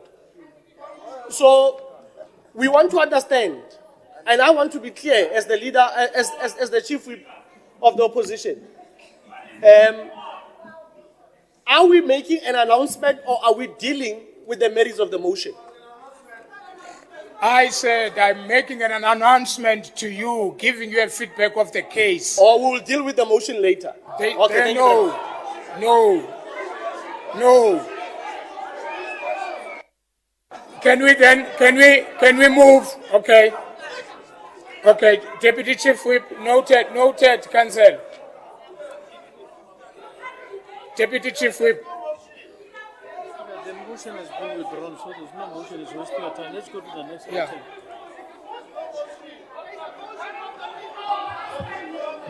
Well, thanks, Speaker. Just wanted to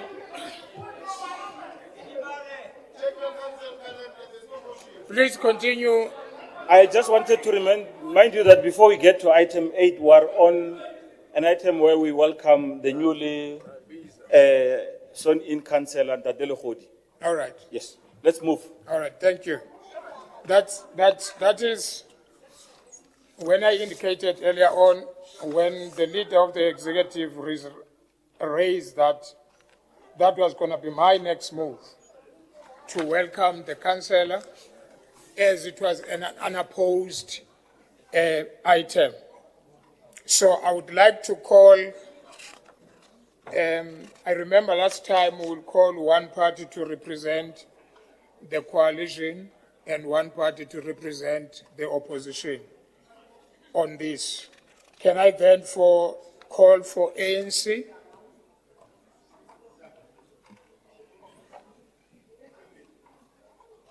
Yeah, it's me, Speaker.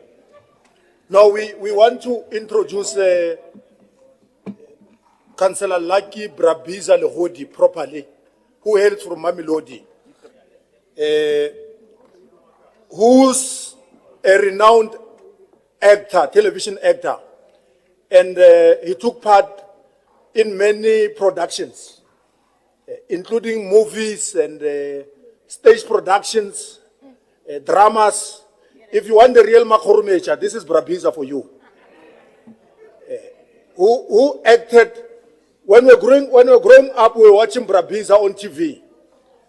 And he didn't only became an actor on TV to accumulate money, but he has also developed many young actors in Mamelodi, in Gauteng, and many other provinces in South Africa.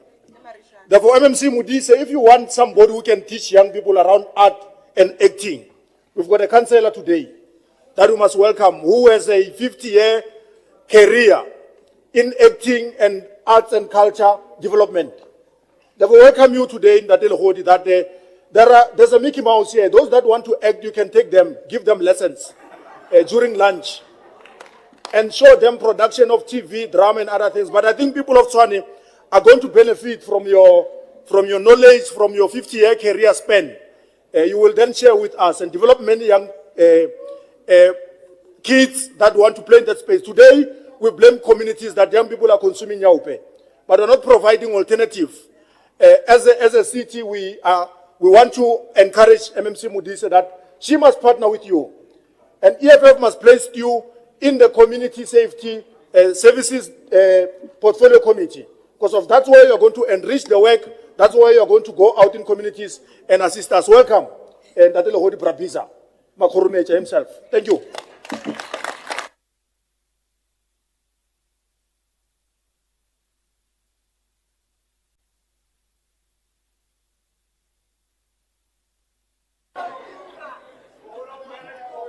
DA.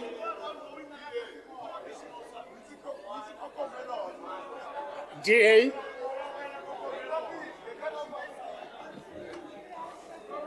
Speaker, yeah. Okay, councillors, thank you.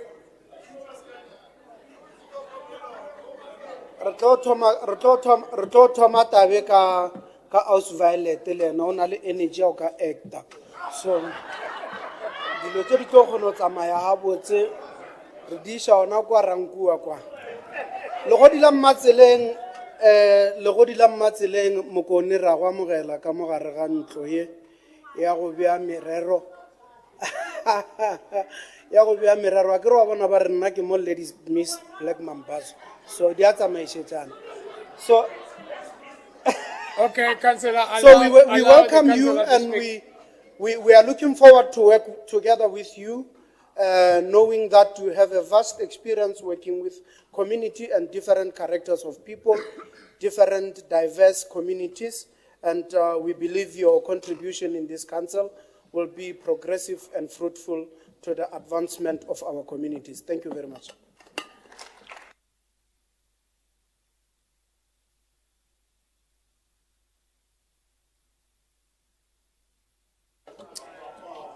Thank you very much, councillors. That comes to an end of those welcoming speeches. I said one party speaks for everyone. Okay, EFF, okay. But why nivuma xa ndithetha?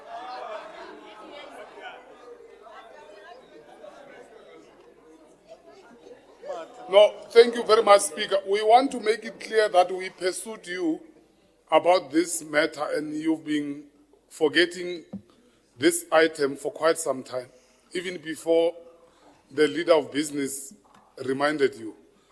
And we don't know why, but we take it that you just forgot. But you keep on forgetting about it. Even now, when we were saying let's deal with it, you were saying we must go to item 8. But I think it's because of the frustration that side. We understand. But you contributed on fast-tracking this this important election of Mr. Lohodi.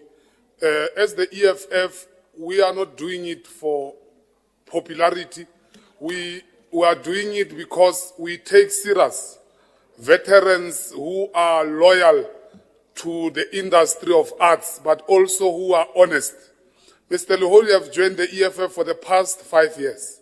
He has been loyal from Ward 66 in Mamelodi without being deployed anywhere, doing his own things, doing his own academy that he has formed there in Mamelodi to deal with issues of assisting young people in terms of arts and acting. He has acted in many dramas as Makhurumeja. He also worked with Long Schuster, he works with Sophie Ndaba, he worked with generations. He comes with various experience, particularly in terms of arts.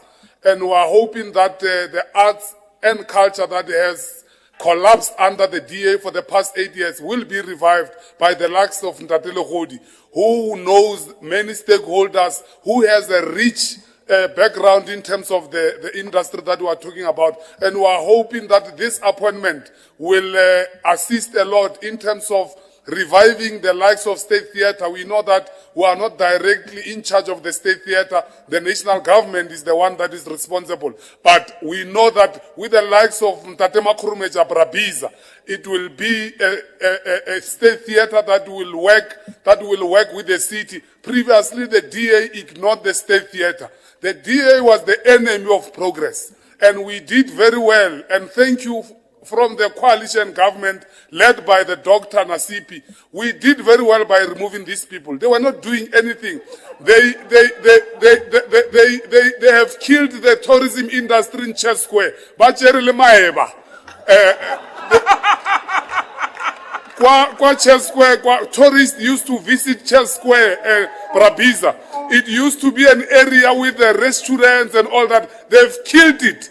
For the past 8 years, they've killed everything that looks like us. There used to be a festival every year where artists comes and performed and are giving opportunity. The DA killed it. In this city, we have lost many artists till today in Ntate Lohodi. We don't know who killed DJ Somebody. We don't know who killed R5. We don't know who killed Lucky Mashata. But with you being in the industry, we hope that those cases will be revived in the name of giving them tribute and making sure that you challenge the police to make sure that they arrest those people. So, welcome Ntate Lohodi Brabiza. These ones are the DA. It's the party that belongs to white people. So the blacks who are there are just assisting. Others are tea girls, others are gardeners. They're just assisting on making sure that the white party survives. So don't worry about them. You have our support. We are going to support you. EFF and the constituents of the EFF for giving the people like Ntate Lohodi a chance. Let me tell you the last part. Many artists are just left without being supported. We are sending a message that artists must be supported. However, we are sending a message that artists who have contributed for the past 50 years, like in Ntate Lohodi, where there's a chance to support them, let's support them. And we are supporting Ntate Lohodi, we are supporting the EFF. We are going to make sure that his appointment benefits the people of Tshwane. Thank you very much. Thank you very much. Can I then give to the Action SA?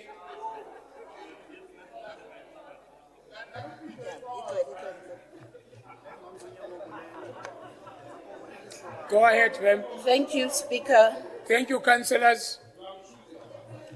Action SA welcomes Ntate Lekhodi, affectionately known as Brabiza, who hails from the streets of Mamelodi. We are truly honored to have a person of your caliber amongst us, Brabiza, and we hope that you will impart your skills and make a difference in the city as we will be working together. So we're looking forward to working with you in making a difference in our communities as we serve our people. Brabiza is truly a renowned actor. He's not only an actor, he's a producer, director, scriptwriter, you name it. So we really welcome you, Brabiza, and yeah, we're just looking forward to working with you and making a difference. Thank you. Thank you very much. FF Plus.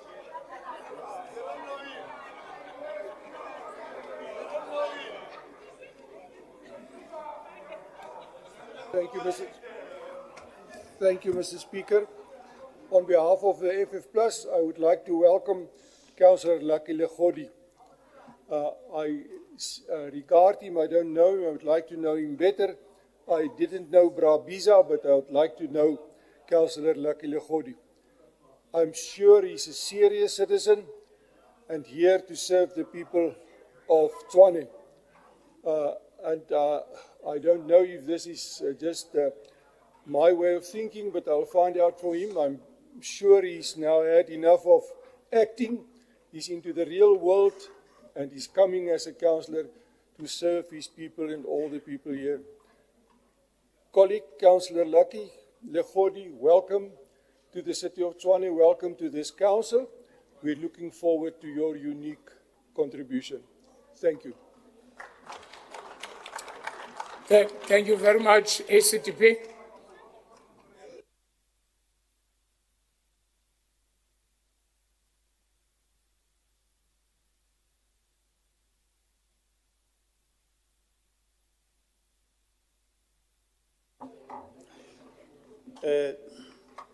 Good afternoon, councillors, Honourable Mayor, Speaker. We want to thank Brabiza and Ntate Lekhodi. We actually grew watching a lot of his soaps and movies and character with such vigor, and you used to antagonizing. Councillors. I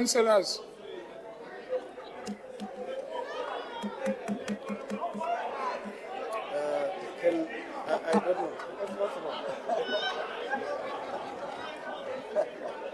know. Councillors, can we allow ACTP to do their speech, please? That is the one reason Thank you very much, this ACTP. side.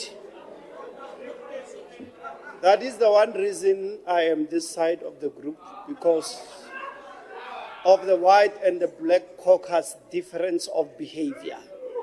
I cannot understand why the black caucus are the ones who are supposed to make noise, and why the white caucus is exempt from making noise. Those disparities are some of the disparities that makes us shy away from that side. Brabiza le acting ya hae a re phudisheng ka yona. You know, I think, councillors, the vigor in which you are sorry, council, sorry. I think, can you mean, councillors? I believe that Councillor Mokgoti wants to hear what the ACDP is saying. But this is not fair, Lendonienzai. No. It's not. Over to you, Council. Okay. Thank you very much, Black Caucus, from that side. Brabiza, with his vigor of acting, some of us know a lot about arts, and we are from the music industry. The whole family, I can say, we know what we are talking about. And we know the difficulties that comes with being in that industry. And to see him now and today it's really an honor.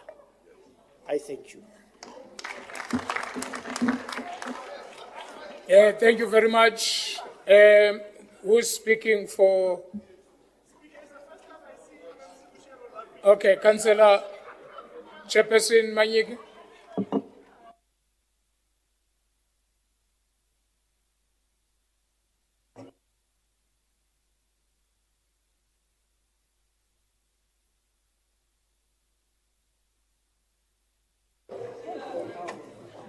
Thank you, Speaker. We as multi-party would like to welcome Councillor Lehodi on your new role as Councillor. Your unique blend of experience in the entertainment industry and passion for public service makes you an exciting addition to our local government. As an actor, you are likely no stranger to being in the spotlight and connecting with diverse audiences. We are eager to see how you leverage these skills to represent our community's interest and drive positive change. We recognize that your transition from the screen to the council chambers comes with its own set of challenges. Know that you have our full support as you navigate this new chapter. Thank you. Thank you. Thank you very much. Can we then move on with our agenda? Item 8, reference number 31526/1, City Strategy and Organizational Performance Department propose adjustment of the 2024-2025 Service Delivery and Budget Implementation Plan. This report is on page 154 to 310. Recommendations are on 176. On this item, I've got Councillor J.J. Baloy. Your 3 minutes starts now.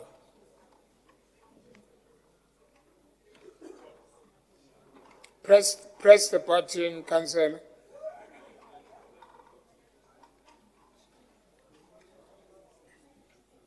Is Councillor J.J. in the house? Press the button so that I can allow you to speak.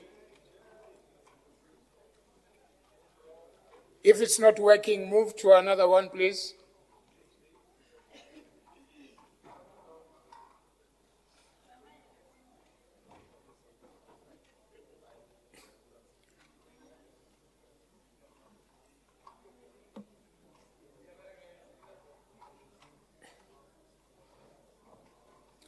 Okay, you are using Councillor Piri.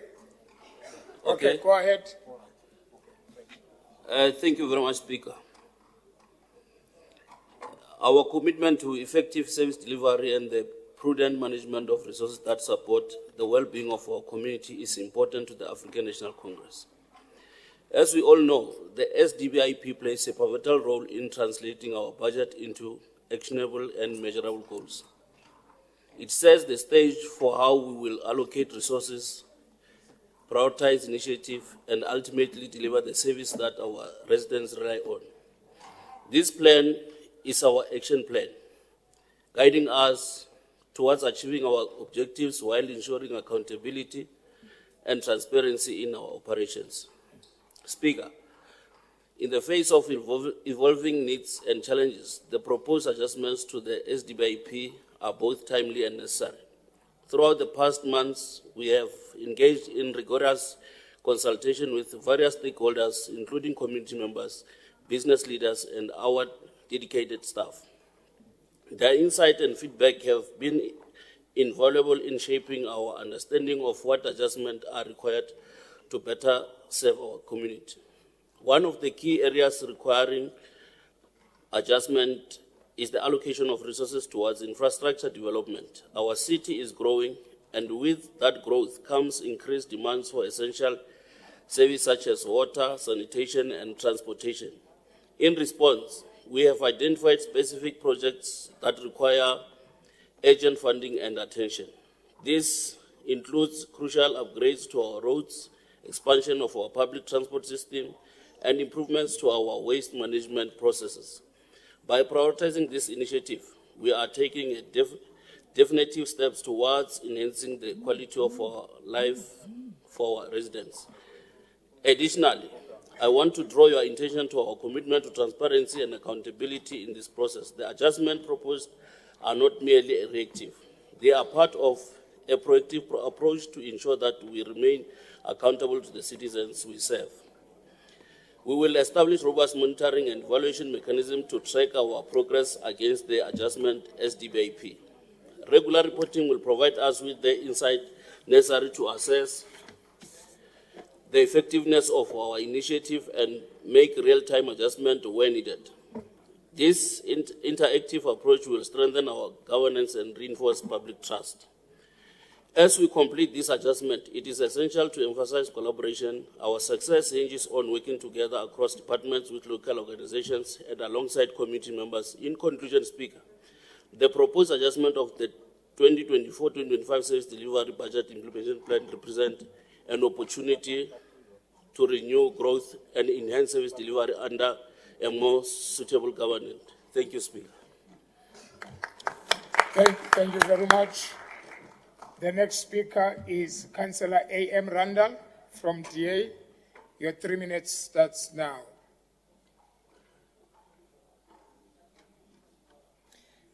Thank you, Speaker, and I'm glad the EM this morning discussed the KPIs on the SDBIP plan. Speaker, important to note is that adjusting key performance indicators downwards to improve your audit findings is one thing, but it poses a serious risk to the level of effective and efficient service delivery to our residents. After all, our main job is delivering much-needed services to our people. Now, lower KPI targets can easily reduce the city's ambition for service delivery, potentially leading to a decrease in the quality or quantity of services provided. Our residents have certain expectations for service delivery based on previous KPI targets, and adjusting it downwards may lead to a decrease in citizen satisfaction and trust in the city's ability to deliver services in an effective, transparent, and timeliest manner. We note that 11 KPIs were adjusted downwards because of, amongst others, system limitations. The AG was not happy with KPIs not meeting usefulness criteria, and departments were unable to provide evidence. In other words, no verification was possible. Hectares of land acquired for human settlements in a municipal area and the length of new sewer pipelines installed are but 2 such KPIs. Speaker, this past weekend, with persistent power outages in Region 3, just confirmed the weakness in the City of Tshwane's information systems. DA councillors had to supply a list of households without power, nothing on block or single outages according to the depot's 4-hourly report. Even though reference numbers were obtained by residents, the depot still could not provide us a reliable and comprehensive report of all outages. Only after supplying our own list to the depot were the reports updated. Now, as the Democratic Alliance Executive Mayor, we are criticizing, but here's the thing. I really need to give you something to think about in terms of, what can be done. And I get one in a short, medium, and a longer term, something to improve our systems. Now, in the short term, we can conduct a thorough system audit and check for deficiencies. Develop a data capture protocol for complainant information. Develop a mobile app for our field workers, our workers out there to capture and update information in real time, reducing the need for manual data entry. Over the medium term, EM, I would like us to have a look at developing a data analytic dashboard to prevent real-time insights into call-out volumes, response times, resolution rates, enabling data-driven decision-making. And then on the long term, EM, to develop a digital transformation strategy to improve service delivery overall and reduce our audit findings. Use blockchain, for example, to enhance service delivery and improve our... Thank you very much, Councillor. Let's move to Councillor B. Councillor B. Disuluane from EFF. Thank you very much. MMC S. Mabuza from Good. Your 3 minutes starts now.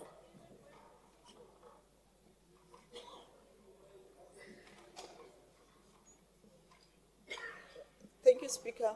I'm just going to waive my right to speak, but I do support the amendments. Thank you. Thank you very much. As recommended. Item 9, reference number 01496/1, Office of the Governance and Support Office, Housing Company Tshwane, Adjusted Business Plan 2024 to 2025. This report is on page 311 to 397. Recommendations are on 318. I've got Councillor Nhlapo from DA. Your 3 minutes starts now.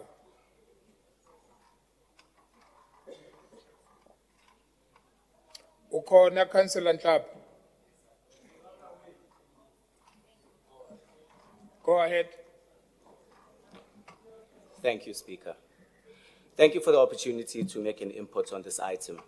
The report at hand seeks the approval of the Council on the amendment revision of the 2024-25 business plan from the Housing Company of Tshwane. Speaker, there are some anomalies that I identified when I was reading this CAPEX fund request. I have some questions or concerns, rather, that I would like to clarify or would like clarity on, particularly on the town lands as well as the Chantel requests or grants that have been requested. With regards to the Chantel project, according to this report, they are requesting that an annual target be reduced from 106 to 56 units, with 0 units for both Q3 and Q4. And we understand that this is because the contractor had to be stopped due to underperformance, and a new one will be appointed in the new financial year. But Speaker, my question arises from the budget of 22.3 million received from the city, which according to the report remains the same. My question is, why does it remain the same if the targets have changed? And Speaker, has the fact that this stoppage opened opportunity for vandalism of the already in place infrastructure been considered and accommodated? If so, how?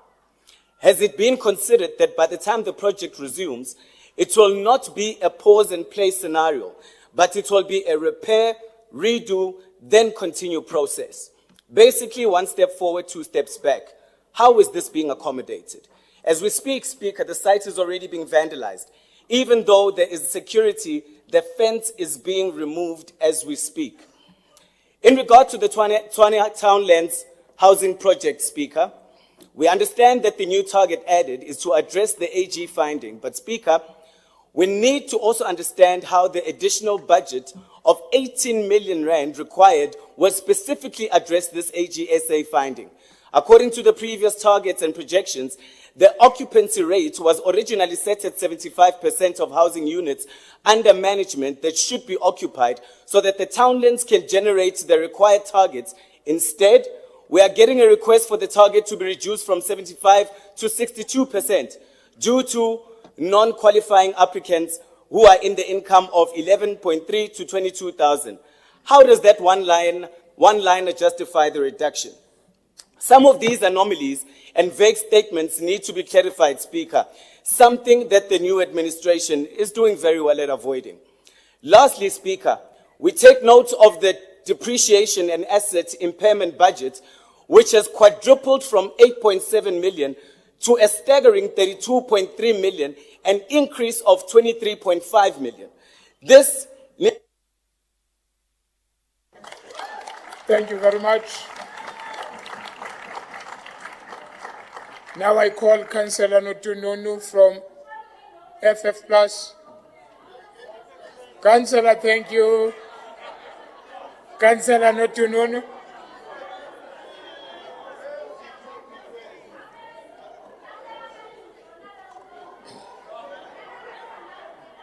Councillor Ramabudu, what are you standing on? No, I think we're we're a bit exhausted. We must finish. You are even calling us FF Plus. So you are calling it the EFF FF Plus. I think we're tired. Let's move quickly. Thank you very much, but I don't recall calling you FF Plus, but it's fine. Leader of the executive, your hand is up. No, it's another responsibility of human settlement, Speaker, that we are given that was very difficult for Councillor Matsibadela to even start to understand what is it actually that he was doing in Townlands.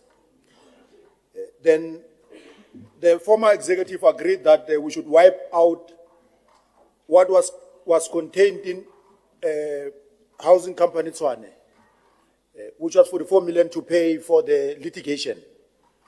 That was of Faranani that litigated against us on the incomplete project, the project that could not start. And we took the whole 44 million, paid it for litigation, and waited that through this adjustment, we'll then be able to carry costs that are a responsibility for HCT. Therefore, the 18 million will then assist HCT to go until the end of the financial year. Then he doesn't know, but we are assisting in that regard. And Councillor Nhlapo's mistake is to not to engage somebody who might have not even be able to start, have an understanding of the work that was being done there. Then South African Defence Forces agreed to take the remaining flats. Therefore, occupancy rate is going to be at 100%.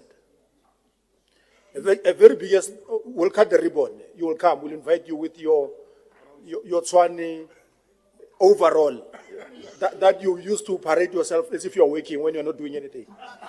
Then we're going to bring him to Townlands when we're cutting the ribbon. But the most, for the South African Defence Force. Because we are not only bringing Defence Force there, they've got appetite to go to Madiba Heights, to go to Townlands. They've shown interest in our properties. Therefore, bringing them on board, and this is the good work that our colleagues in HCT are doing. We want to strengthen HCT at the governance level. The board was having 4 people for the longest of time, and I don't know what this Councillor Mazibadena was doing there. Therefore, we've recruited 3 additional members that are going to assist us to have a functional board. The concern around the repairs and maintenance, you know, National Treasury has set standards on the maintenance of all our infrastructure interventions. Therefore, we're at 8%. We need to budget at 8%. But unfortunately, now we're not at 8%. We're almost under 1% or a percent plus something, not even 2% of what is required in dealing with maintenance across the city. Therefore, repairs and maintenance is very important to then bring with intervention. Most of our social housing have delayed.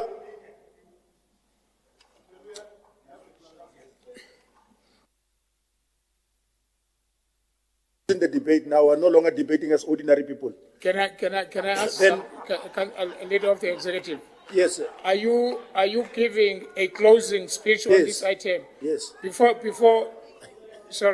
you finish, I've got 2 councillors that needs to speak first.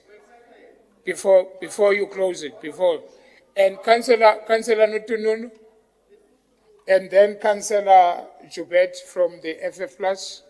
Councillor Nutununu, your 3 minutes starts now.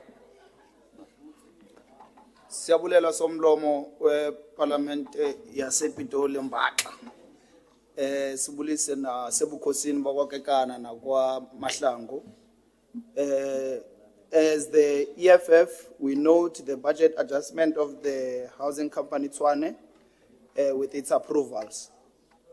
We view this as a responsibility of the municipality to develop and manage social housing, which recognizes as a pivotal tool in reconstructing Tshwane and ensuring that there is a variety of different ethnic, racial, cultural, and socio-economic backgrounds, essentially representing a diverse population within our city.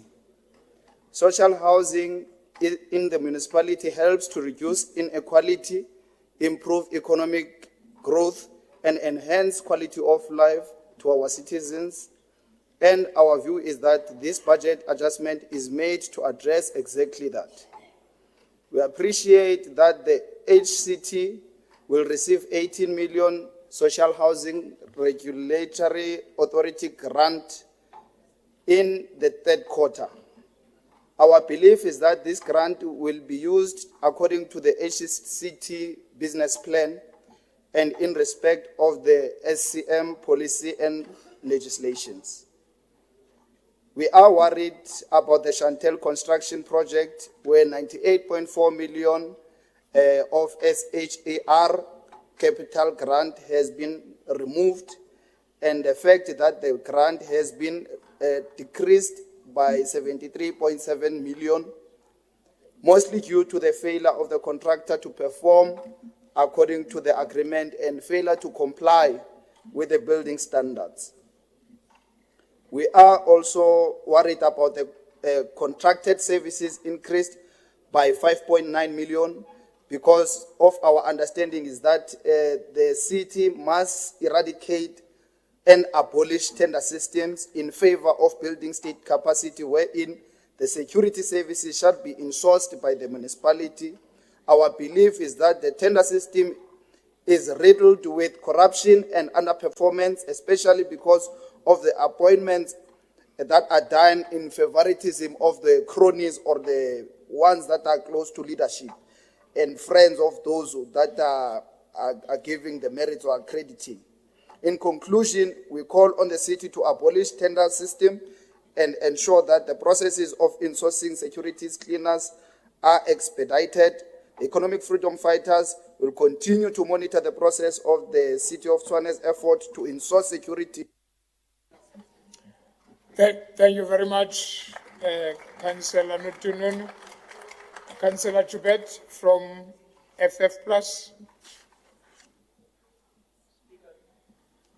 Thank you, Speaker.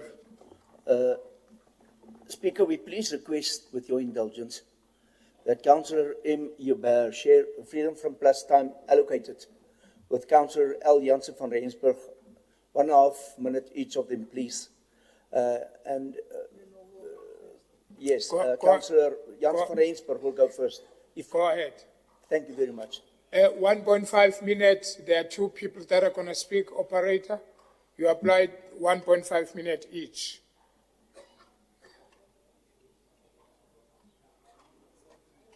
And then, may you please press once so that I can allow you? Honourable Speaker, I would like to refer to this as an adjustment plan, to say a charity plan and not a business plan. Because this council is just continuously giving money to an endless cause. We are only receiving 33% of rental income of these properties, but we're paying 45 million rand in salaries for 104 employees. Besides the 104 employees, we give an additional 26 million for contractors to go and do the work that the employees are already paid to do. So exactly what are these employees doing? And why do we want to pay them even more? In this budget, we're asking for an increase of another 11% to salaries of employees that can only earn an income to the city of 33%. Mr. Speaker, this is a charity plan. This is definitely not a business plan. Just hold on, Councillor. Hold on. MMC Ramabul. Can you please hold the time? Thank you. Honourable Speaker. No, they can hold that 10 seconds. Because it's done already. That. I want to, point of information, I want to ask the member there. All these things that she's raising, what was happening when they were in government? Because it looks like we came with these entities and everything, carrying them on our shoulders. What was happening? Were they questioning those salaries? Because those employees were not employed last week. They were with them there. All the costs that she's raising, they were there. So, because these people were there. We are just 4 months in this administration. Now they are telling us as if we have brought those things. We haven't even changed any structure. This is the same entity that used to be under the DA. So, thank you. Thank you.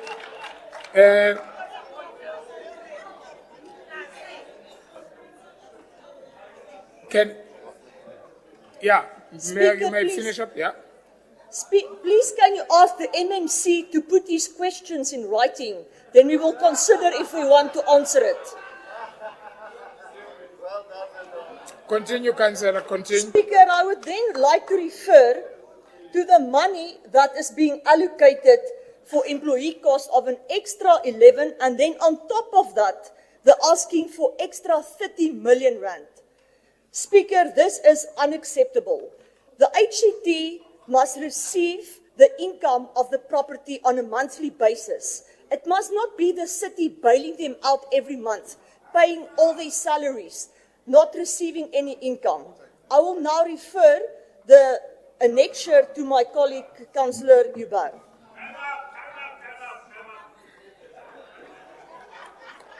Go ahead, Councillor, press the button.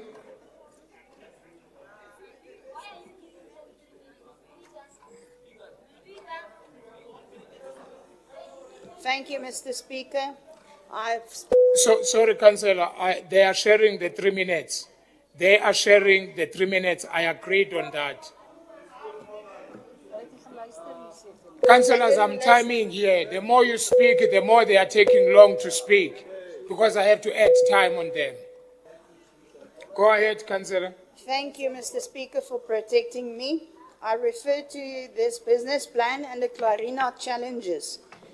The property was acquired through Rainbow Properties out of liquidation. And a certain Mayoral is mentioned. There's no, it's very vague. It's not mentioned that it's an entity, whether it's an individual person or anything. This property is not even owned by the city of Tshwane. We have paid for the development of this project, but we do not own the property. For that reason, we as a Freedom Front Plus would like to request this House not to pass this report, not to approve this report, and that the report be sent back to the Portfolio Committee of Human Settlements.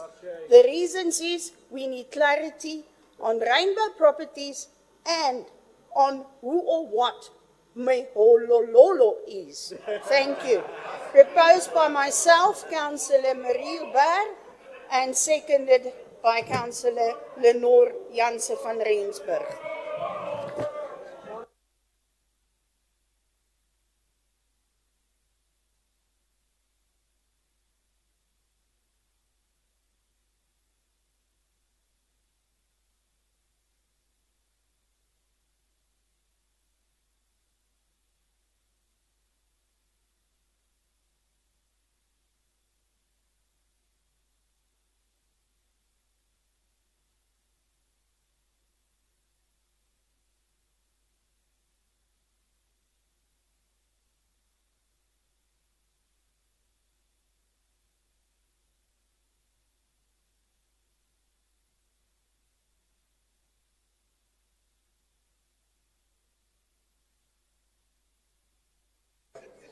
Reports not approved need to be sent back to Portfolio Committee of Human Settlement.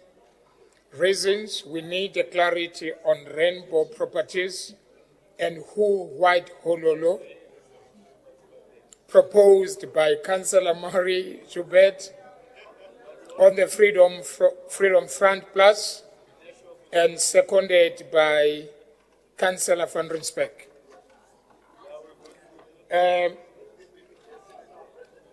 Can I then allow, before we can deal with this request or this amendment, can I allow the leader of the executive to finish their closing on this item? His closing on this item.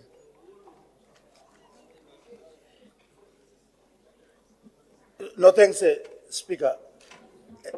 When I am supposed to take podium, there's intimidation that is not intimidating. That comes from Councillor Offense Madzibadela. Councillor Sarah calls him Madzibanana. We must call him Madzibanana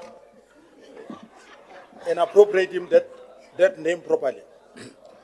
What Councillor Nshapo, I don't know where he's seated, Councillor Nshapo. Yeah, he's at the back there. They didn't tell you that it was an executive decision to take money out of Chantel to cut ribbon at Townlands. Now you must get the truth. That the pressure was on Townlands to be finished. Therefore, the executive decision of the former government was to say, let's wipe out money from Chantel because of we were somewhere where we were not going to get it completed and redirect that money into Townlands. Therefore, it's them. It's Matibadela, this one.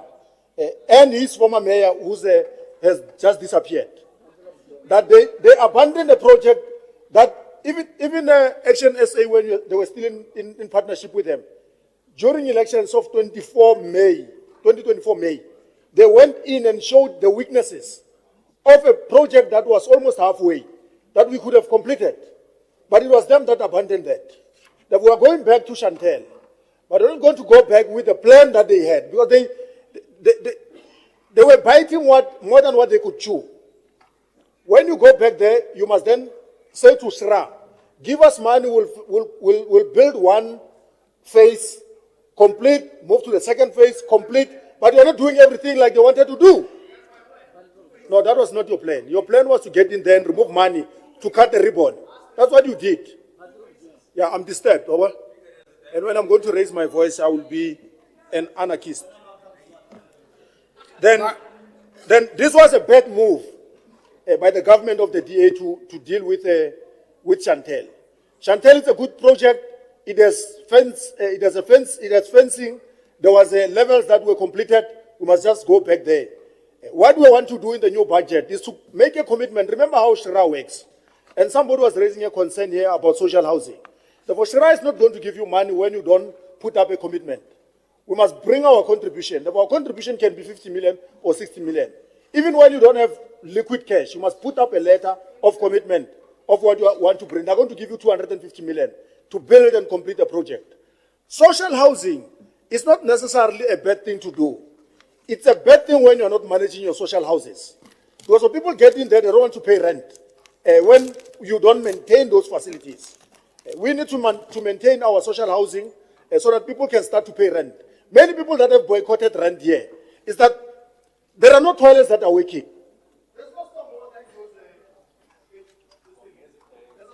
I don't know what are the qualifications. I agree you don't know. It's not working. Don't press it. Press it once and leave it.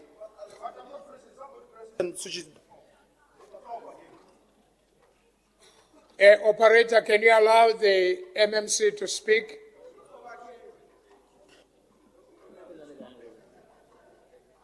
It can't.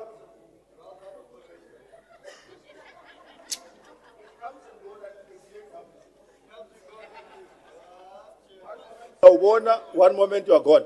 Are we fine? Yeah. Okay, thank you, Speaker. Then, there's one big problem that is been raised.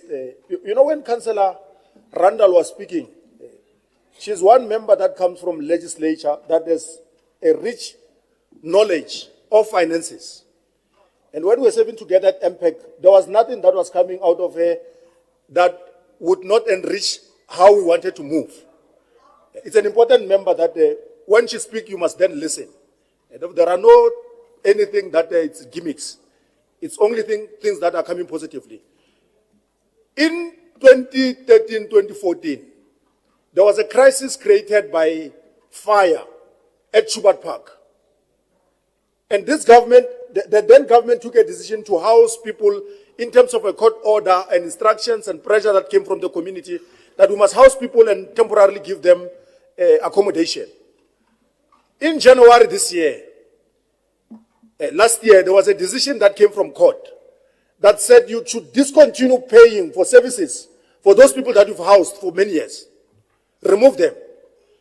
Almost 12 months passed without an intervention from the government to remove those people that are in not only Clarina, but other many buildings.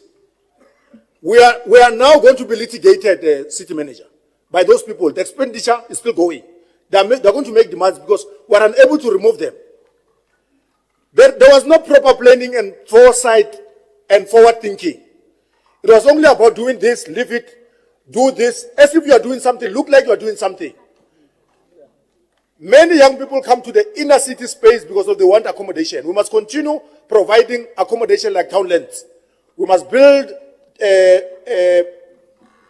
Madiba Heights for whether student accommodation or mixed development. We must give young people who are new entrants in the job market to get accommodation in the inner city. But one thing that we must do, we must be very strict on the controls. We must put up security. We must make sure that the utility services are paid, so that we can be able to take that money and replant it back into maintenance and sustainability of the entity.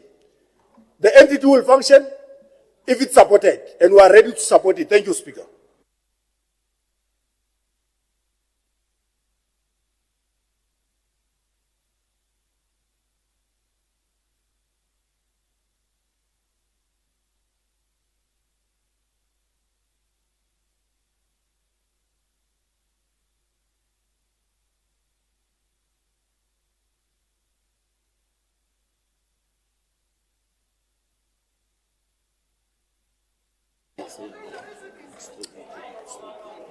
Okay, thank you very much.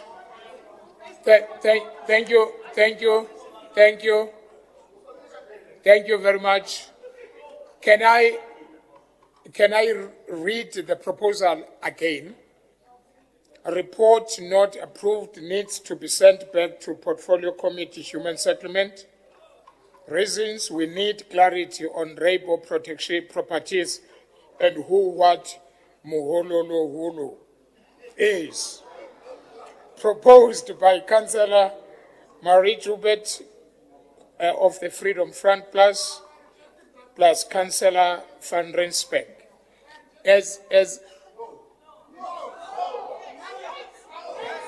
Okay. It's a proposal. Leader of the Executive.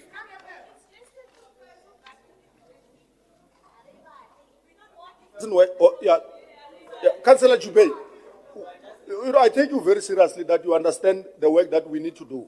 We are adjusting. The parent municipality dealt with the first report on item 7. We are now adjusting on the entities. TIDA is going to follow after this. What Mohololo is doing is he's litigating against the city. Leave that matter, call the report in housing, and look at what are the merits and what is it that we need to intervene on Mohololo matter. Leave the adjustment, because if we are not adjusting, it means we are not doing what is required in terms of MFMA.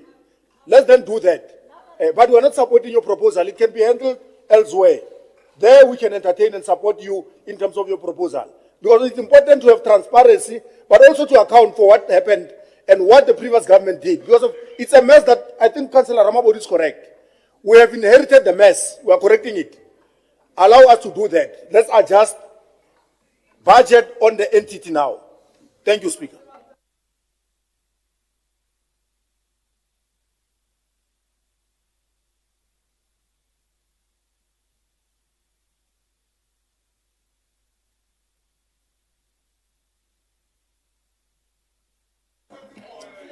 Okay, thank you very much. Can I then say, Councillor Joubert, can you find yourself with the leader of the executive, please? Can you find yourself on what you have raised with the leader of the executive? Thank you very much. As recommended, it carries.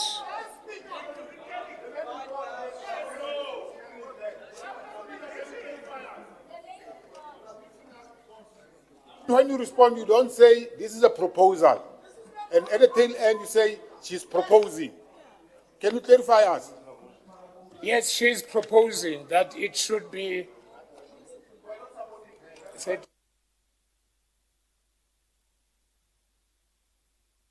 This is a proposal which is seconded. So hence I said to the councillor, you must find a common ground with the leader of the executive.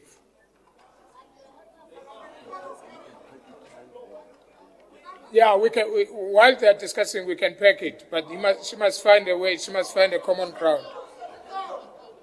I know what you are saying, but can we allow this process? Thank you very much. Can we then move to item 10? Reference number 56732/1. Office of the Governance and Support Officer Tshwane Economic Development Agency. Adjusted Business Plan 2024-2025. This report is on page 398 to 452. Recommendations are on 405. On this one, I've got Councillor PJ Mtimunye from DA. 3 minutes starts now. Yeah, Stokoza Mcinisihlalo wekundla namalunga wekundla yedrop ekhulu yaTshwane. Silothise noKosi uMahlangu noKekana noma bangasekho nje sithi bayethe. Manje sibalothisile bazoza ku-recording. Speaker, City of Tshwane is the 4th largest city in South Africa by GDP and the 8th largest in Africa. Ours is an important city which should drive the economic growth of our country. But to do so, it requires strong leadership and action, which is absent from this government. Speaker, we cannot drive economic growth, expansion, and job creation without a clear, laser-like focus on investment attraction and large-scale economic catalyzing projects.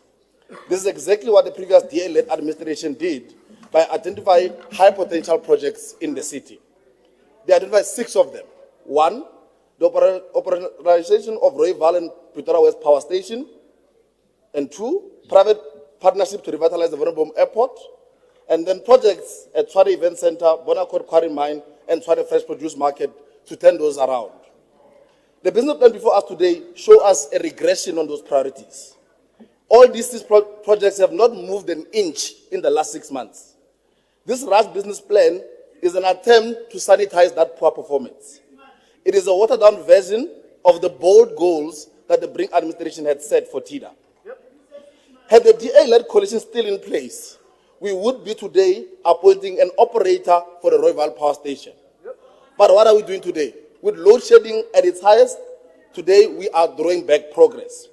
We are here today reducing the performance target for revenue from TIDA from 12.2 million to 2 million. We are here today to approve 20 million rand to be spent on transactional advisors to do the work that TIDA should be doing. The city invests money in this entity, Speaker. Reducing its annual performance to a fraction of what was our initial goals makes this entity non-functional. TIDA is planning just to host 1 investment promotion event in an entire year, down from 3 planned by the Brink-led government. There are delays from the management side and the executive of the city in finalizing management agency agreements and power of attorneys for TIDA to manage these key projects that I've mentioned. All these documents are sitting with the executives. The mayor and the department's very silent MMC are doing nothing to address this stall. All they are doing is taking pictures for social media and fiddling while Rome bends. Speaker, the current Twitter government praises itself by closing down businesses rather than to help them comply. The recent court decision on the e-hailing services, in favor of the e-hailing services, was a smack in the face of this city. This court outcome demonstrates that we are led by a group of people who take on the easy route of locking up people who are trying to make a living. When people try to work for their families, our job as a government is to help them comply. Thank you very much. Now I'll call Councillor Notunonu.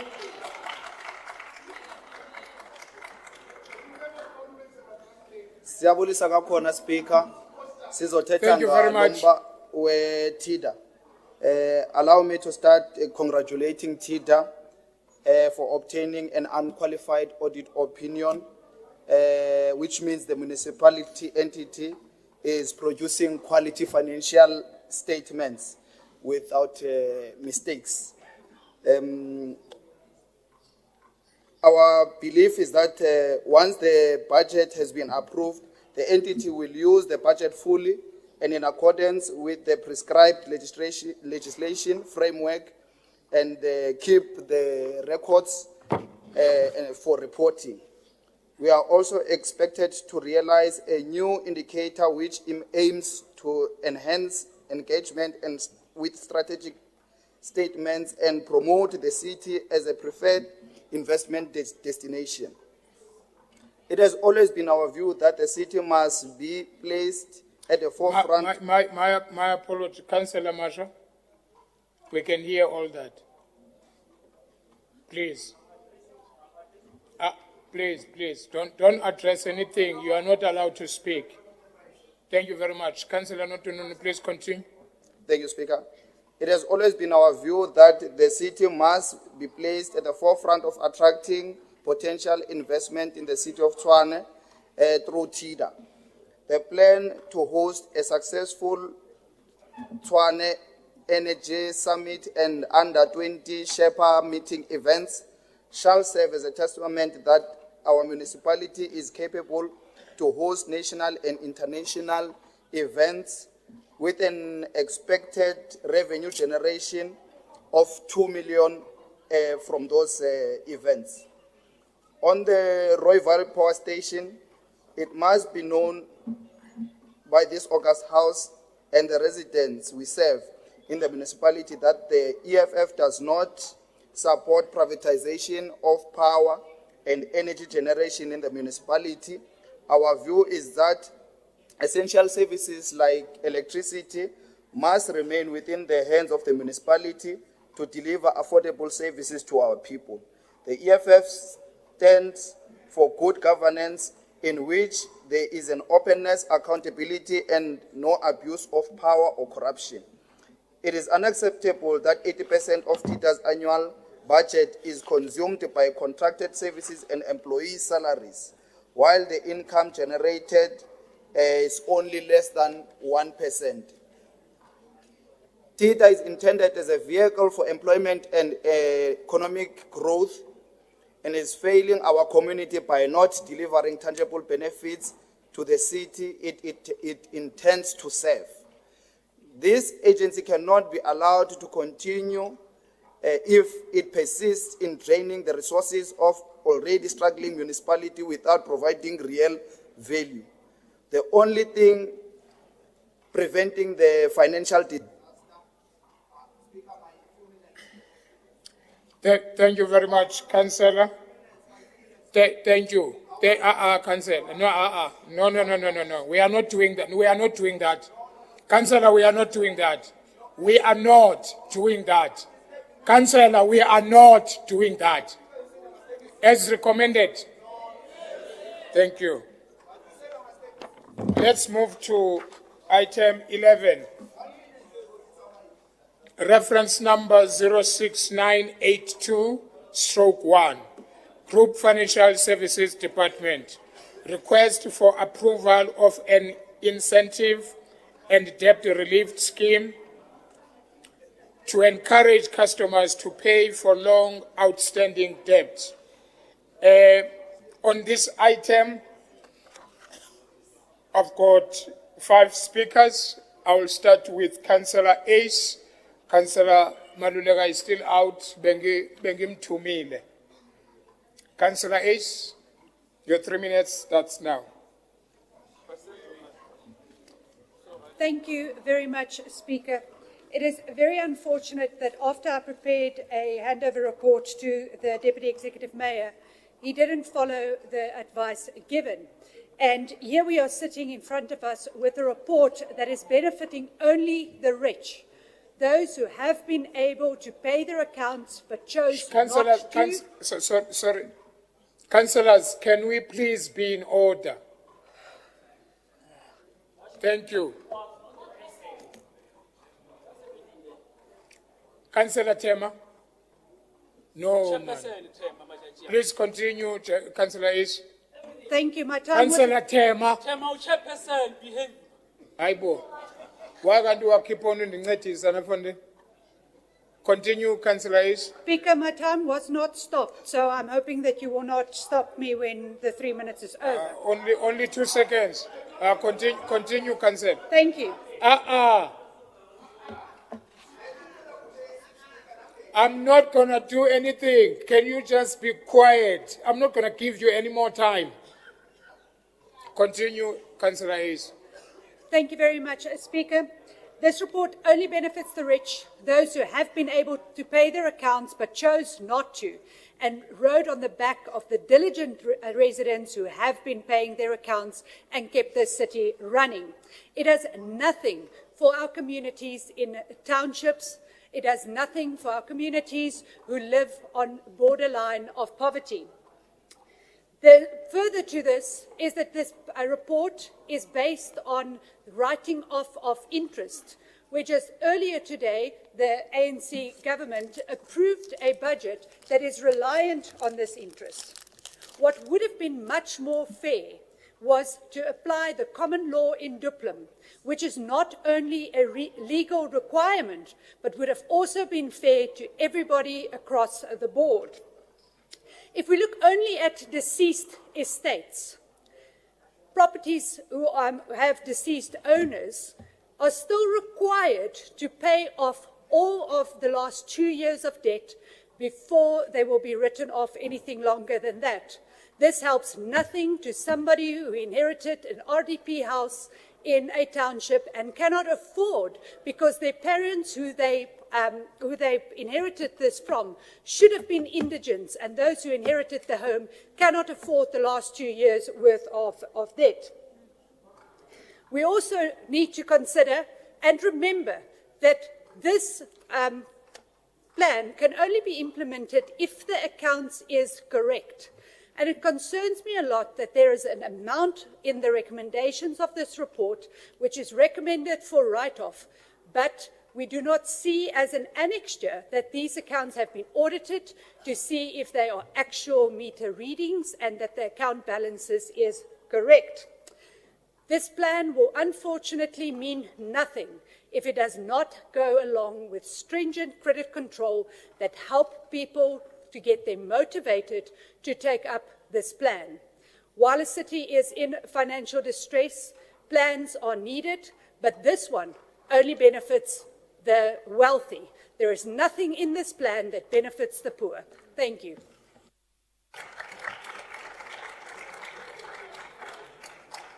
Thank you very much. Alderman Maluleke from ANC, 3 minutes.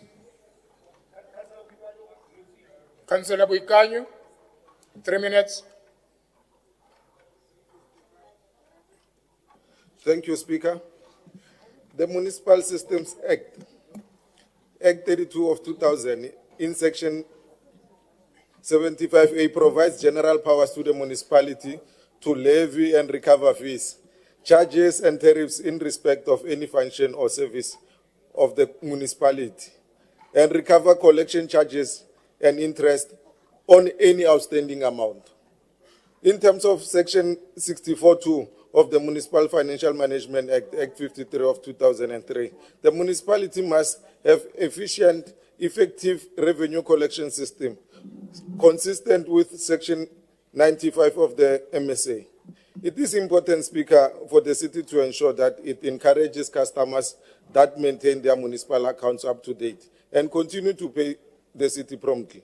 Hence, an incentive discount for accessing other city services is vital as a form of recognition and reward.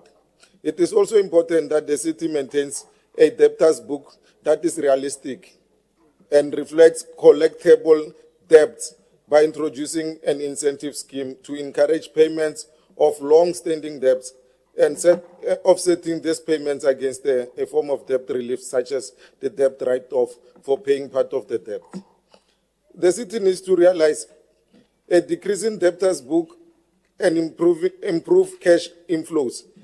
Thus, any customer that takes up the initiative and debt relief scheme offer and defaults on the settlement agreement for a period of not exceeding 3 months, such default should result in the immediate reinstatement of the amounts written off and credit control measures instituted. It is anticipated that the approval of this report will bring a relief to the customers and acknowledge the efforts which the city is taking in meeting communities of the city of Tshwane halfway in view of the subdued economic climate. The country experienced negative economic growth during COVID-19 years, and it is taking long for consumer debtors to recover. This intervention will bring welcome debt relief to customers. I thank you, Speaker. Thank you very much, Councillor Buikanyo. Councillor Muloisan from the EFF.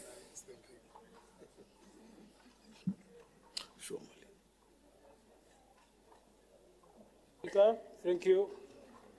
Honorable Speaker, fellow councillors, Chief Kekana, Chief Maklangu, and their respective entourage. Allow me to begin by thanking all our clients who are up to date with their accounts payments. Without you, we cannot be able to sustain and deliver quality services for all. I'm giving thanks to all households, businesses, and departments who has helped us increase millions of rands in revenue collection in the past 6 months. To those who are behind in payments, I say, let us join hands and work together to create a city that is viable, sustainable, and with a conducive environment where we can live in peace and harmony. The EFF appreciates the report and a proposal to introduce an implementation of an incentive and debt relief scheme to encourage our customers to pay for long outstanding debts. Our belief is that our customers, together with our communities, will receive this information with appreciation and willingness to react on it. We are a caring government, and the EFF support every initiative that seeks to assist our communities to be relieved of unaffordable debt. It must be noted that as of 30 November 2024, 29.8 billion comprising of the interest of 7,281 million, followed by water with 7.1 billion, property rates with 5 billion, while electricity is recorded at 4.7 billion. It is reported that residential customers comprise the highest category of customers owing the city with 15.8 billion, followed by business customers that owe 6.7 billion and indigent customers that owe 2.6 billion. Government owes 1.7 billion, while inactive accounts owe 1.7 billion. While it is clear that the indigent and inactive accounts debts must be written off as irrecoverable, the same cannot be said about the working class, businesses, government departments that owes billions of rands in combination. We call on the latter customers to accept our offer in debt relief so that we can begin in a new slate and assist in running our municipality. Continuous payment of our municipal bills enables the municipality to meet its obligations of service delivery, together with fulfilling the social and economic needs of our regions and their residents, ensuring a better life for everyone. The EFF believes that it is a dream of everyone in our municipality to live. Thank you very much, Councillor. Your time is up. The next speaker is Councillor Khafane from the Action SA. Your 3 minutes starts now.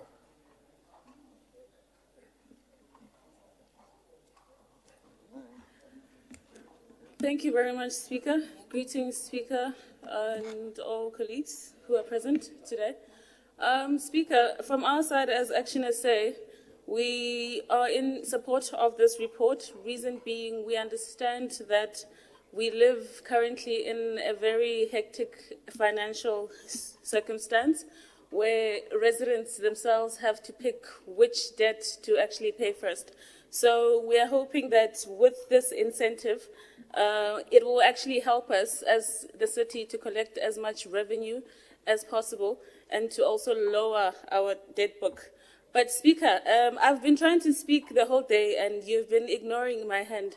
I just wanted to tell the other side, the opposition, that behind the former mayor, there's an L that all of them need to take. I understand that they have been enrolled in Howling Boot Camp, and they're doing so well, so they must all just get a star. But from us, Speaker, thank you very much. Thank you very much. May I, Deputy Mayor, you will come at the end. We still have 2 speakers. Councillor Williams Moses, your 3 minutes starts now. Right. Thank you very much, Speaker. All protocols observed. So I firstly want to start to say that we welcome this report. It is long overdue here in the city of Tshwane. This will be a relief for a lot of families and households within our communities to benefit from this POP and inactive accounts being taken off our debtors' books. We also need to review the process of approving POP applications faster than what has been done.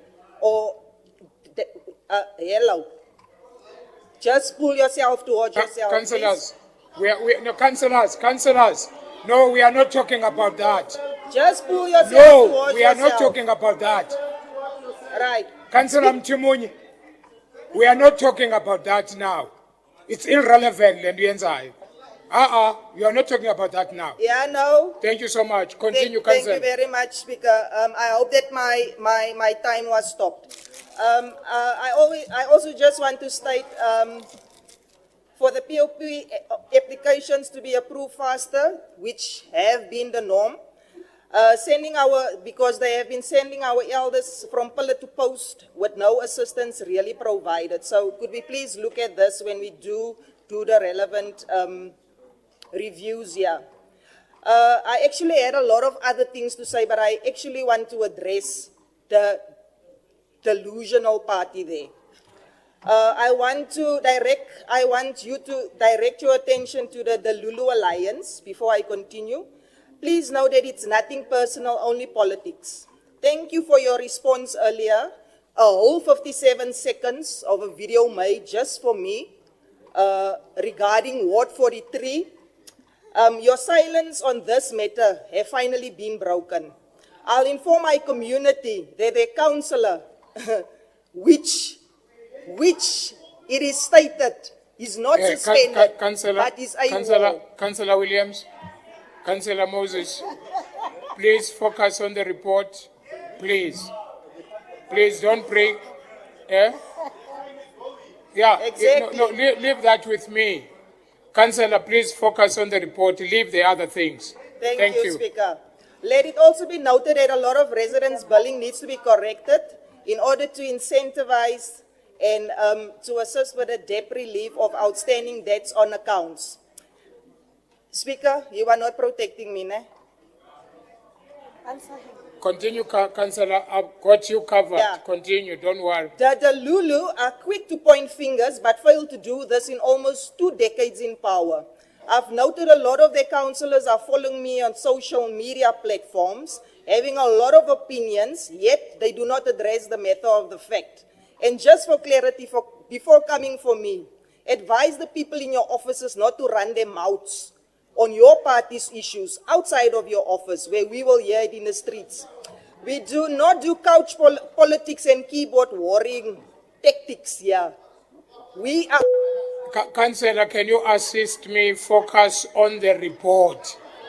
Can you focus on the report? Hit them hats, my friend. Keep the focus. Right, Speaker, can I... If you are done with the report, Councillor, please say so. Speaker. I'm not. Don't stare this, just focus on the report. Right. DJ is not done. Now, Speaker, they are interrupting me. But I will also interrupt me if I want to keep the truth hidden, the way that they have been doing it all of these years. So, with that being said, Speaker, we do support this report. And to the delusional party, all I can say is, they must realize. And if you... Thank you very much. The next speaker is Councillor P. Mayor. The next speaker is Councillor P. Mayor. I'll get back to the item 9, Councillor, that we packed. What are you rising on? I would like to tell the previous speaker that not everyone sitting in the opposition banks is of the Democratic Alliance that she's throwing stones at. So she must please just correct herself. It's not everyone sitting in Okay, here that's thank you, from the thank you. Democratic Alliance. Thank you very much. Thank you. Councillors, thank you.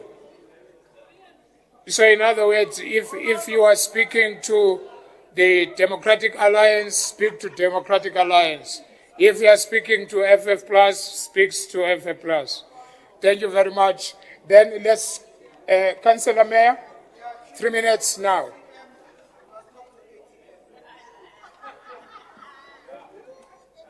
Yeah, we don't have problems at ATM at all. We don't howl. No, we don't howl. We are very disciplined. Speaker, I'm trying to start, but I've already lost 10 seconds. Can you please add 10 seconds to my time? Honourable Speaker, the scheme is called an incentive and debt relief scheme. However, if you look at the content of the report, it should rather be called a debt relief and an incentive scheme, since emphasis is placed more on debt relief than on incentives. In context of our financial situation, Speaker, our debtors book stands currently at 30 billion rand. Now, to put us into context with our budget is 50 billion rand. That means our outstanding debt is equal to 60% of the city's budget. Now, this debt relief scheme proposes to write off debt to the amount of 20 billion rand, if everybody now plays along, which is equal to 40% of the city's budget. Speaker, the Freedom Front Plus is concerned about the scheme. Is it firstly an admission that the city, as well as the appointed panel of debt collectors, are incompetent or incapable of collecting outstanding debts? Secondly, it sends out a message to residents: rather don't pay your bills. It will be written off anyway, somewhere in the future. A further question is... Sorry, Councillor, may I have order, please? May I have order? Councillor, niyanqola bemva. Thank you. Please go ahead. Thank you, Speaker. If I run out of time, I believe I'll get another 20 seconds.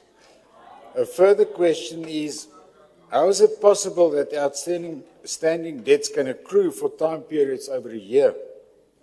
How is it possible that services are still provided if account holders are outstanding or in arrears for that period of time? Then we get to the point of amnesty. There's a proposal that we waive give an amnesty time and waiving of the tamper fee for a period of 30 days.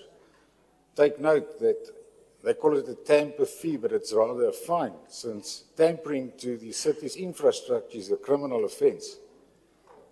What we are doing is actually condoning criminal activities, and the message conveyed to actually promote further criminal activities.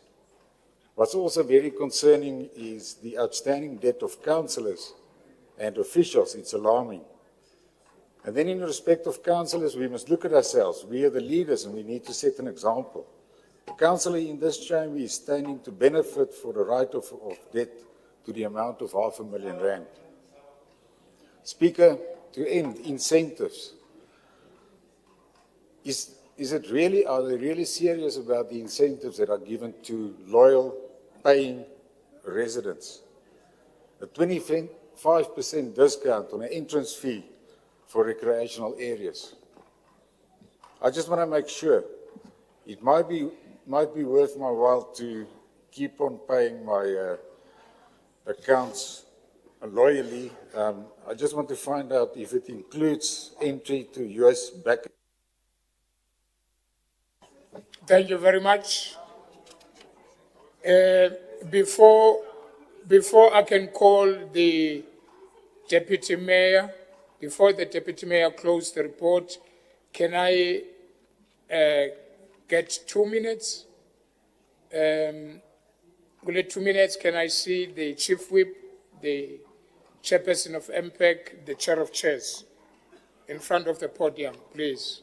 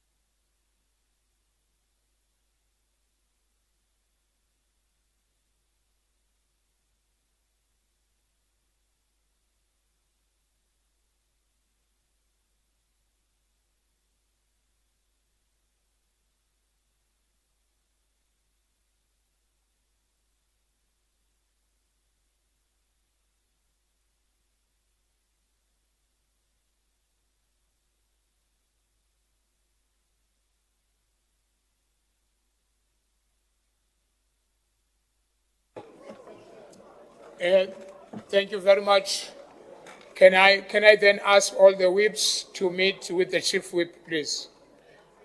Thank you.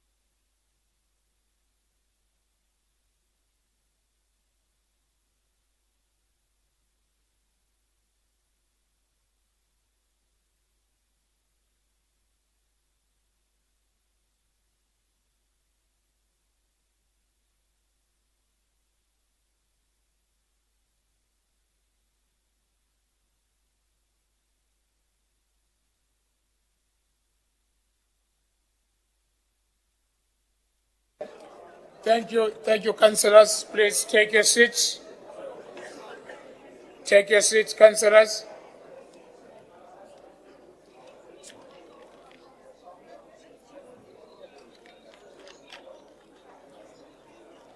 Please take your seats.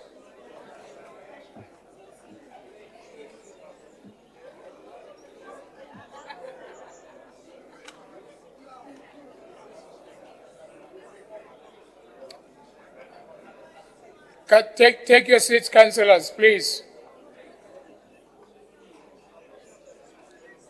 Thank you very much. Can I then call the Deputy Mayor, the Executive Deputy Mayor, to close the report for us?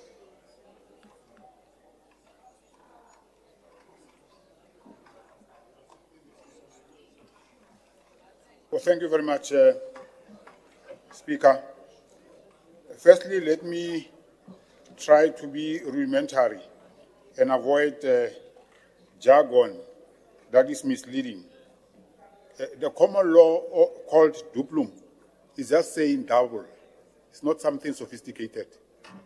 So we don't need advice on that regard. But however, it will be important for me to cite two of the recommendations, just to underscore why and where we are coming from. And perhaps it will assist us in ensuring that those who are disagreeing, and it tells us that they didn't go through the recommendations. And I want to cite two only, because this is not an umbrella approach. That is why we've got a days there and the graces. But let me do this, because here we are here to serve, not to act and twerk and do video calls. It says, number 7, that the granting of debt relief for child-headed households, indigent, and customers with property values of less than 250,000 rands, of 100% debt write-off, subject to admission to the city's indigent program. The projected write-off amount is 10,900,030. This is telling that these people will never be able to pay. And we are saying this because we looked at the record that tells us that these people will never be able to pay. It's given. And we're doing this following the GRAP standard. We are not circumventing anything. And then I'm going to the last one.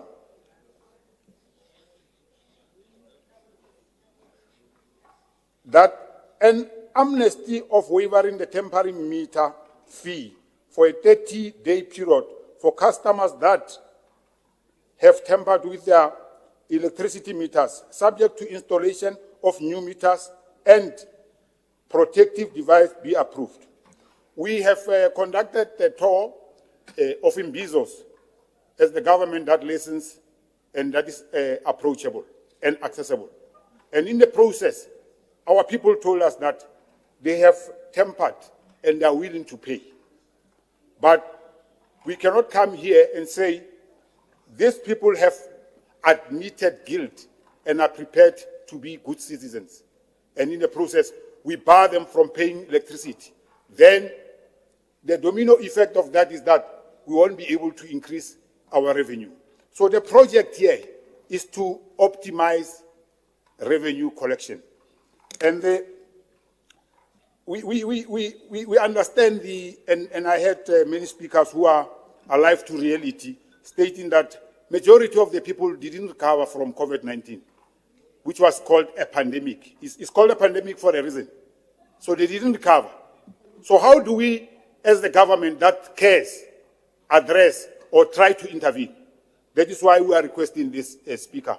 And this is something that we are passionate about, and we think it will address many challenges of our people, and it will assist us in optimizing our revenue collection. I thank you. Thank you very much, Deputy Executive Mayor. As recommended.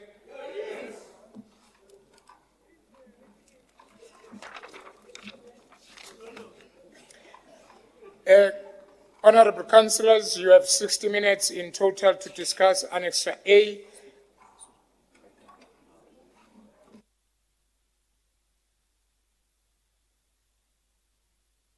Okay, thank you very much. I'm just being reminded, Councillor Joubert, have you find yourself grounds together with the leader of the executive business on item 9 so that we can be able to close it? Who's going to speak? Is it the leader of the executive or yourself?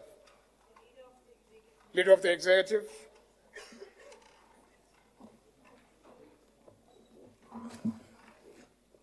There's a tendency of intimidation, Speaker. Then we met with both councillors from VF Plus and Councillor Sean. Yeah, he was going to kill me. You see, he's a UFC boxer. He was going to grab me and throttle me. Then we met and had a discussion. The understanding on the budget adjustment of the entity was clarified. There's no problem there. We are together on adjusting the budget of the entity. But there are issues that needs to have treatment in the committee. And Councillor Joubert was saying to me, let's then refer those issues to the committee. Refer so that the committee can have more information, but do some work that would assist the entity. I'm in agreement with that as well. The modality then becomes you have an entity report or a departmental report that needs to be referred back to the committee. And I think our committees have a better way of calling for reports. If you call that report, then you receive it. But there was an argument, I remember, in one council meeting, that calling for reports, sometimes they take forever and take time. But when you go through a council report, you then get that report immediately. What we don't want to do is to bring a wrong culture against what is a norm. Most MPEG reports or finance report, because of dictates of MFMA, we refer to MPEG for further scrutiny. But departmental issues, we then say, call for reports and do that. Then I want to strike a balance and a deal with Councillor Joubert. Do you agree that we then call a report that will come immediately, and I will support you and support our colleagues in VF Plus so that you get that report. If you want it next month, it will come. But we should allow the report to go through the adjustment. A deal? With all the annexures will come. You will then receive that a report. I'm making an undertaking that it will come to the Section 79 Human Settlement Committee. Councillor Joubert, do you agree? You hear me? Mr. Speaker, I thank you. Yes, the report needs to go back to Human Settlements with the annexure on the next meeting as agreed with Alderman Maluleka, myself, Councillor Lenore Janse van Rensburg, and Councillor Sean Wilkinson. I'm in agreement. Thank you. Thank you very much. Item 9 as recommended. Thank you very much. Honorable councillors, you have 60 minutes in total to discuss Annexure A and A1 and A2. A, resolution of the Mayoral Committee, 15th January 2025. Item 1. A1. 2, 3, 4, 5, 6, 7, 8, 9, 10, 11. I've got Councillor Pesco on item 11.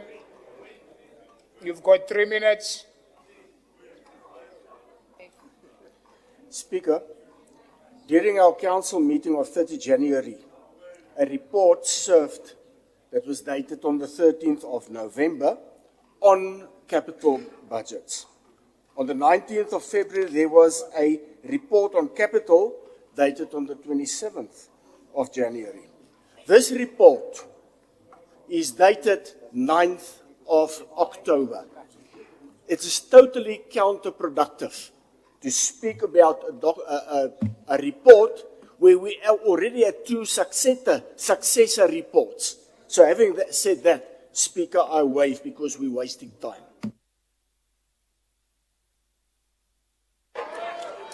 Thank you very much. 11, 12, 13, 14. Honorable Councillors, now that we have disposed the Annexure A, we can move to Annexure A1. Resolution of the Mayoral Committee, 22nd January 2025. A1, 2, 3, 4, and then on 5, I've got Councillor Jacobs. A15, I've got Councillor Jacob. Councillor Jacobs, your 3 minutes, it's now. Where are you? Please press the button. If your button is not working, please use another one. Okay. Okay, your 3 minutes. Thank you, Speaker. Honourable members, esteemed colleagues, I am addressing an issue that has been long plagued in our communities. The deterioration of the conditions of our roads and stormwater infrastructure due to lack of maintenance, non-existent proactiveness, basically pure neglect. For years, areas such as Harankowa, Mabopane, Olivenhout-Bosch and others have suffered due to a lack of proactive maintenance. Our residents deserve better. They deserve better roads that are safe and reliable, and infrastructure that is built to last. That is why there is a decisive action being taken to correct the mistakes of the past and to pave the way, literally and figuratively, towards a better future for our neglected communities. Through the strategic planning and financial management, the Roads and Transport Department has identified savings within the capital budget to allocate to these crucial projects. This allocation will accelerate service delivery and ensure that our existing road infrastructure has an extended lifespan. We recognize that well-maintained roads are not just about being up to standard, but it is more importantly about safety, accessibility, and the economic opportunities for our communities. The Roads and Transport Department have already made significant progress, and if all goes to plan, it will not stop there. If the fund transfer request is approved, an additional 40 kilometers of roads will be resurfaced across Harankowa, Mabopane and Olivenhout-Bosch in regions 1, 2 and 4. However, while we are focused on development and progress, we must also address the past inefficiencies. So, hey, keep quiet you. Speaker, protect me please, before I protect myself. Continue, Councillor, you are safe. Thank you, Speaker. However, while we focus on development and progress, we must also address... Councillors, can we be quiet? Thank you. Past efficiencies. Some projects will inevitably face legal proceedings, but we will be determined to resolve all outstanding work. Furthermore, accountability is paramount. As such, we recommend that the city manager conduct a thorough investigation into the causes of the underperformance. If negligence, whether by contractors or city officials, appropriate disciplinary action must be taken. We cannot afford mismanagement or inefficiency to hinder the progress that our people so desperately need. As the Freedom Front Plus, our mission is clear: to rebuild, to restore, and to reinvest in our communities. We call upon all the responsible ethical stakeholders, government officials, contractors. Thank you very much. 5. Thank you very much. Honourable Councillors, now we have disposed of Annexure A1. We can move to Annexure A2. Resolution of the Special Mayoral Committee, 31st January 2025. A21.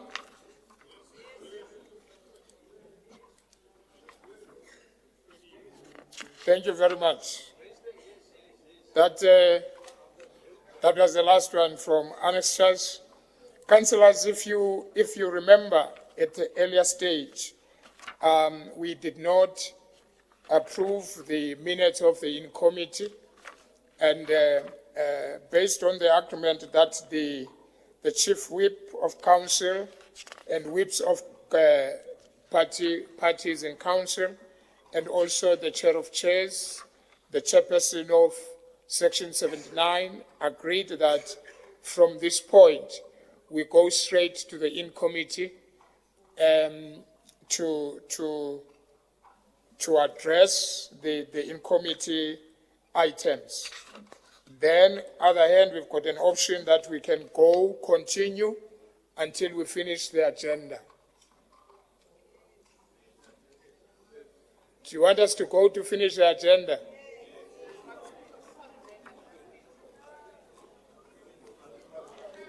The agreement of the whips is that I go straight to the in-committee. So I don't want to disrespect the whips. That's where we are going now. Straight to the in-committee. And all other reports that are remaining from Section 79 will be dealt with at a later stage. Honorable councillors, in terms of Section 9.3 of the Rules and Orders, the minutes relating on an item considered in committee must be approved by council in committee.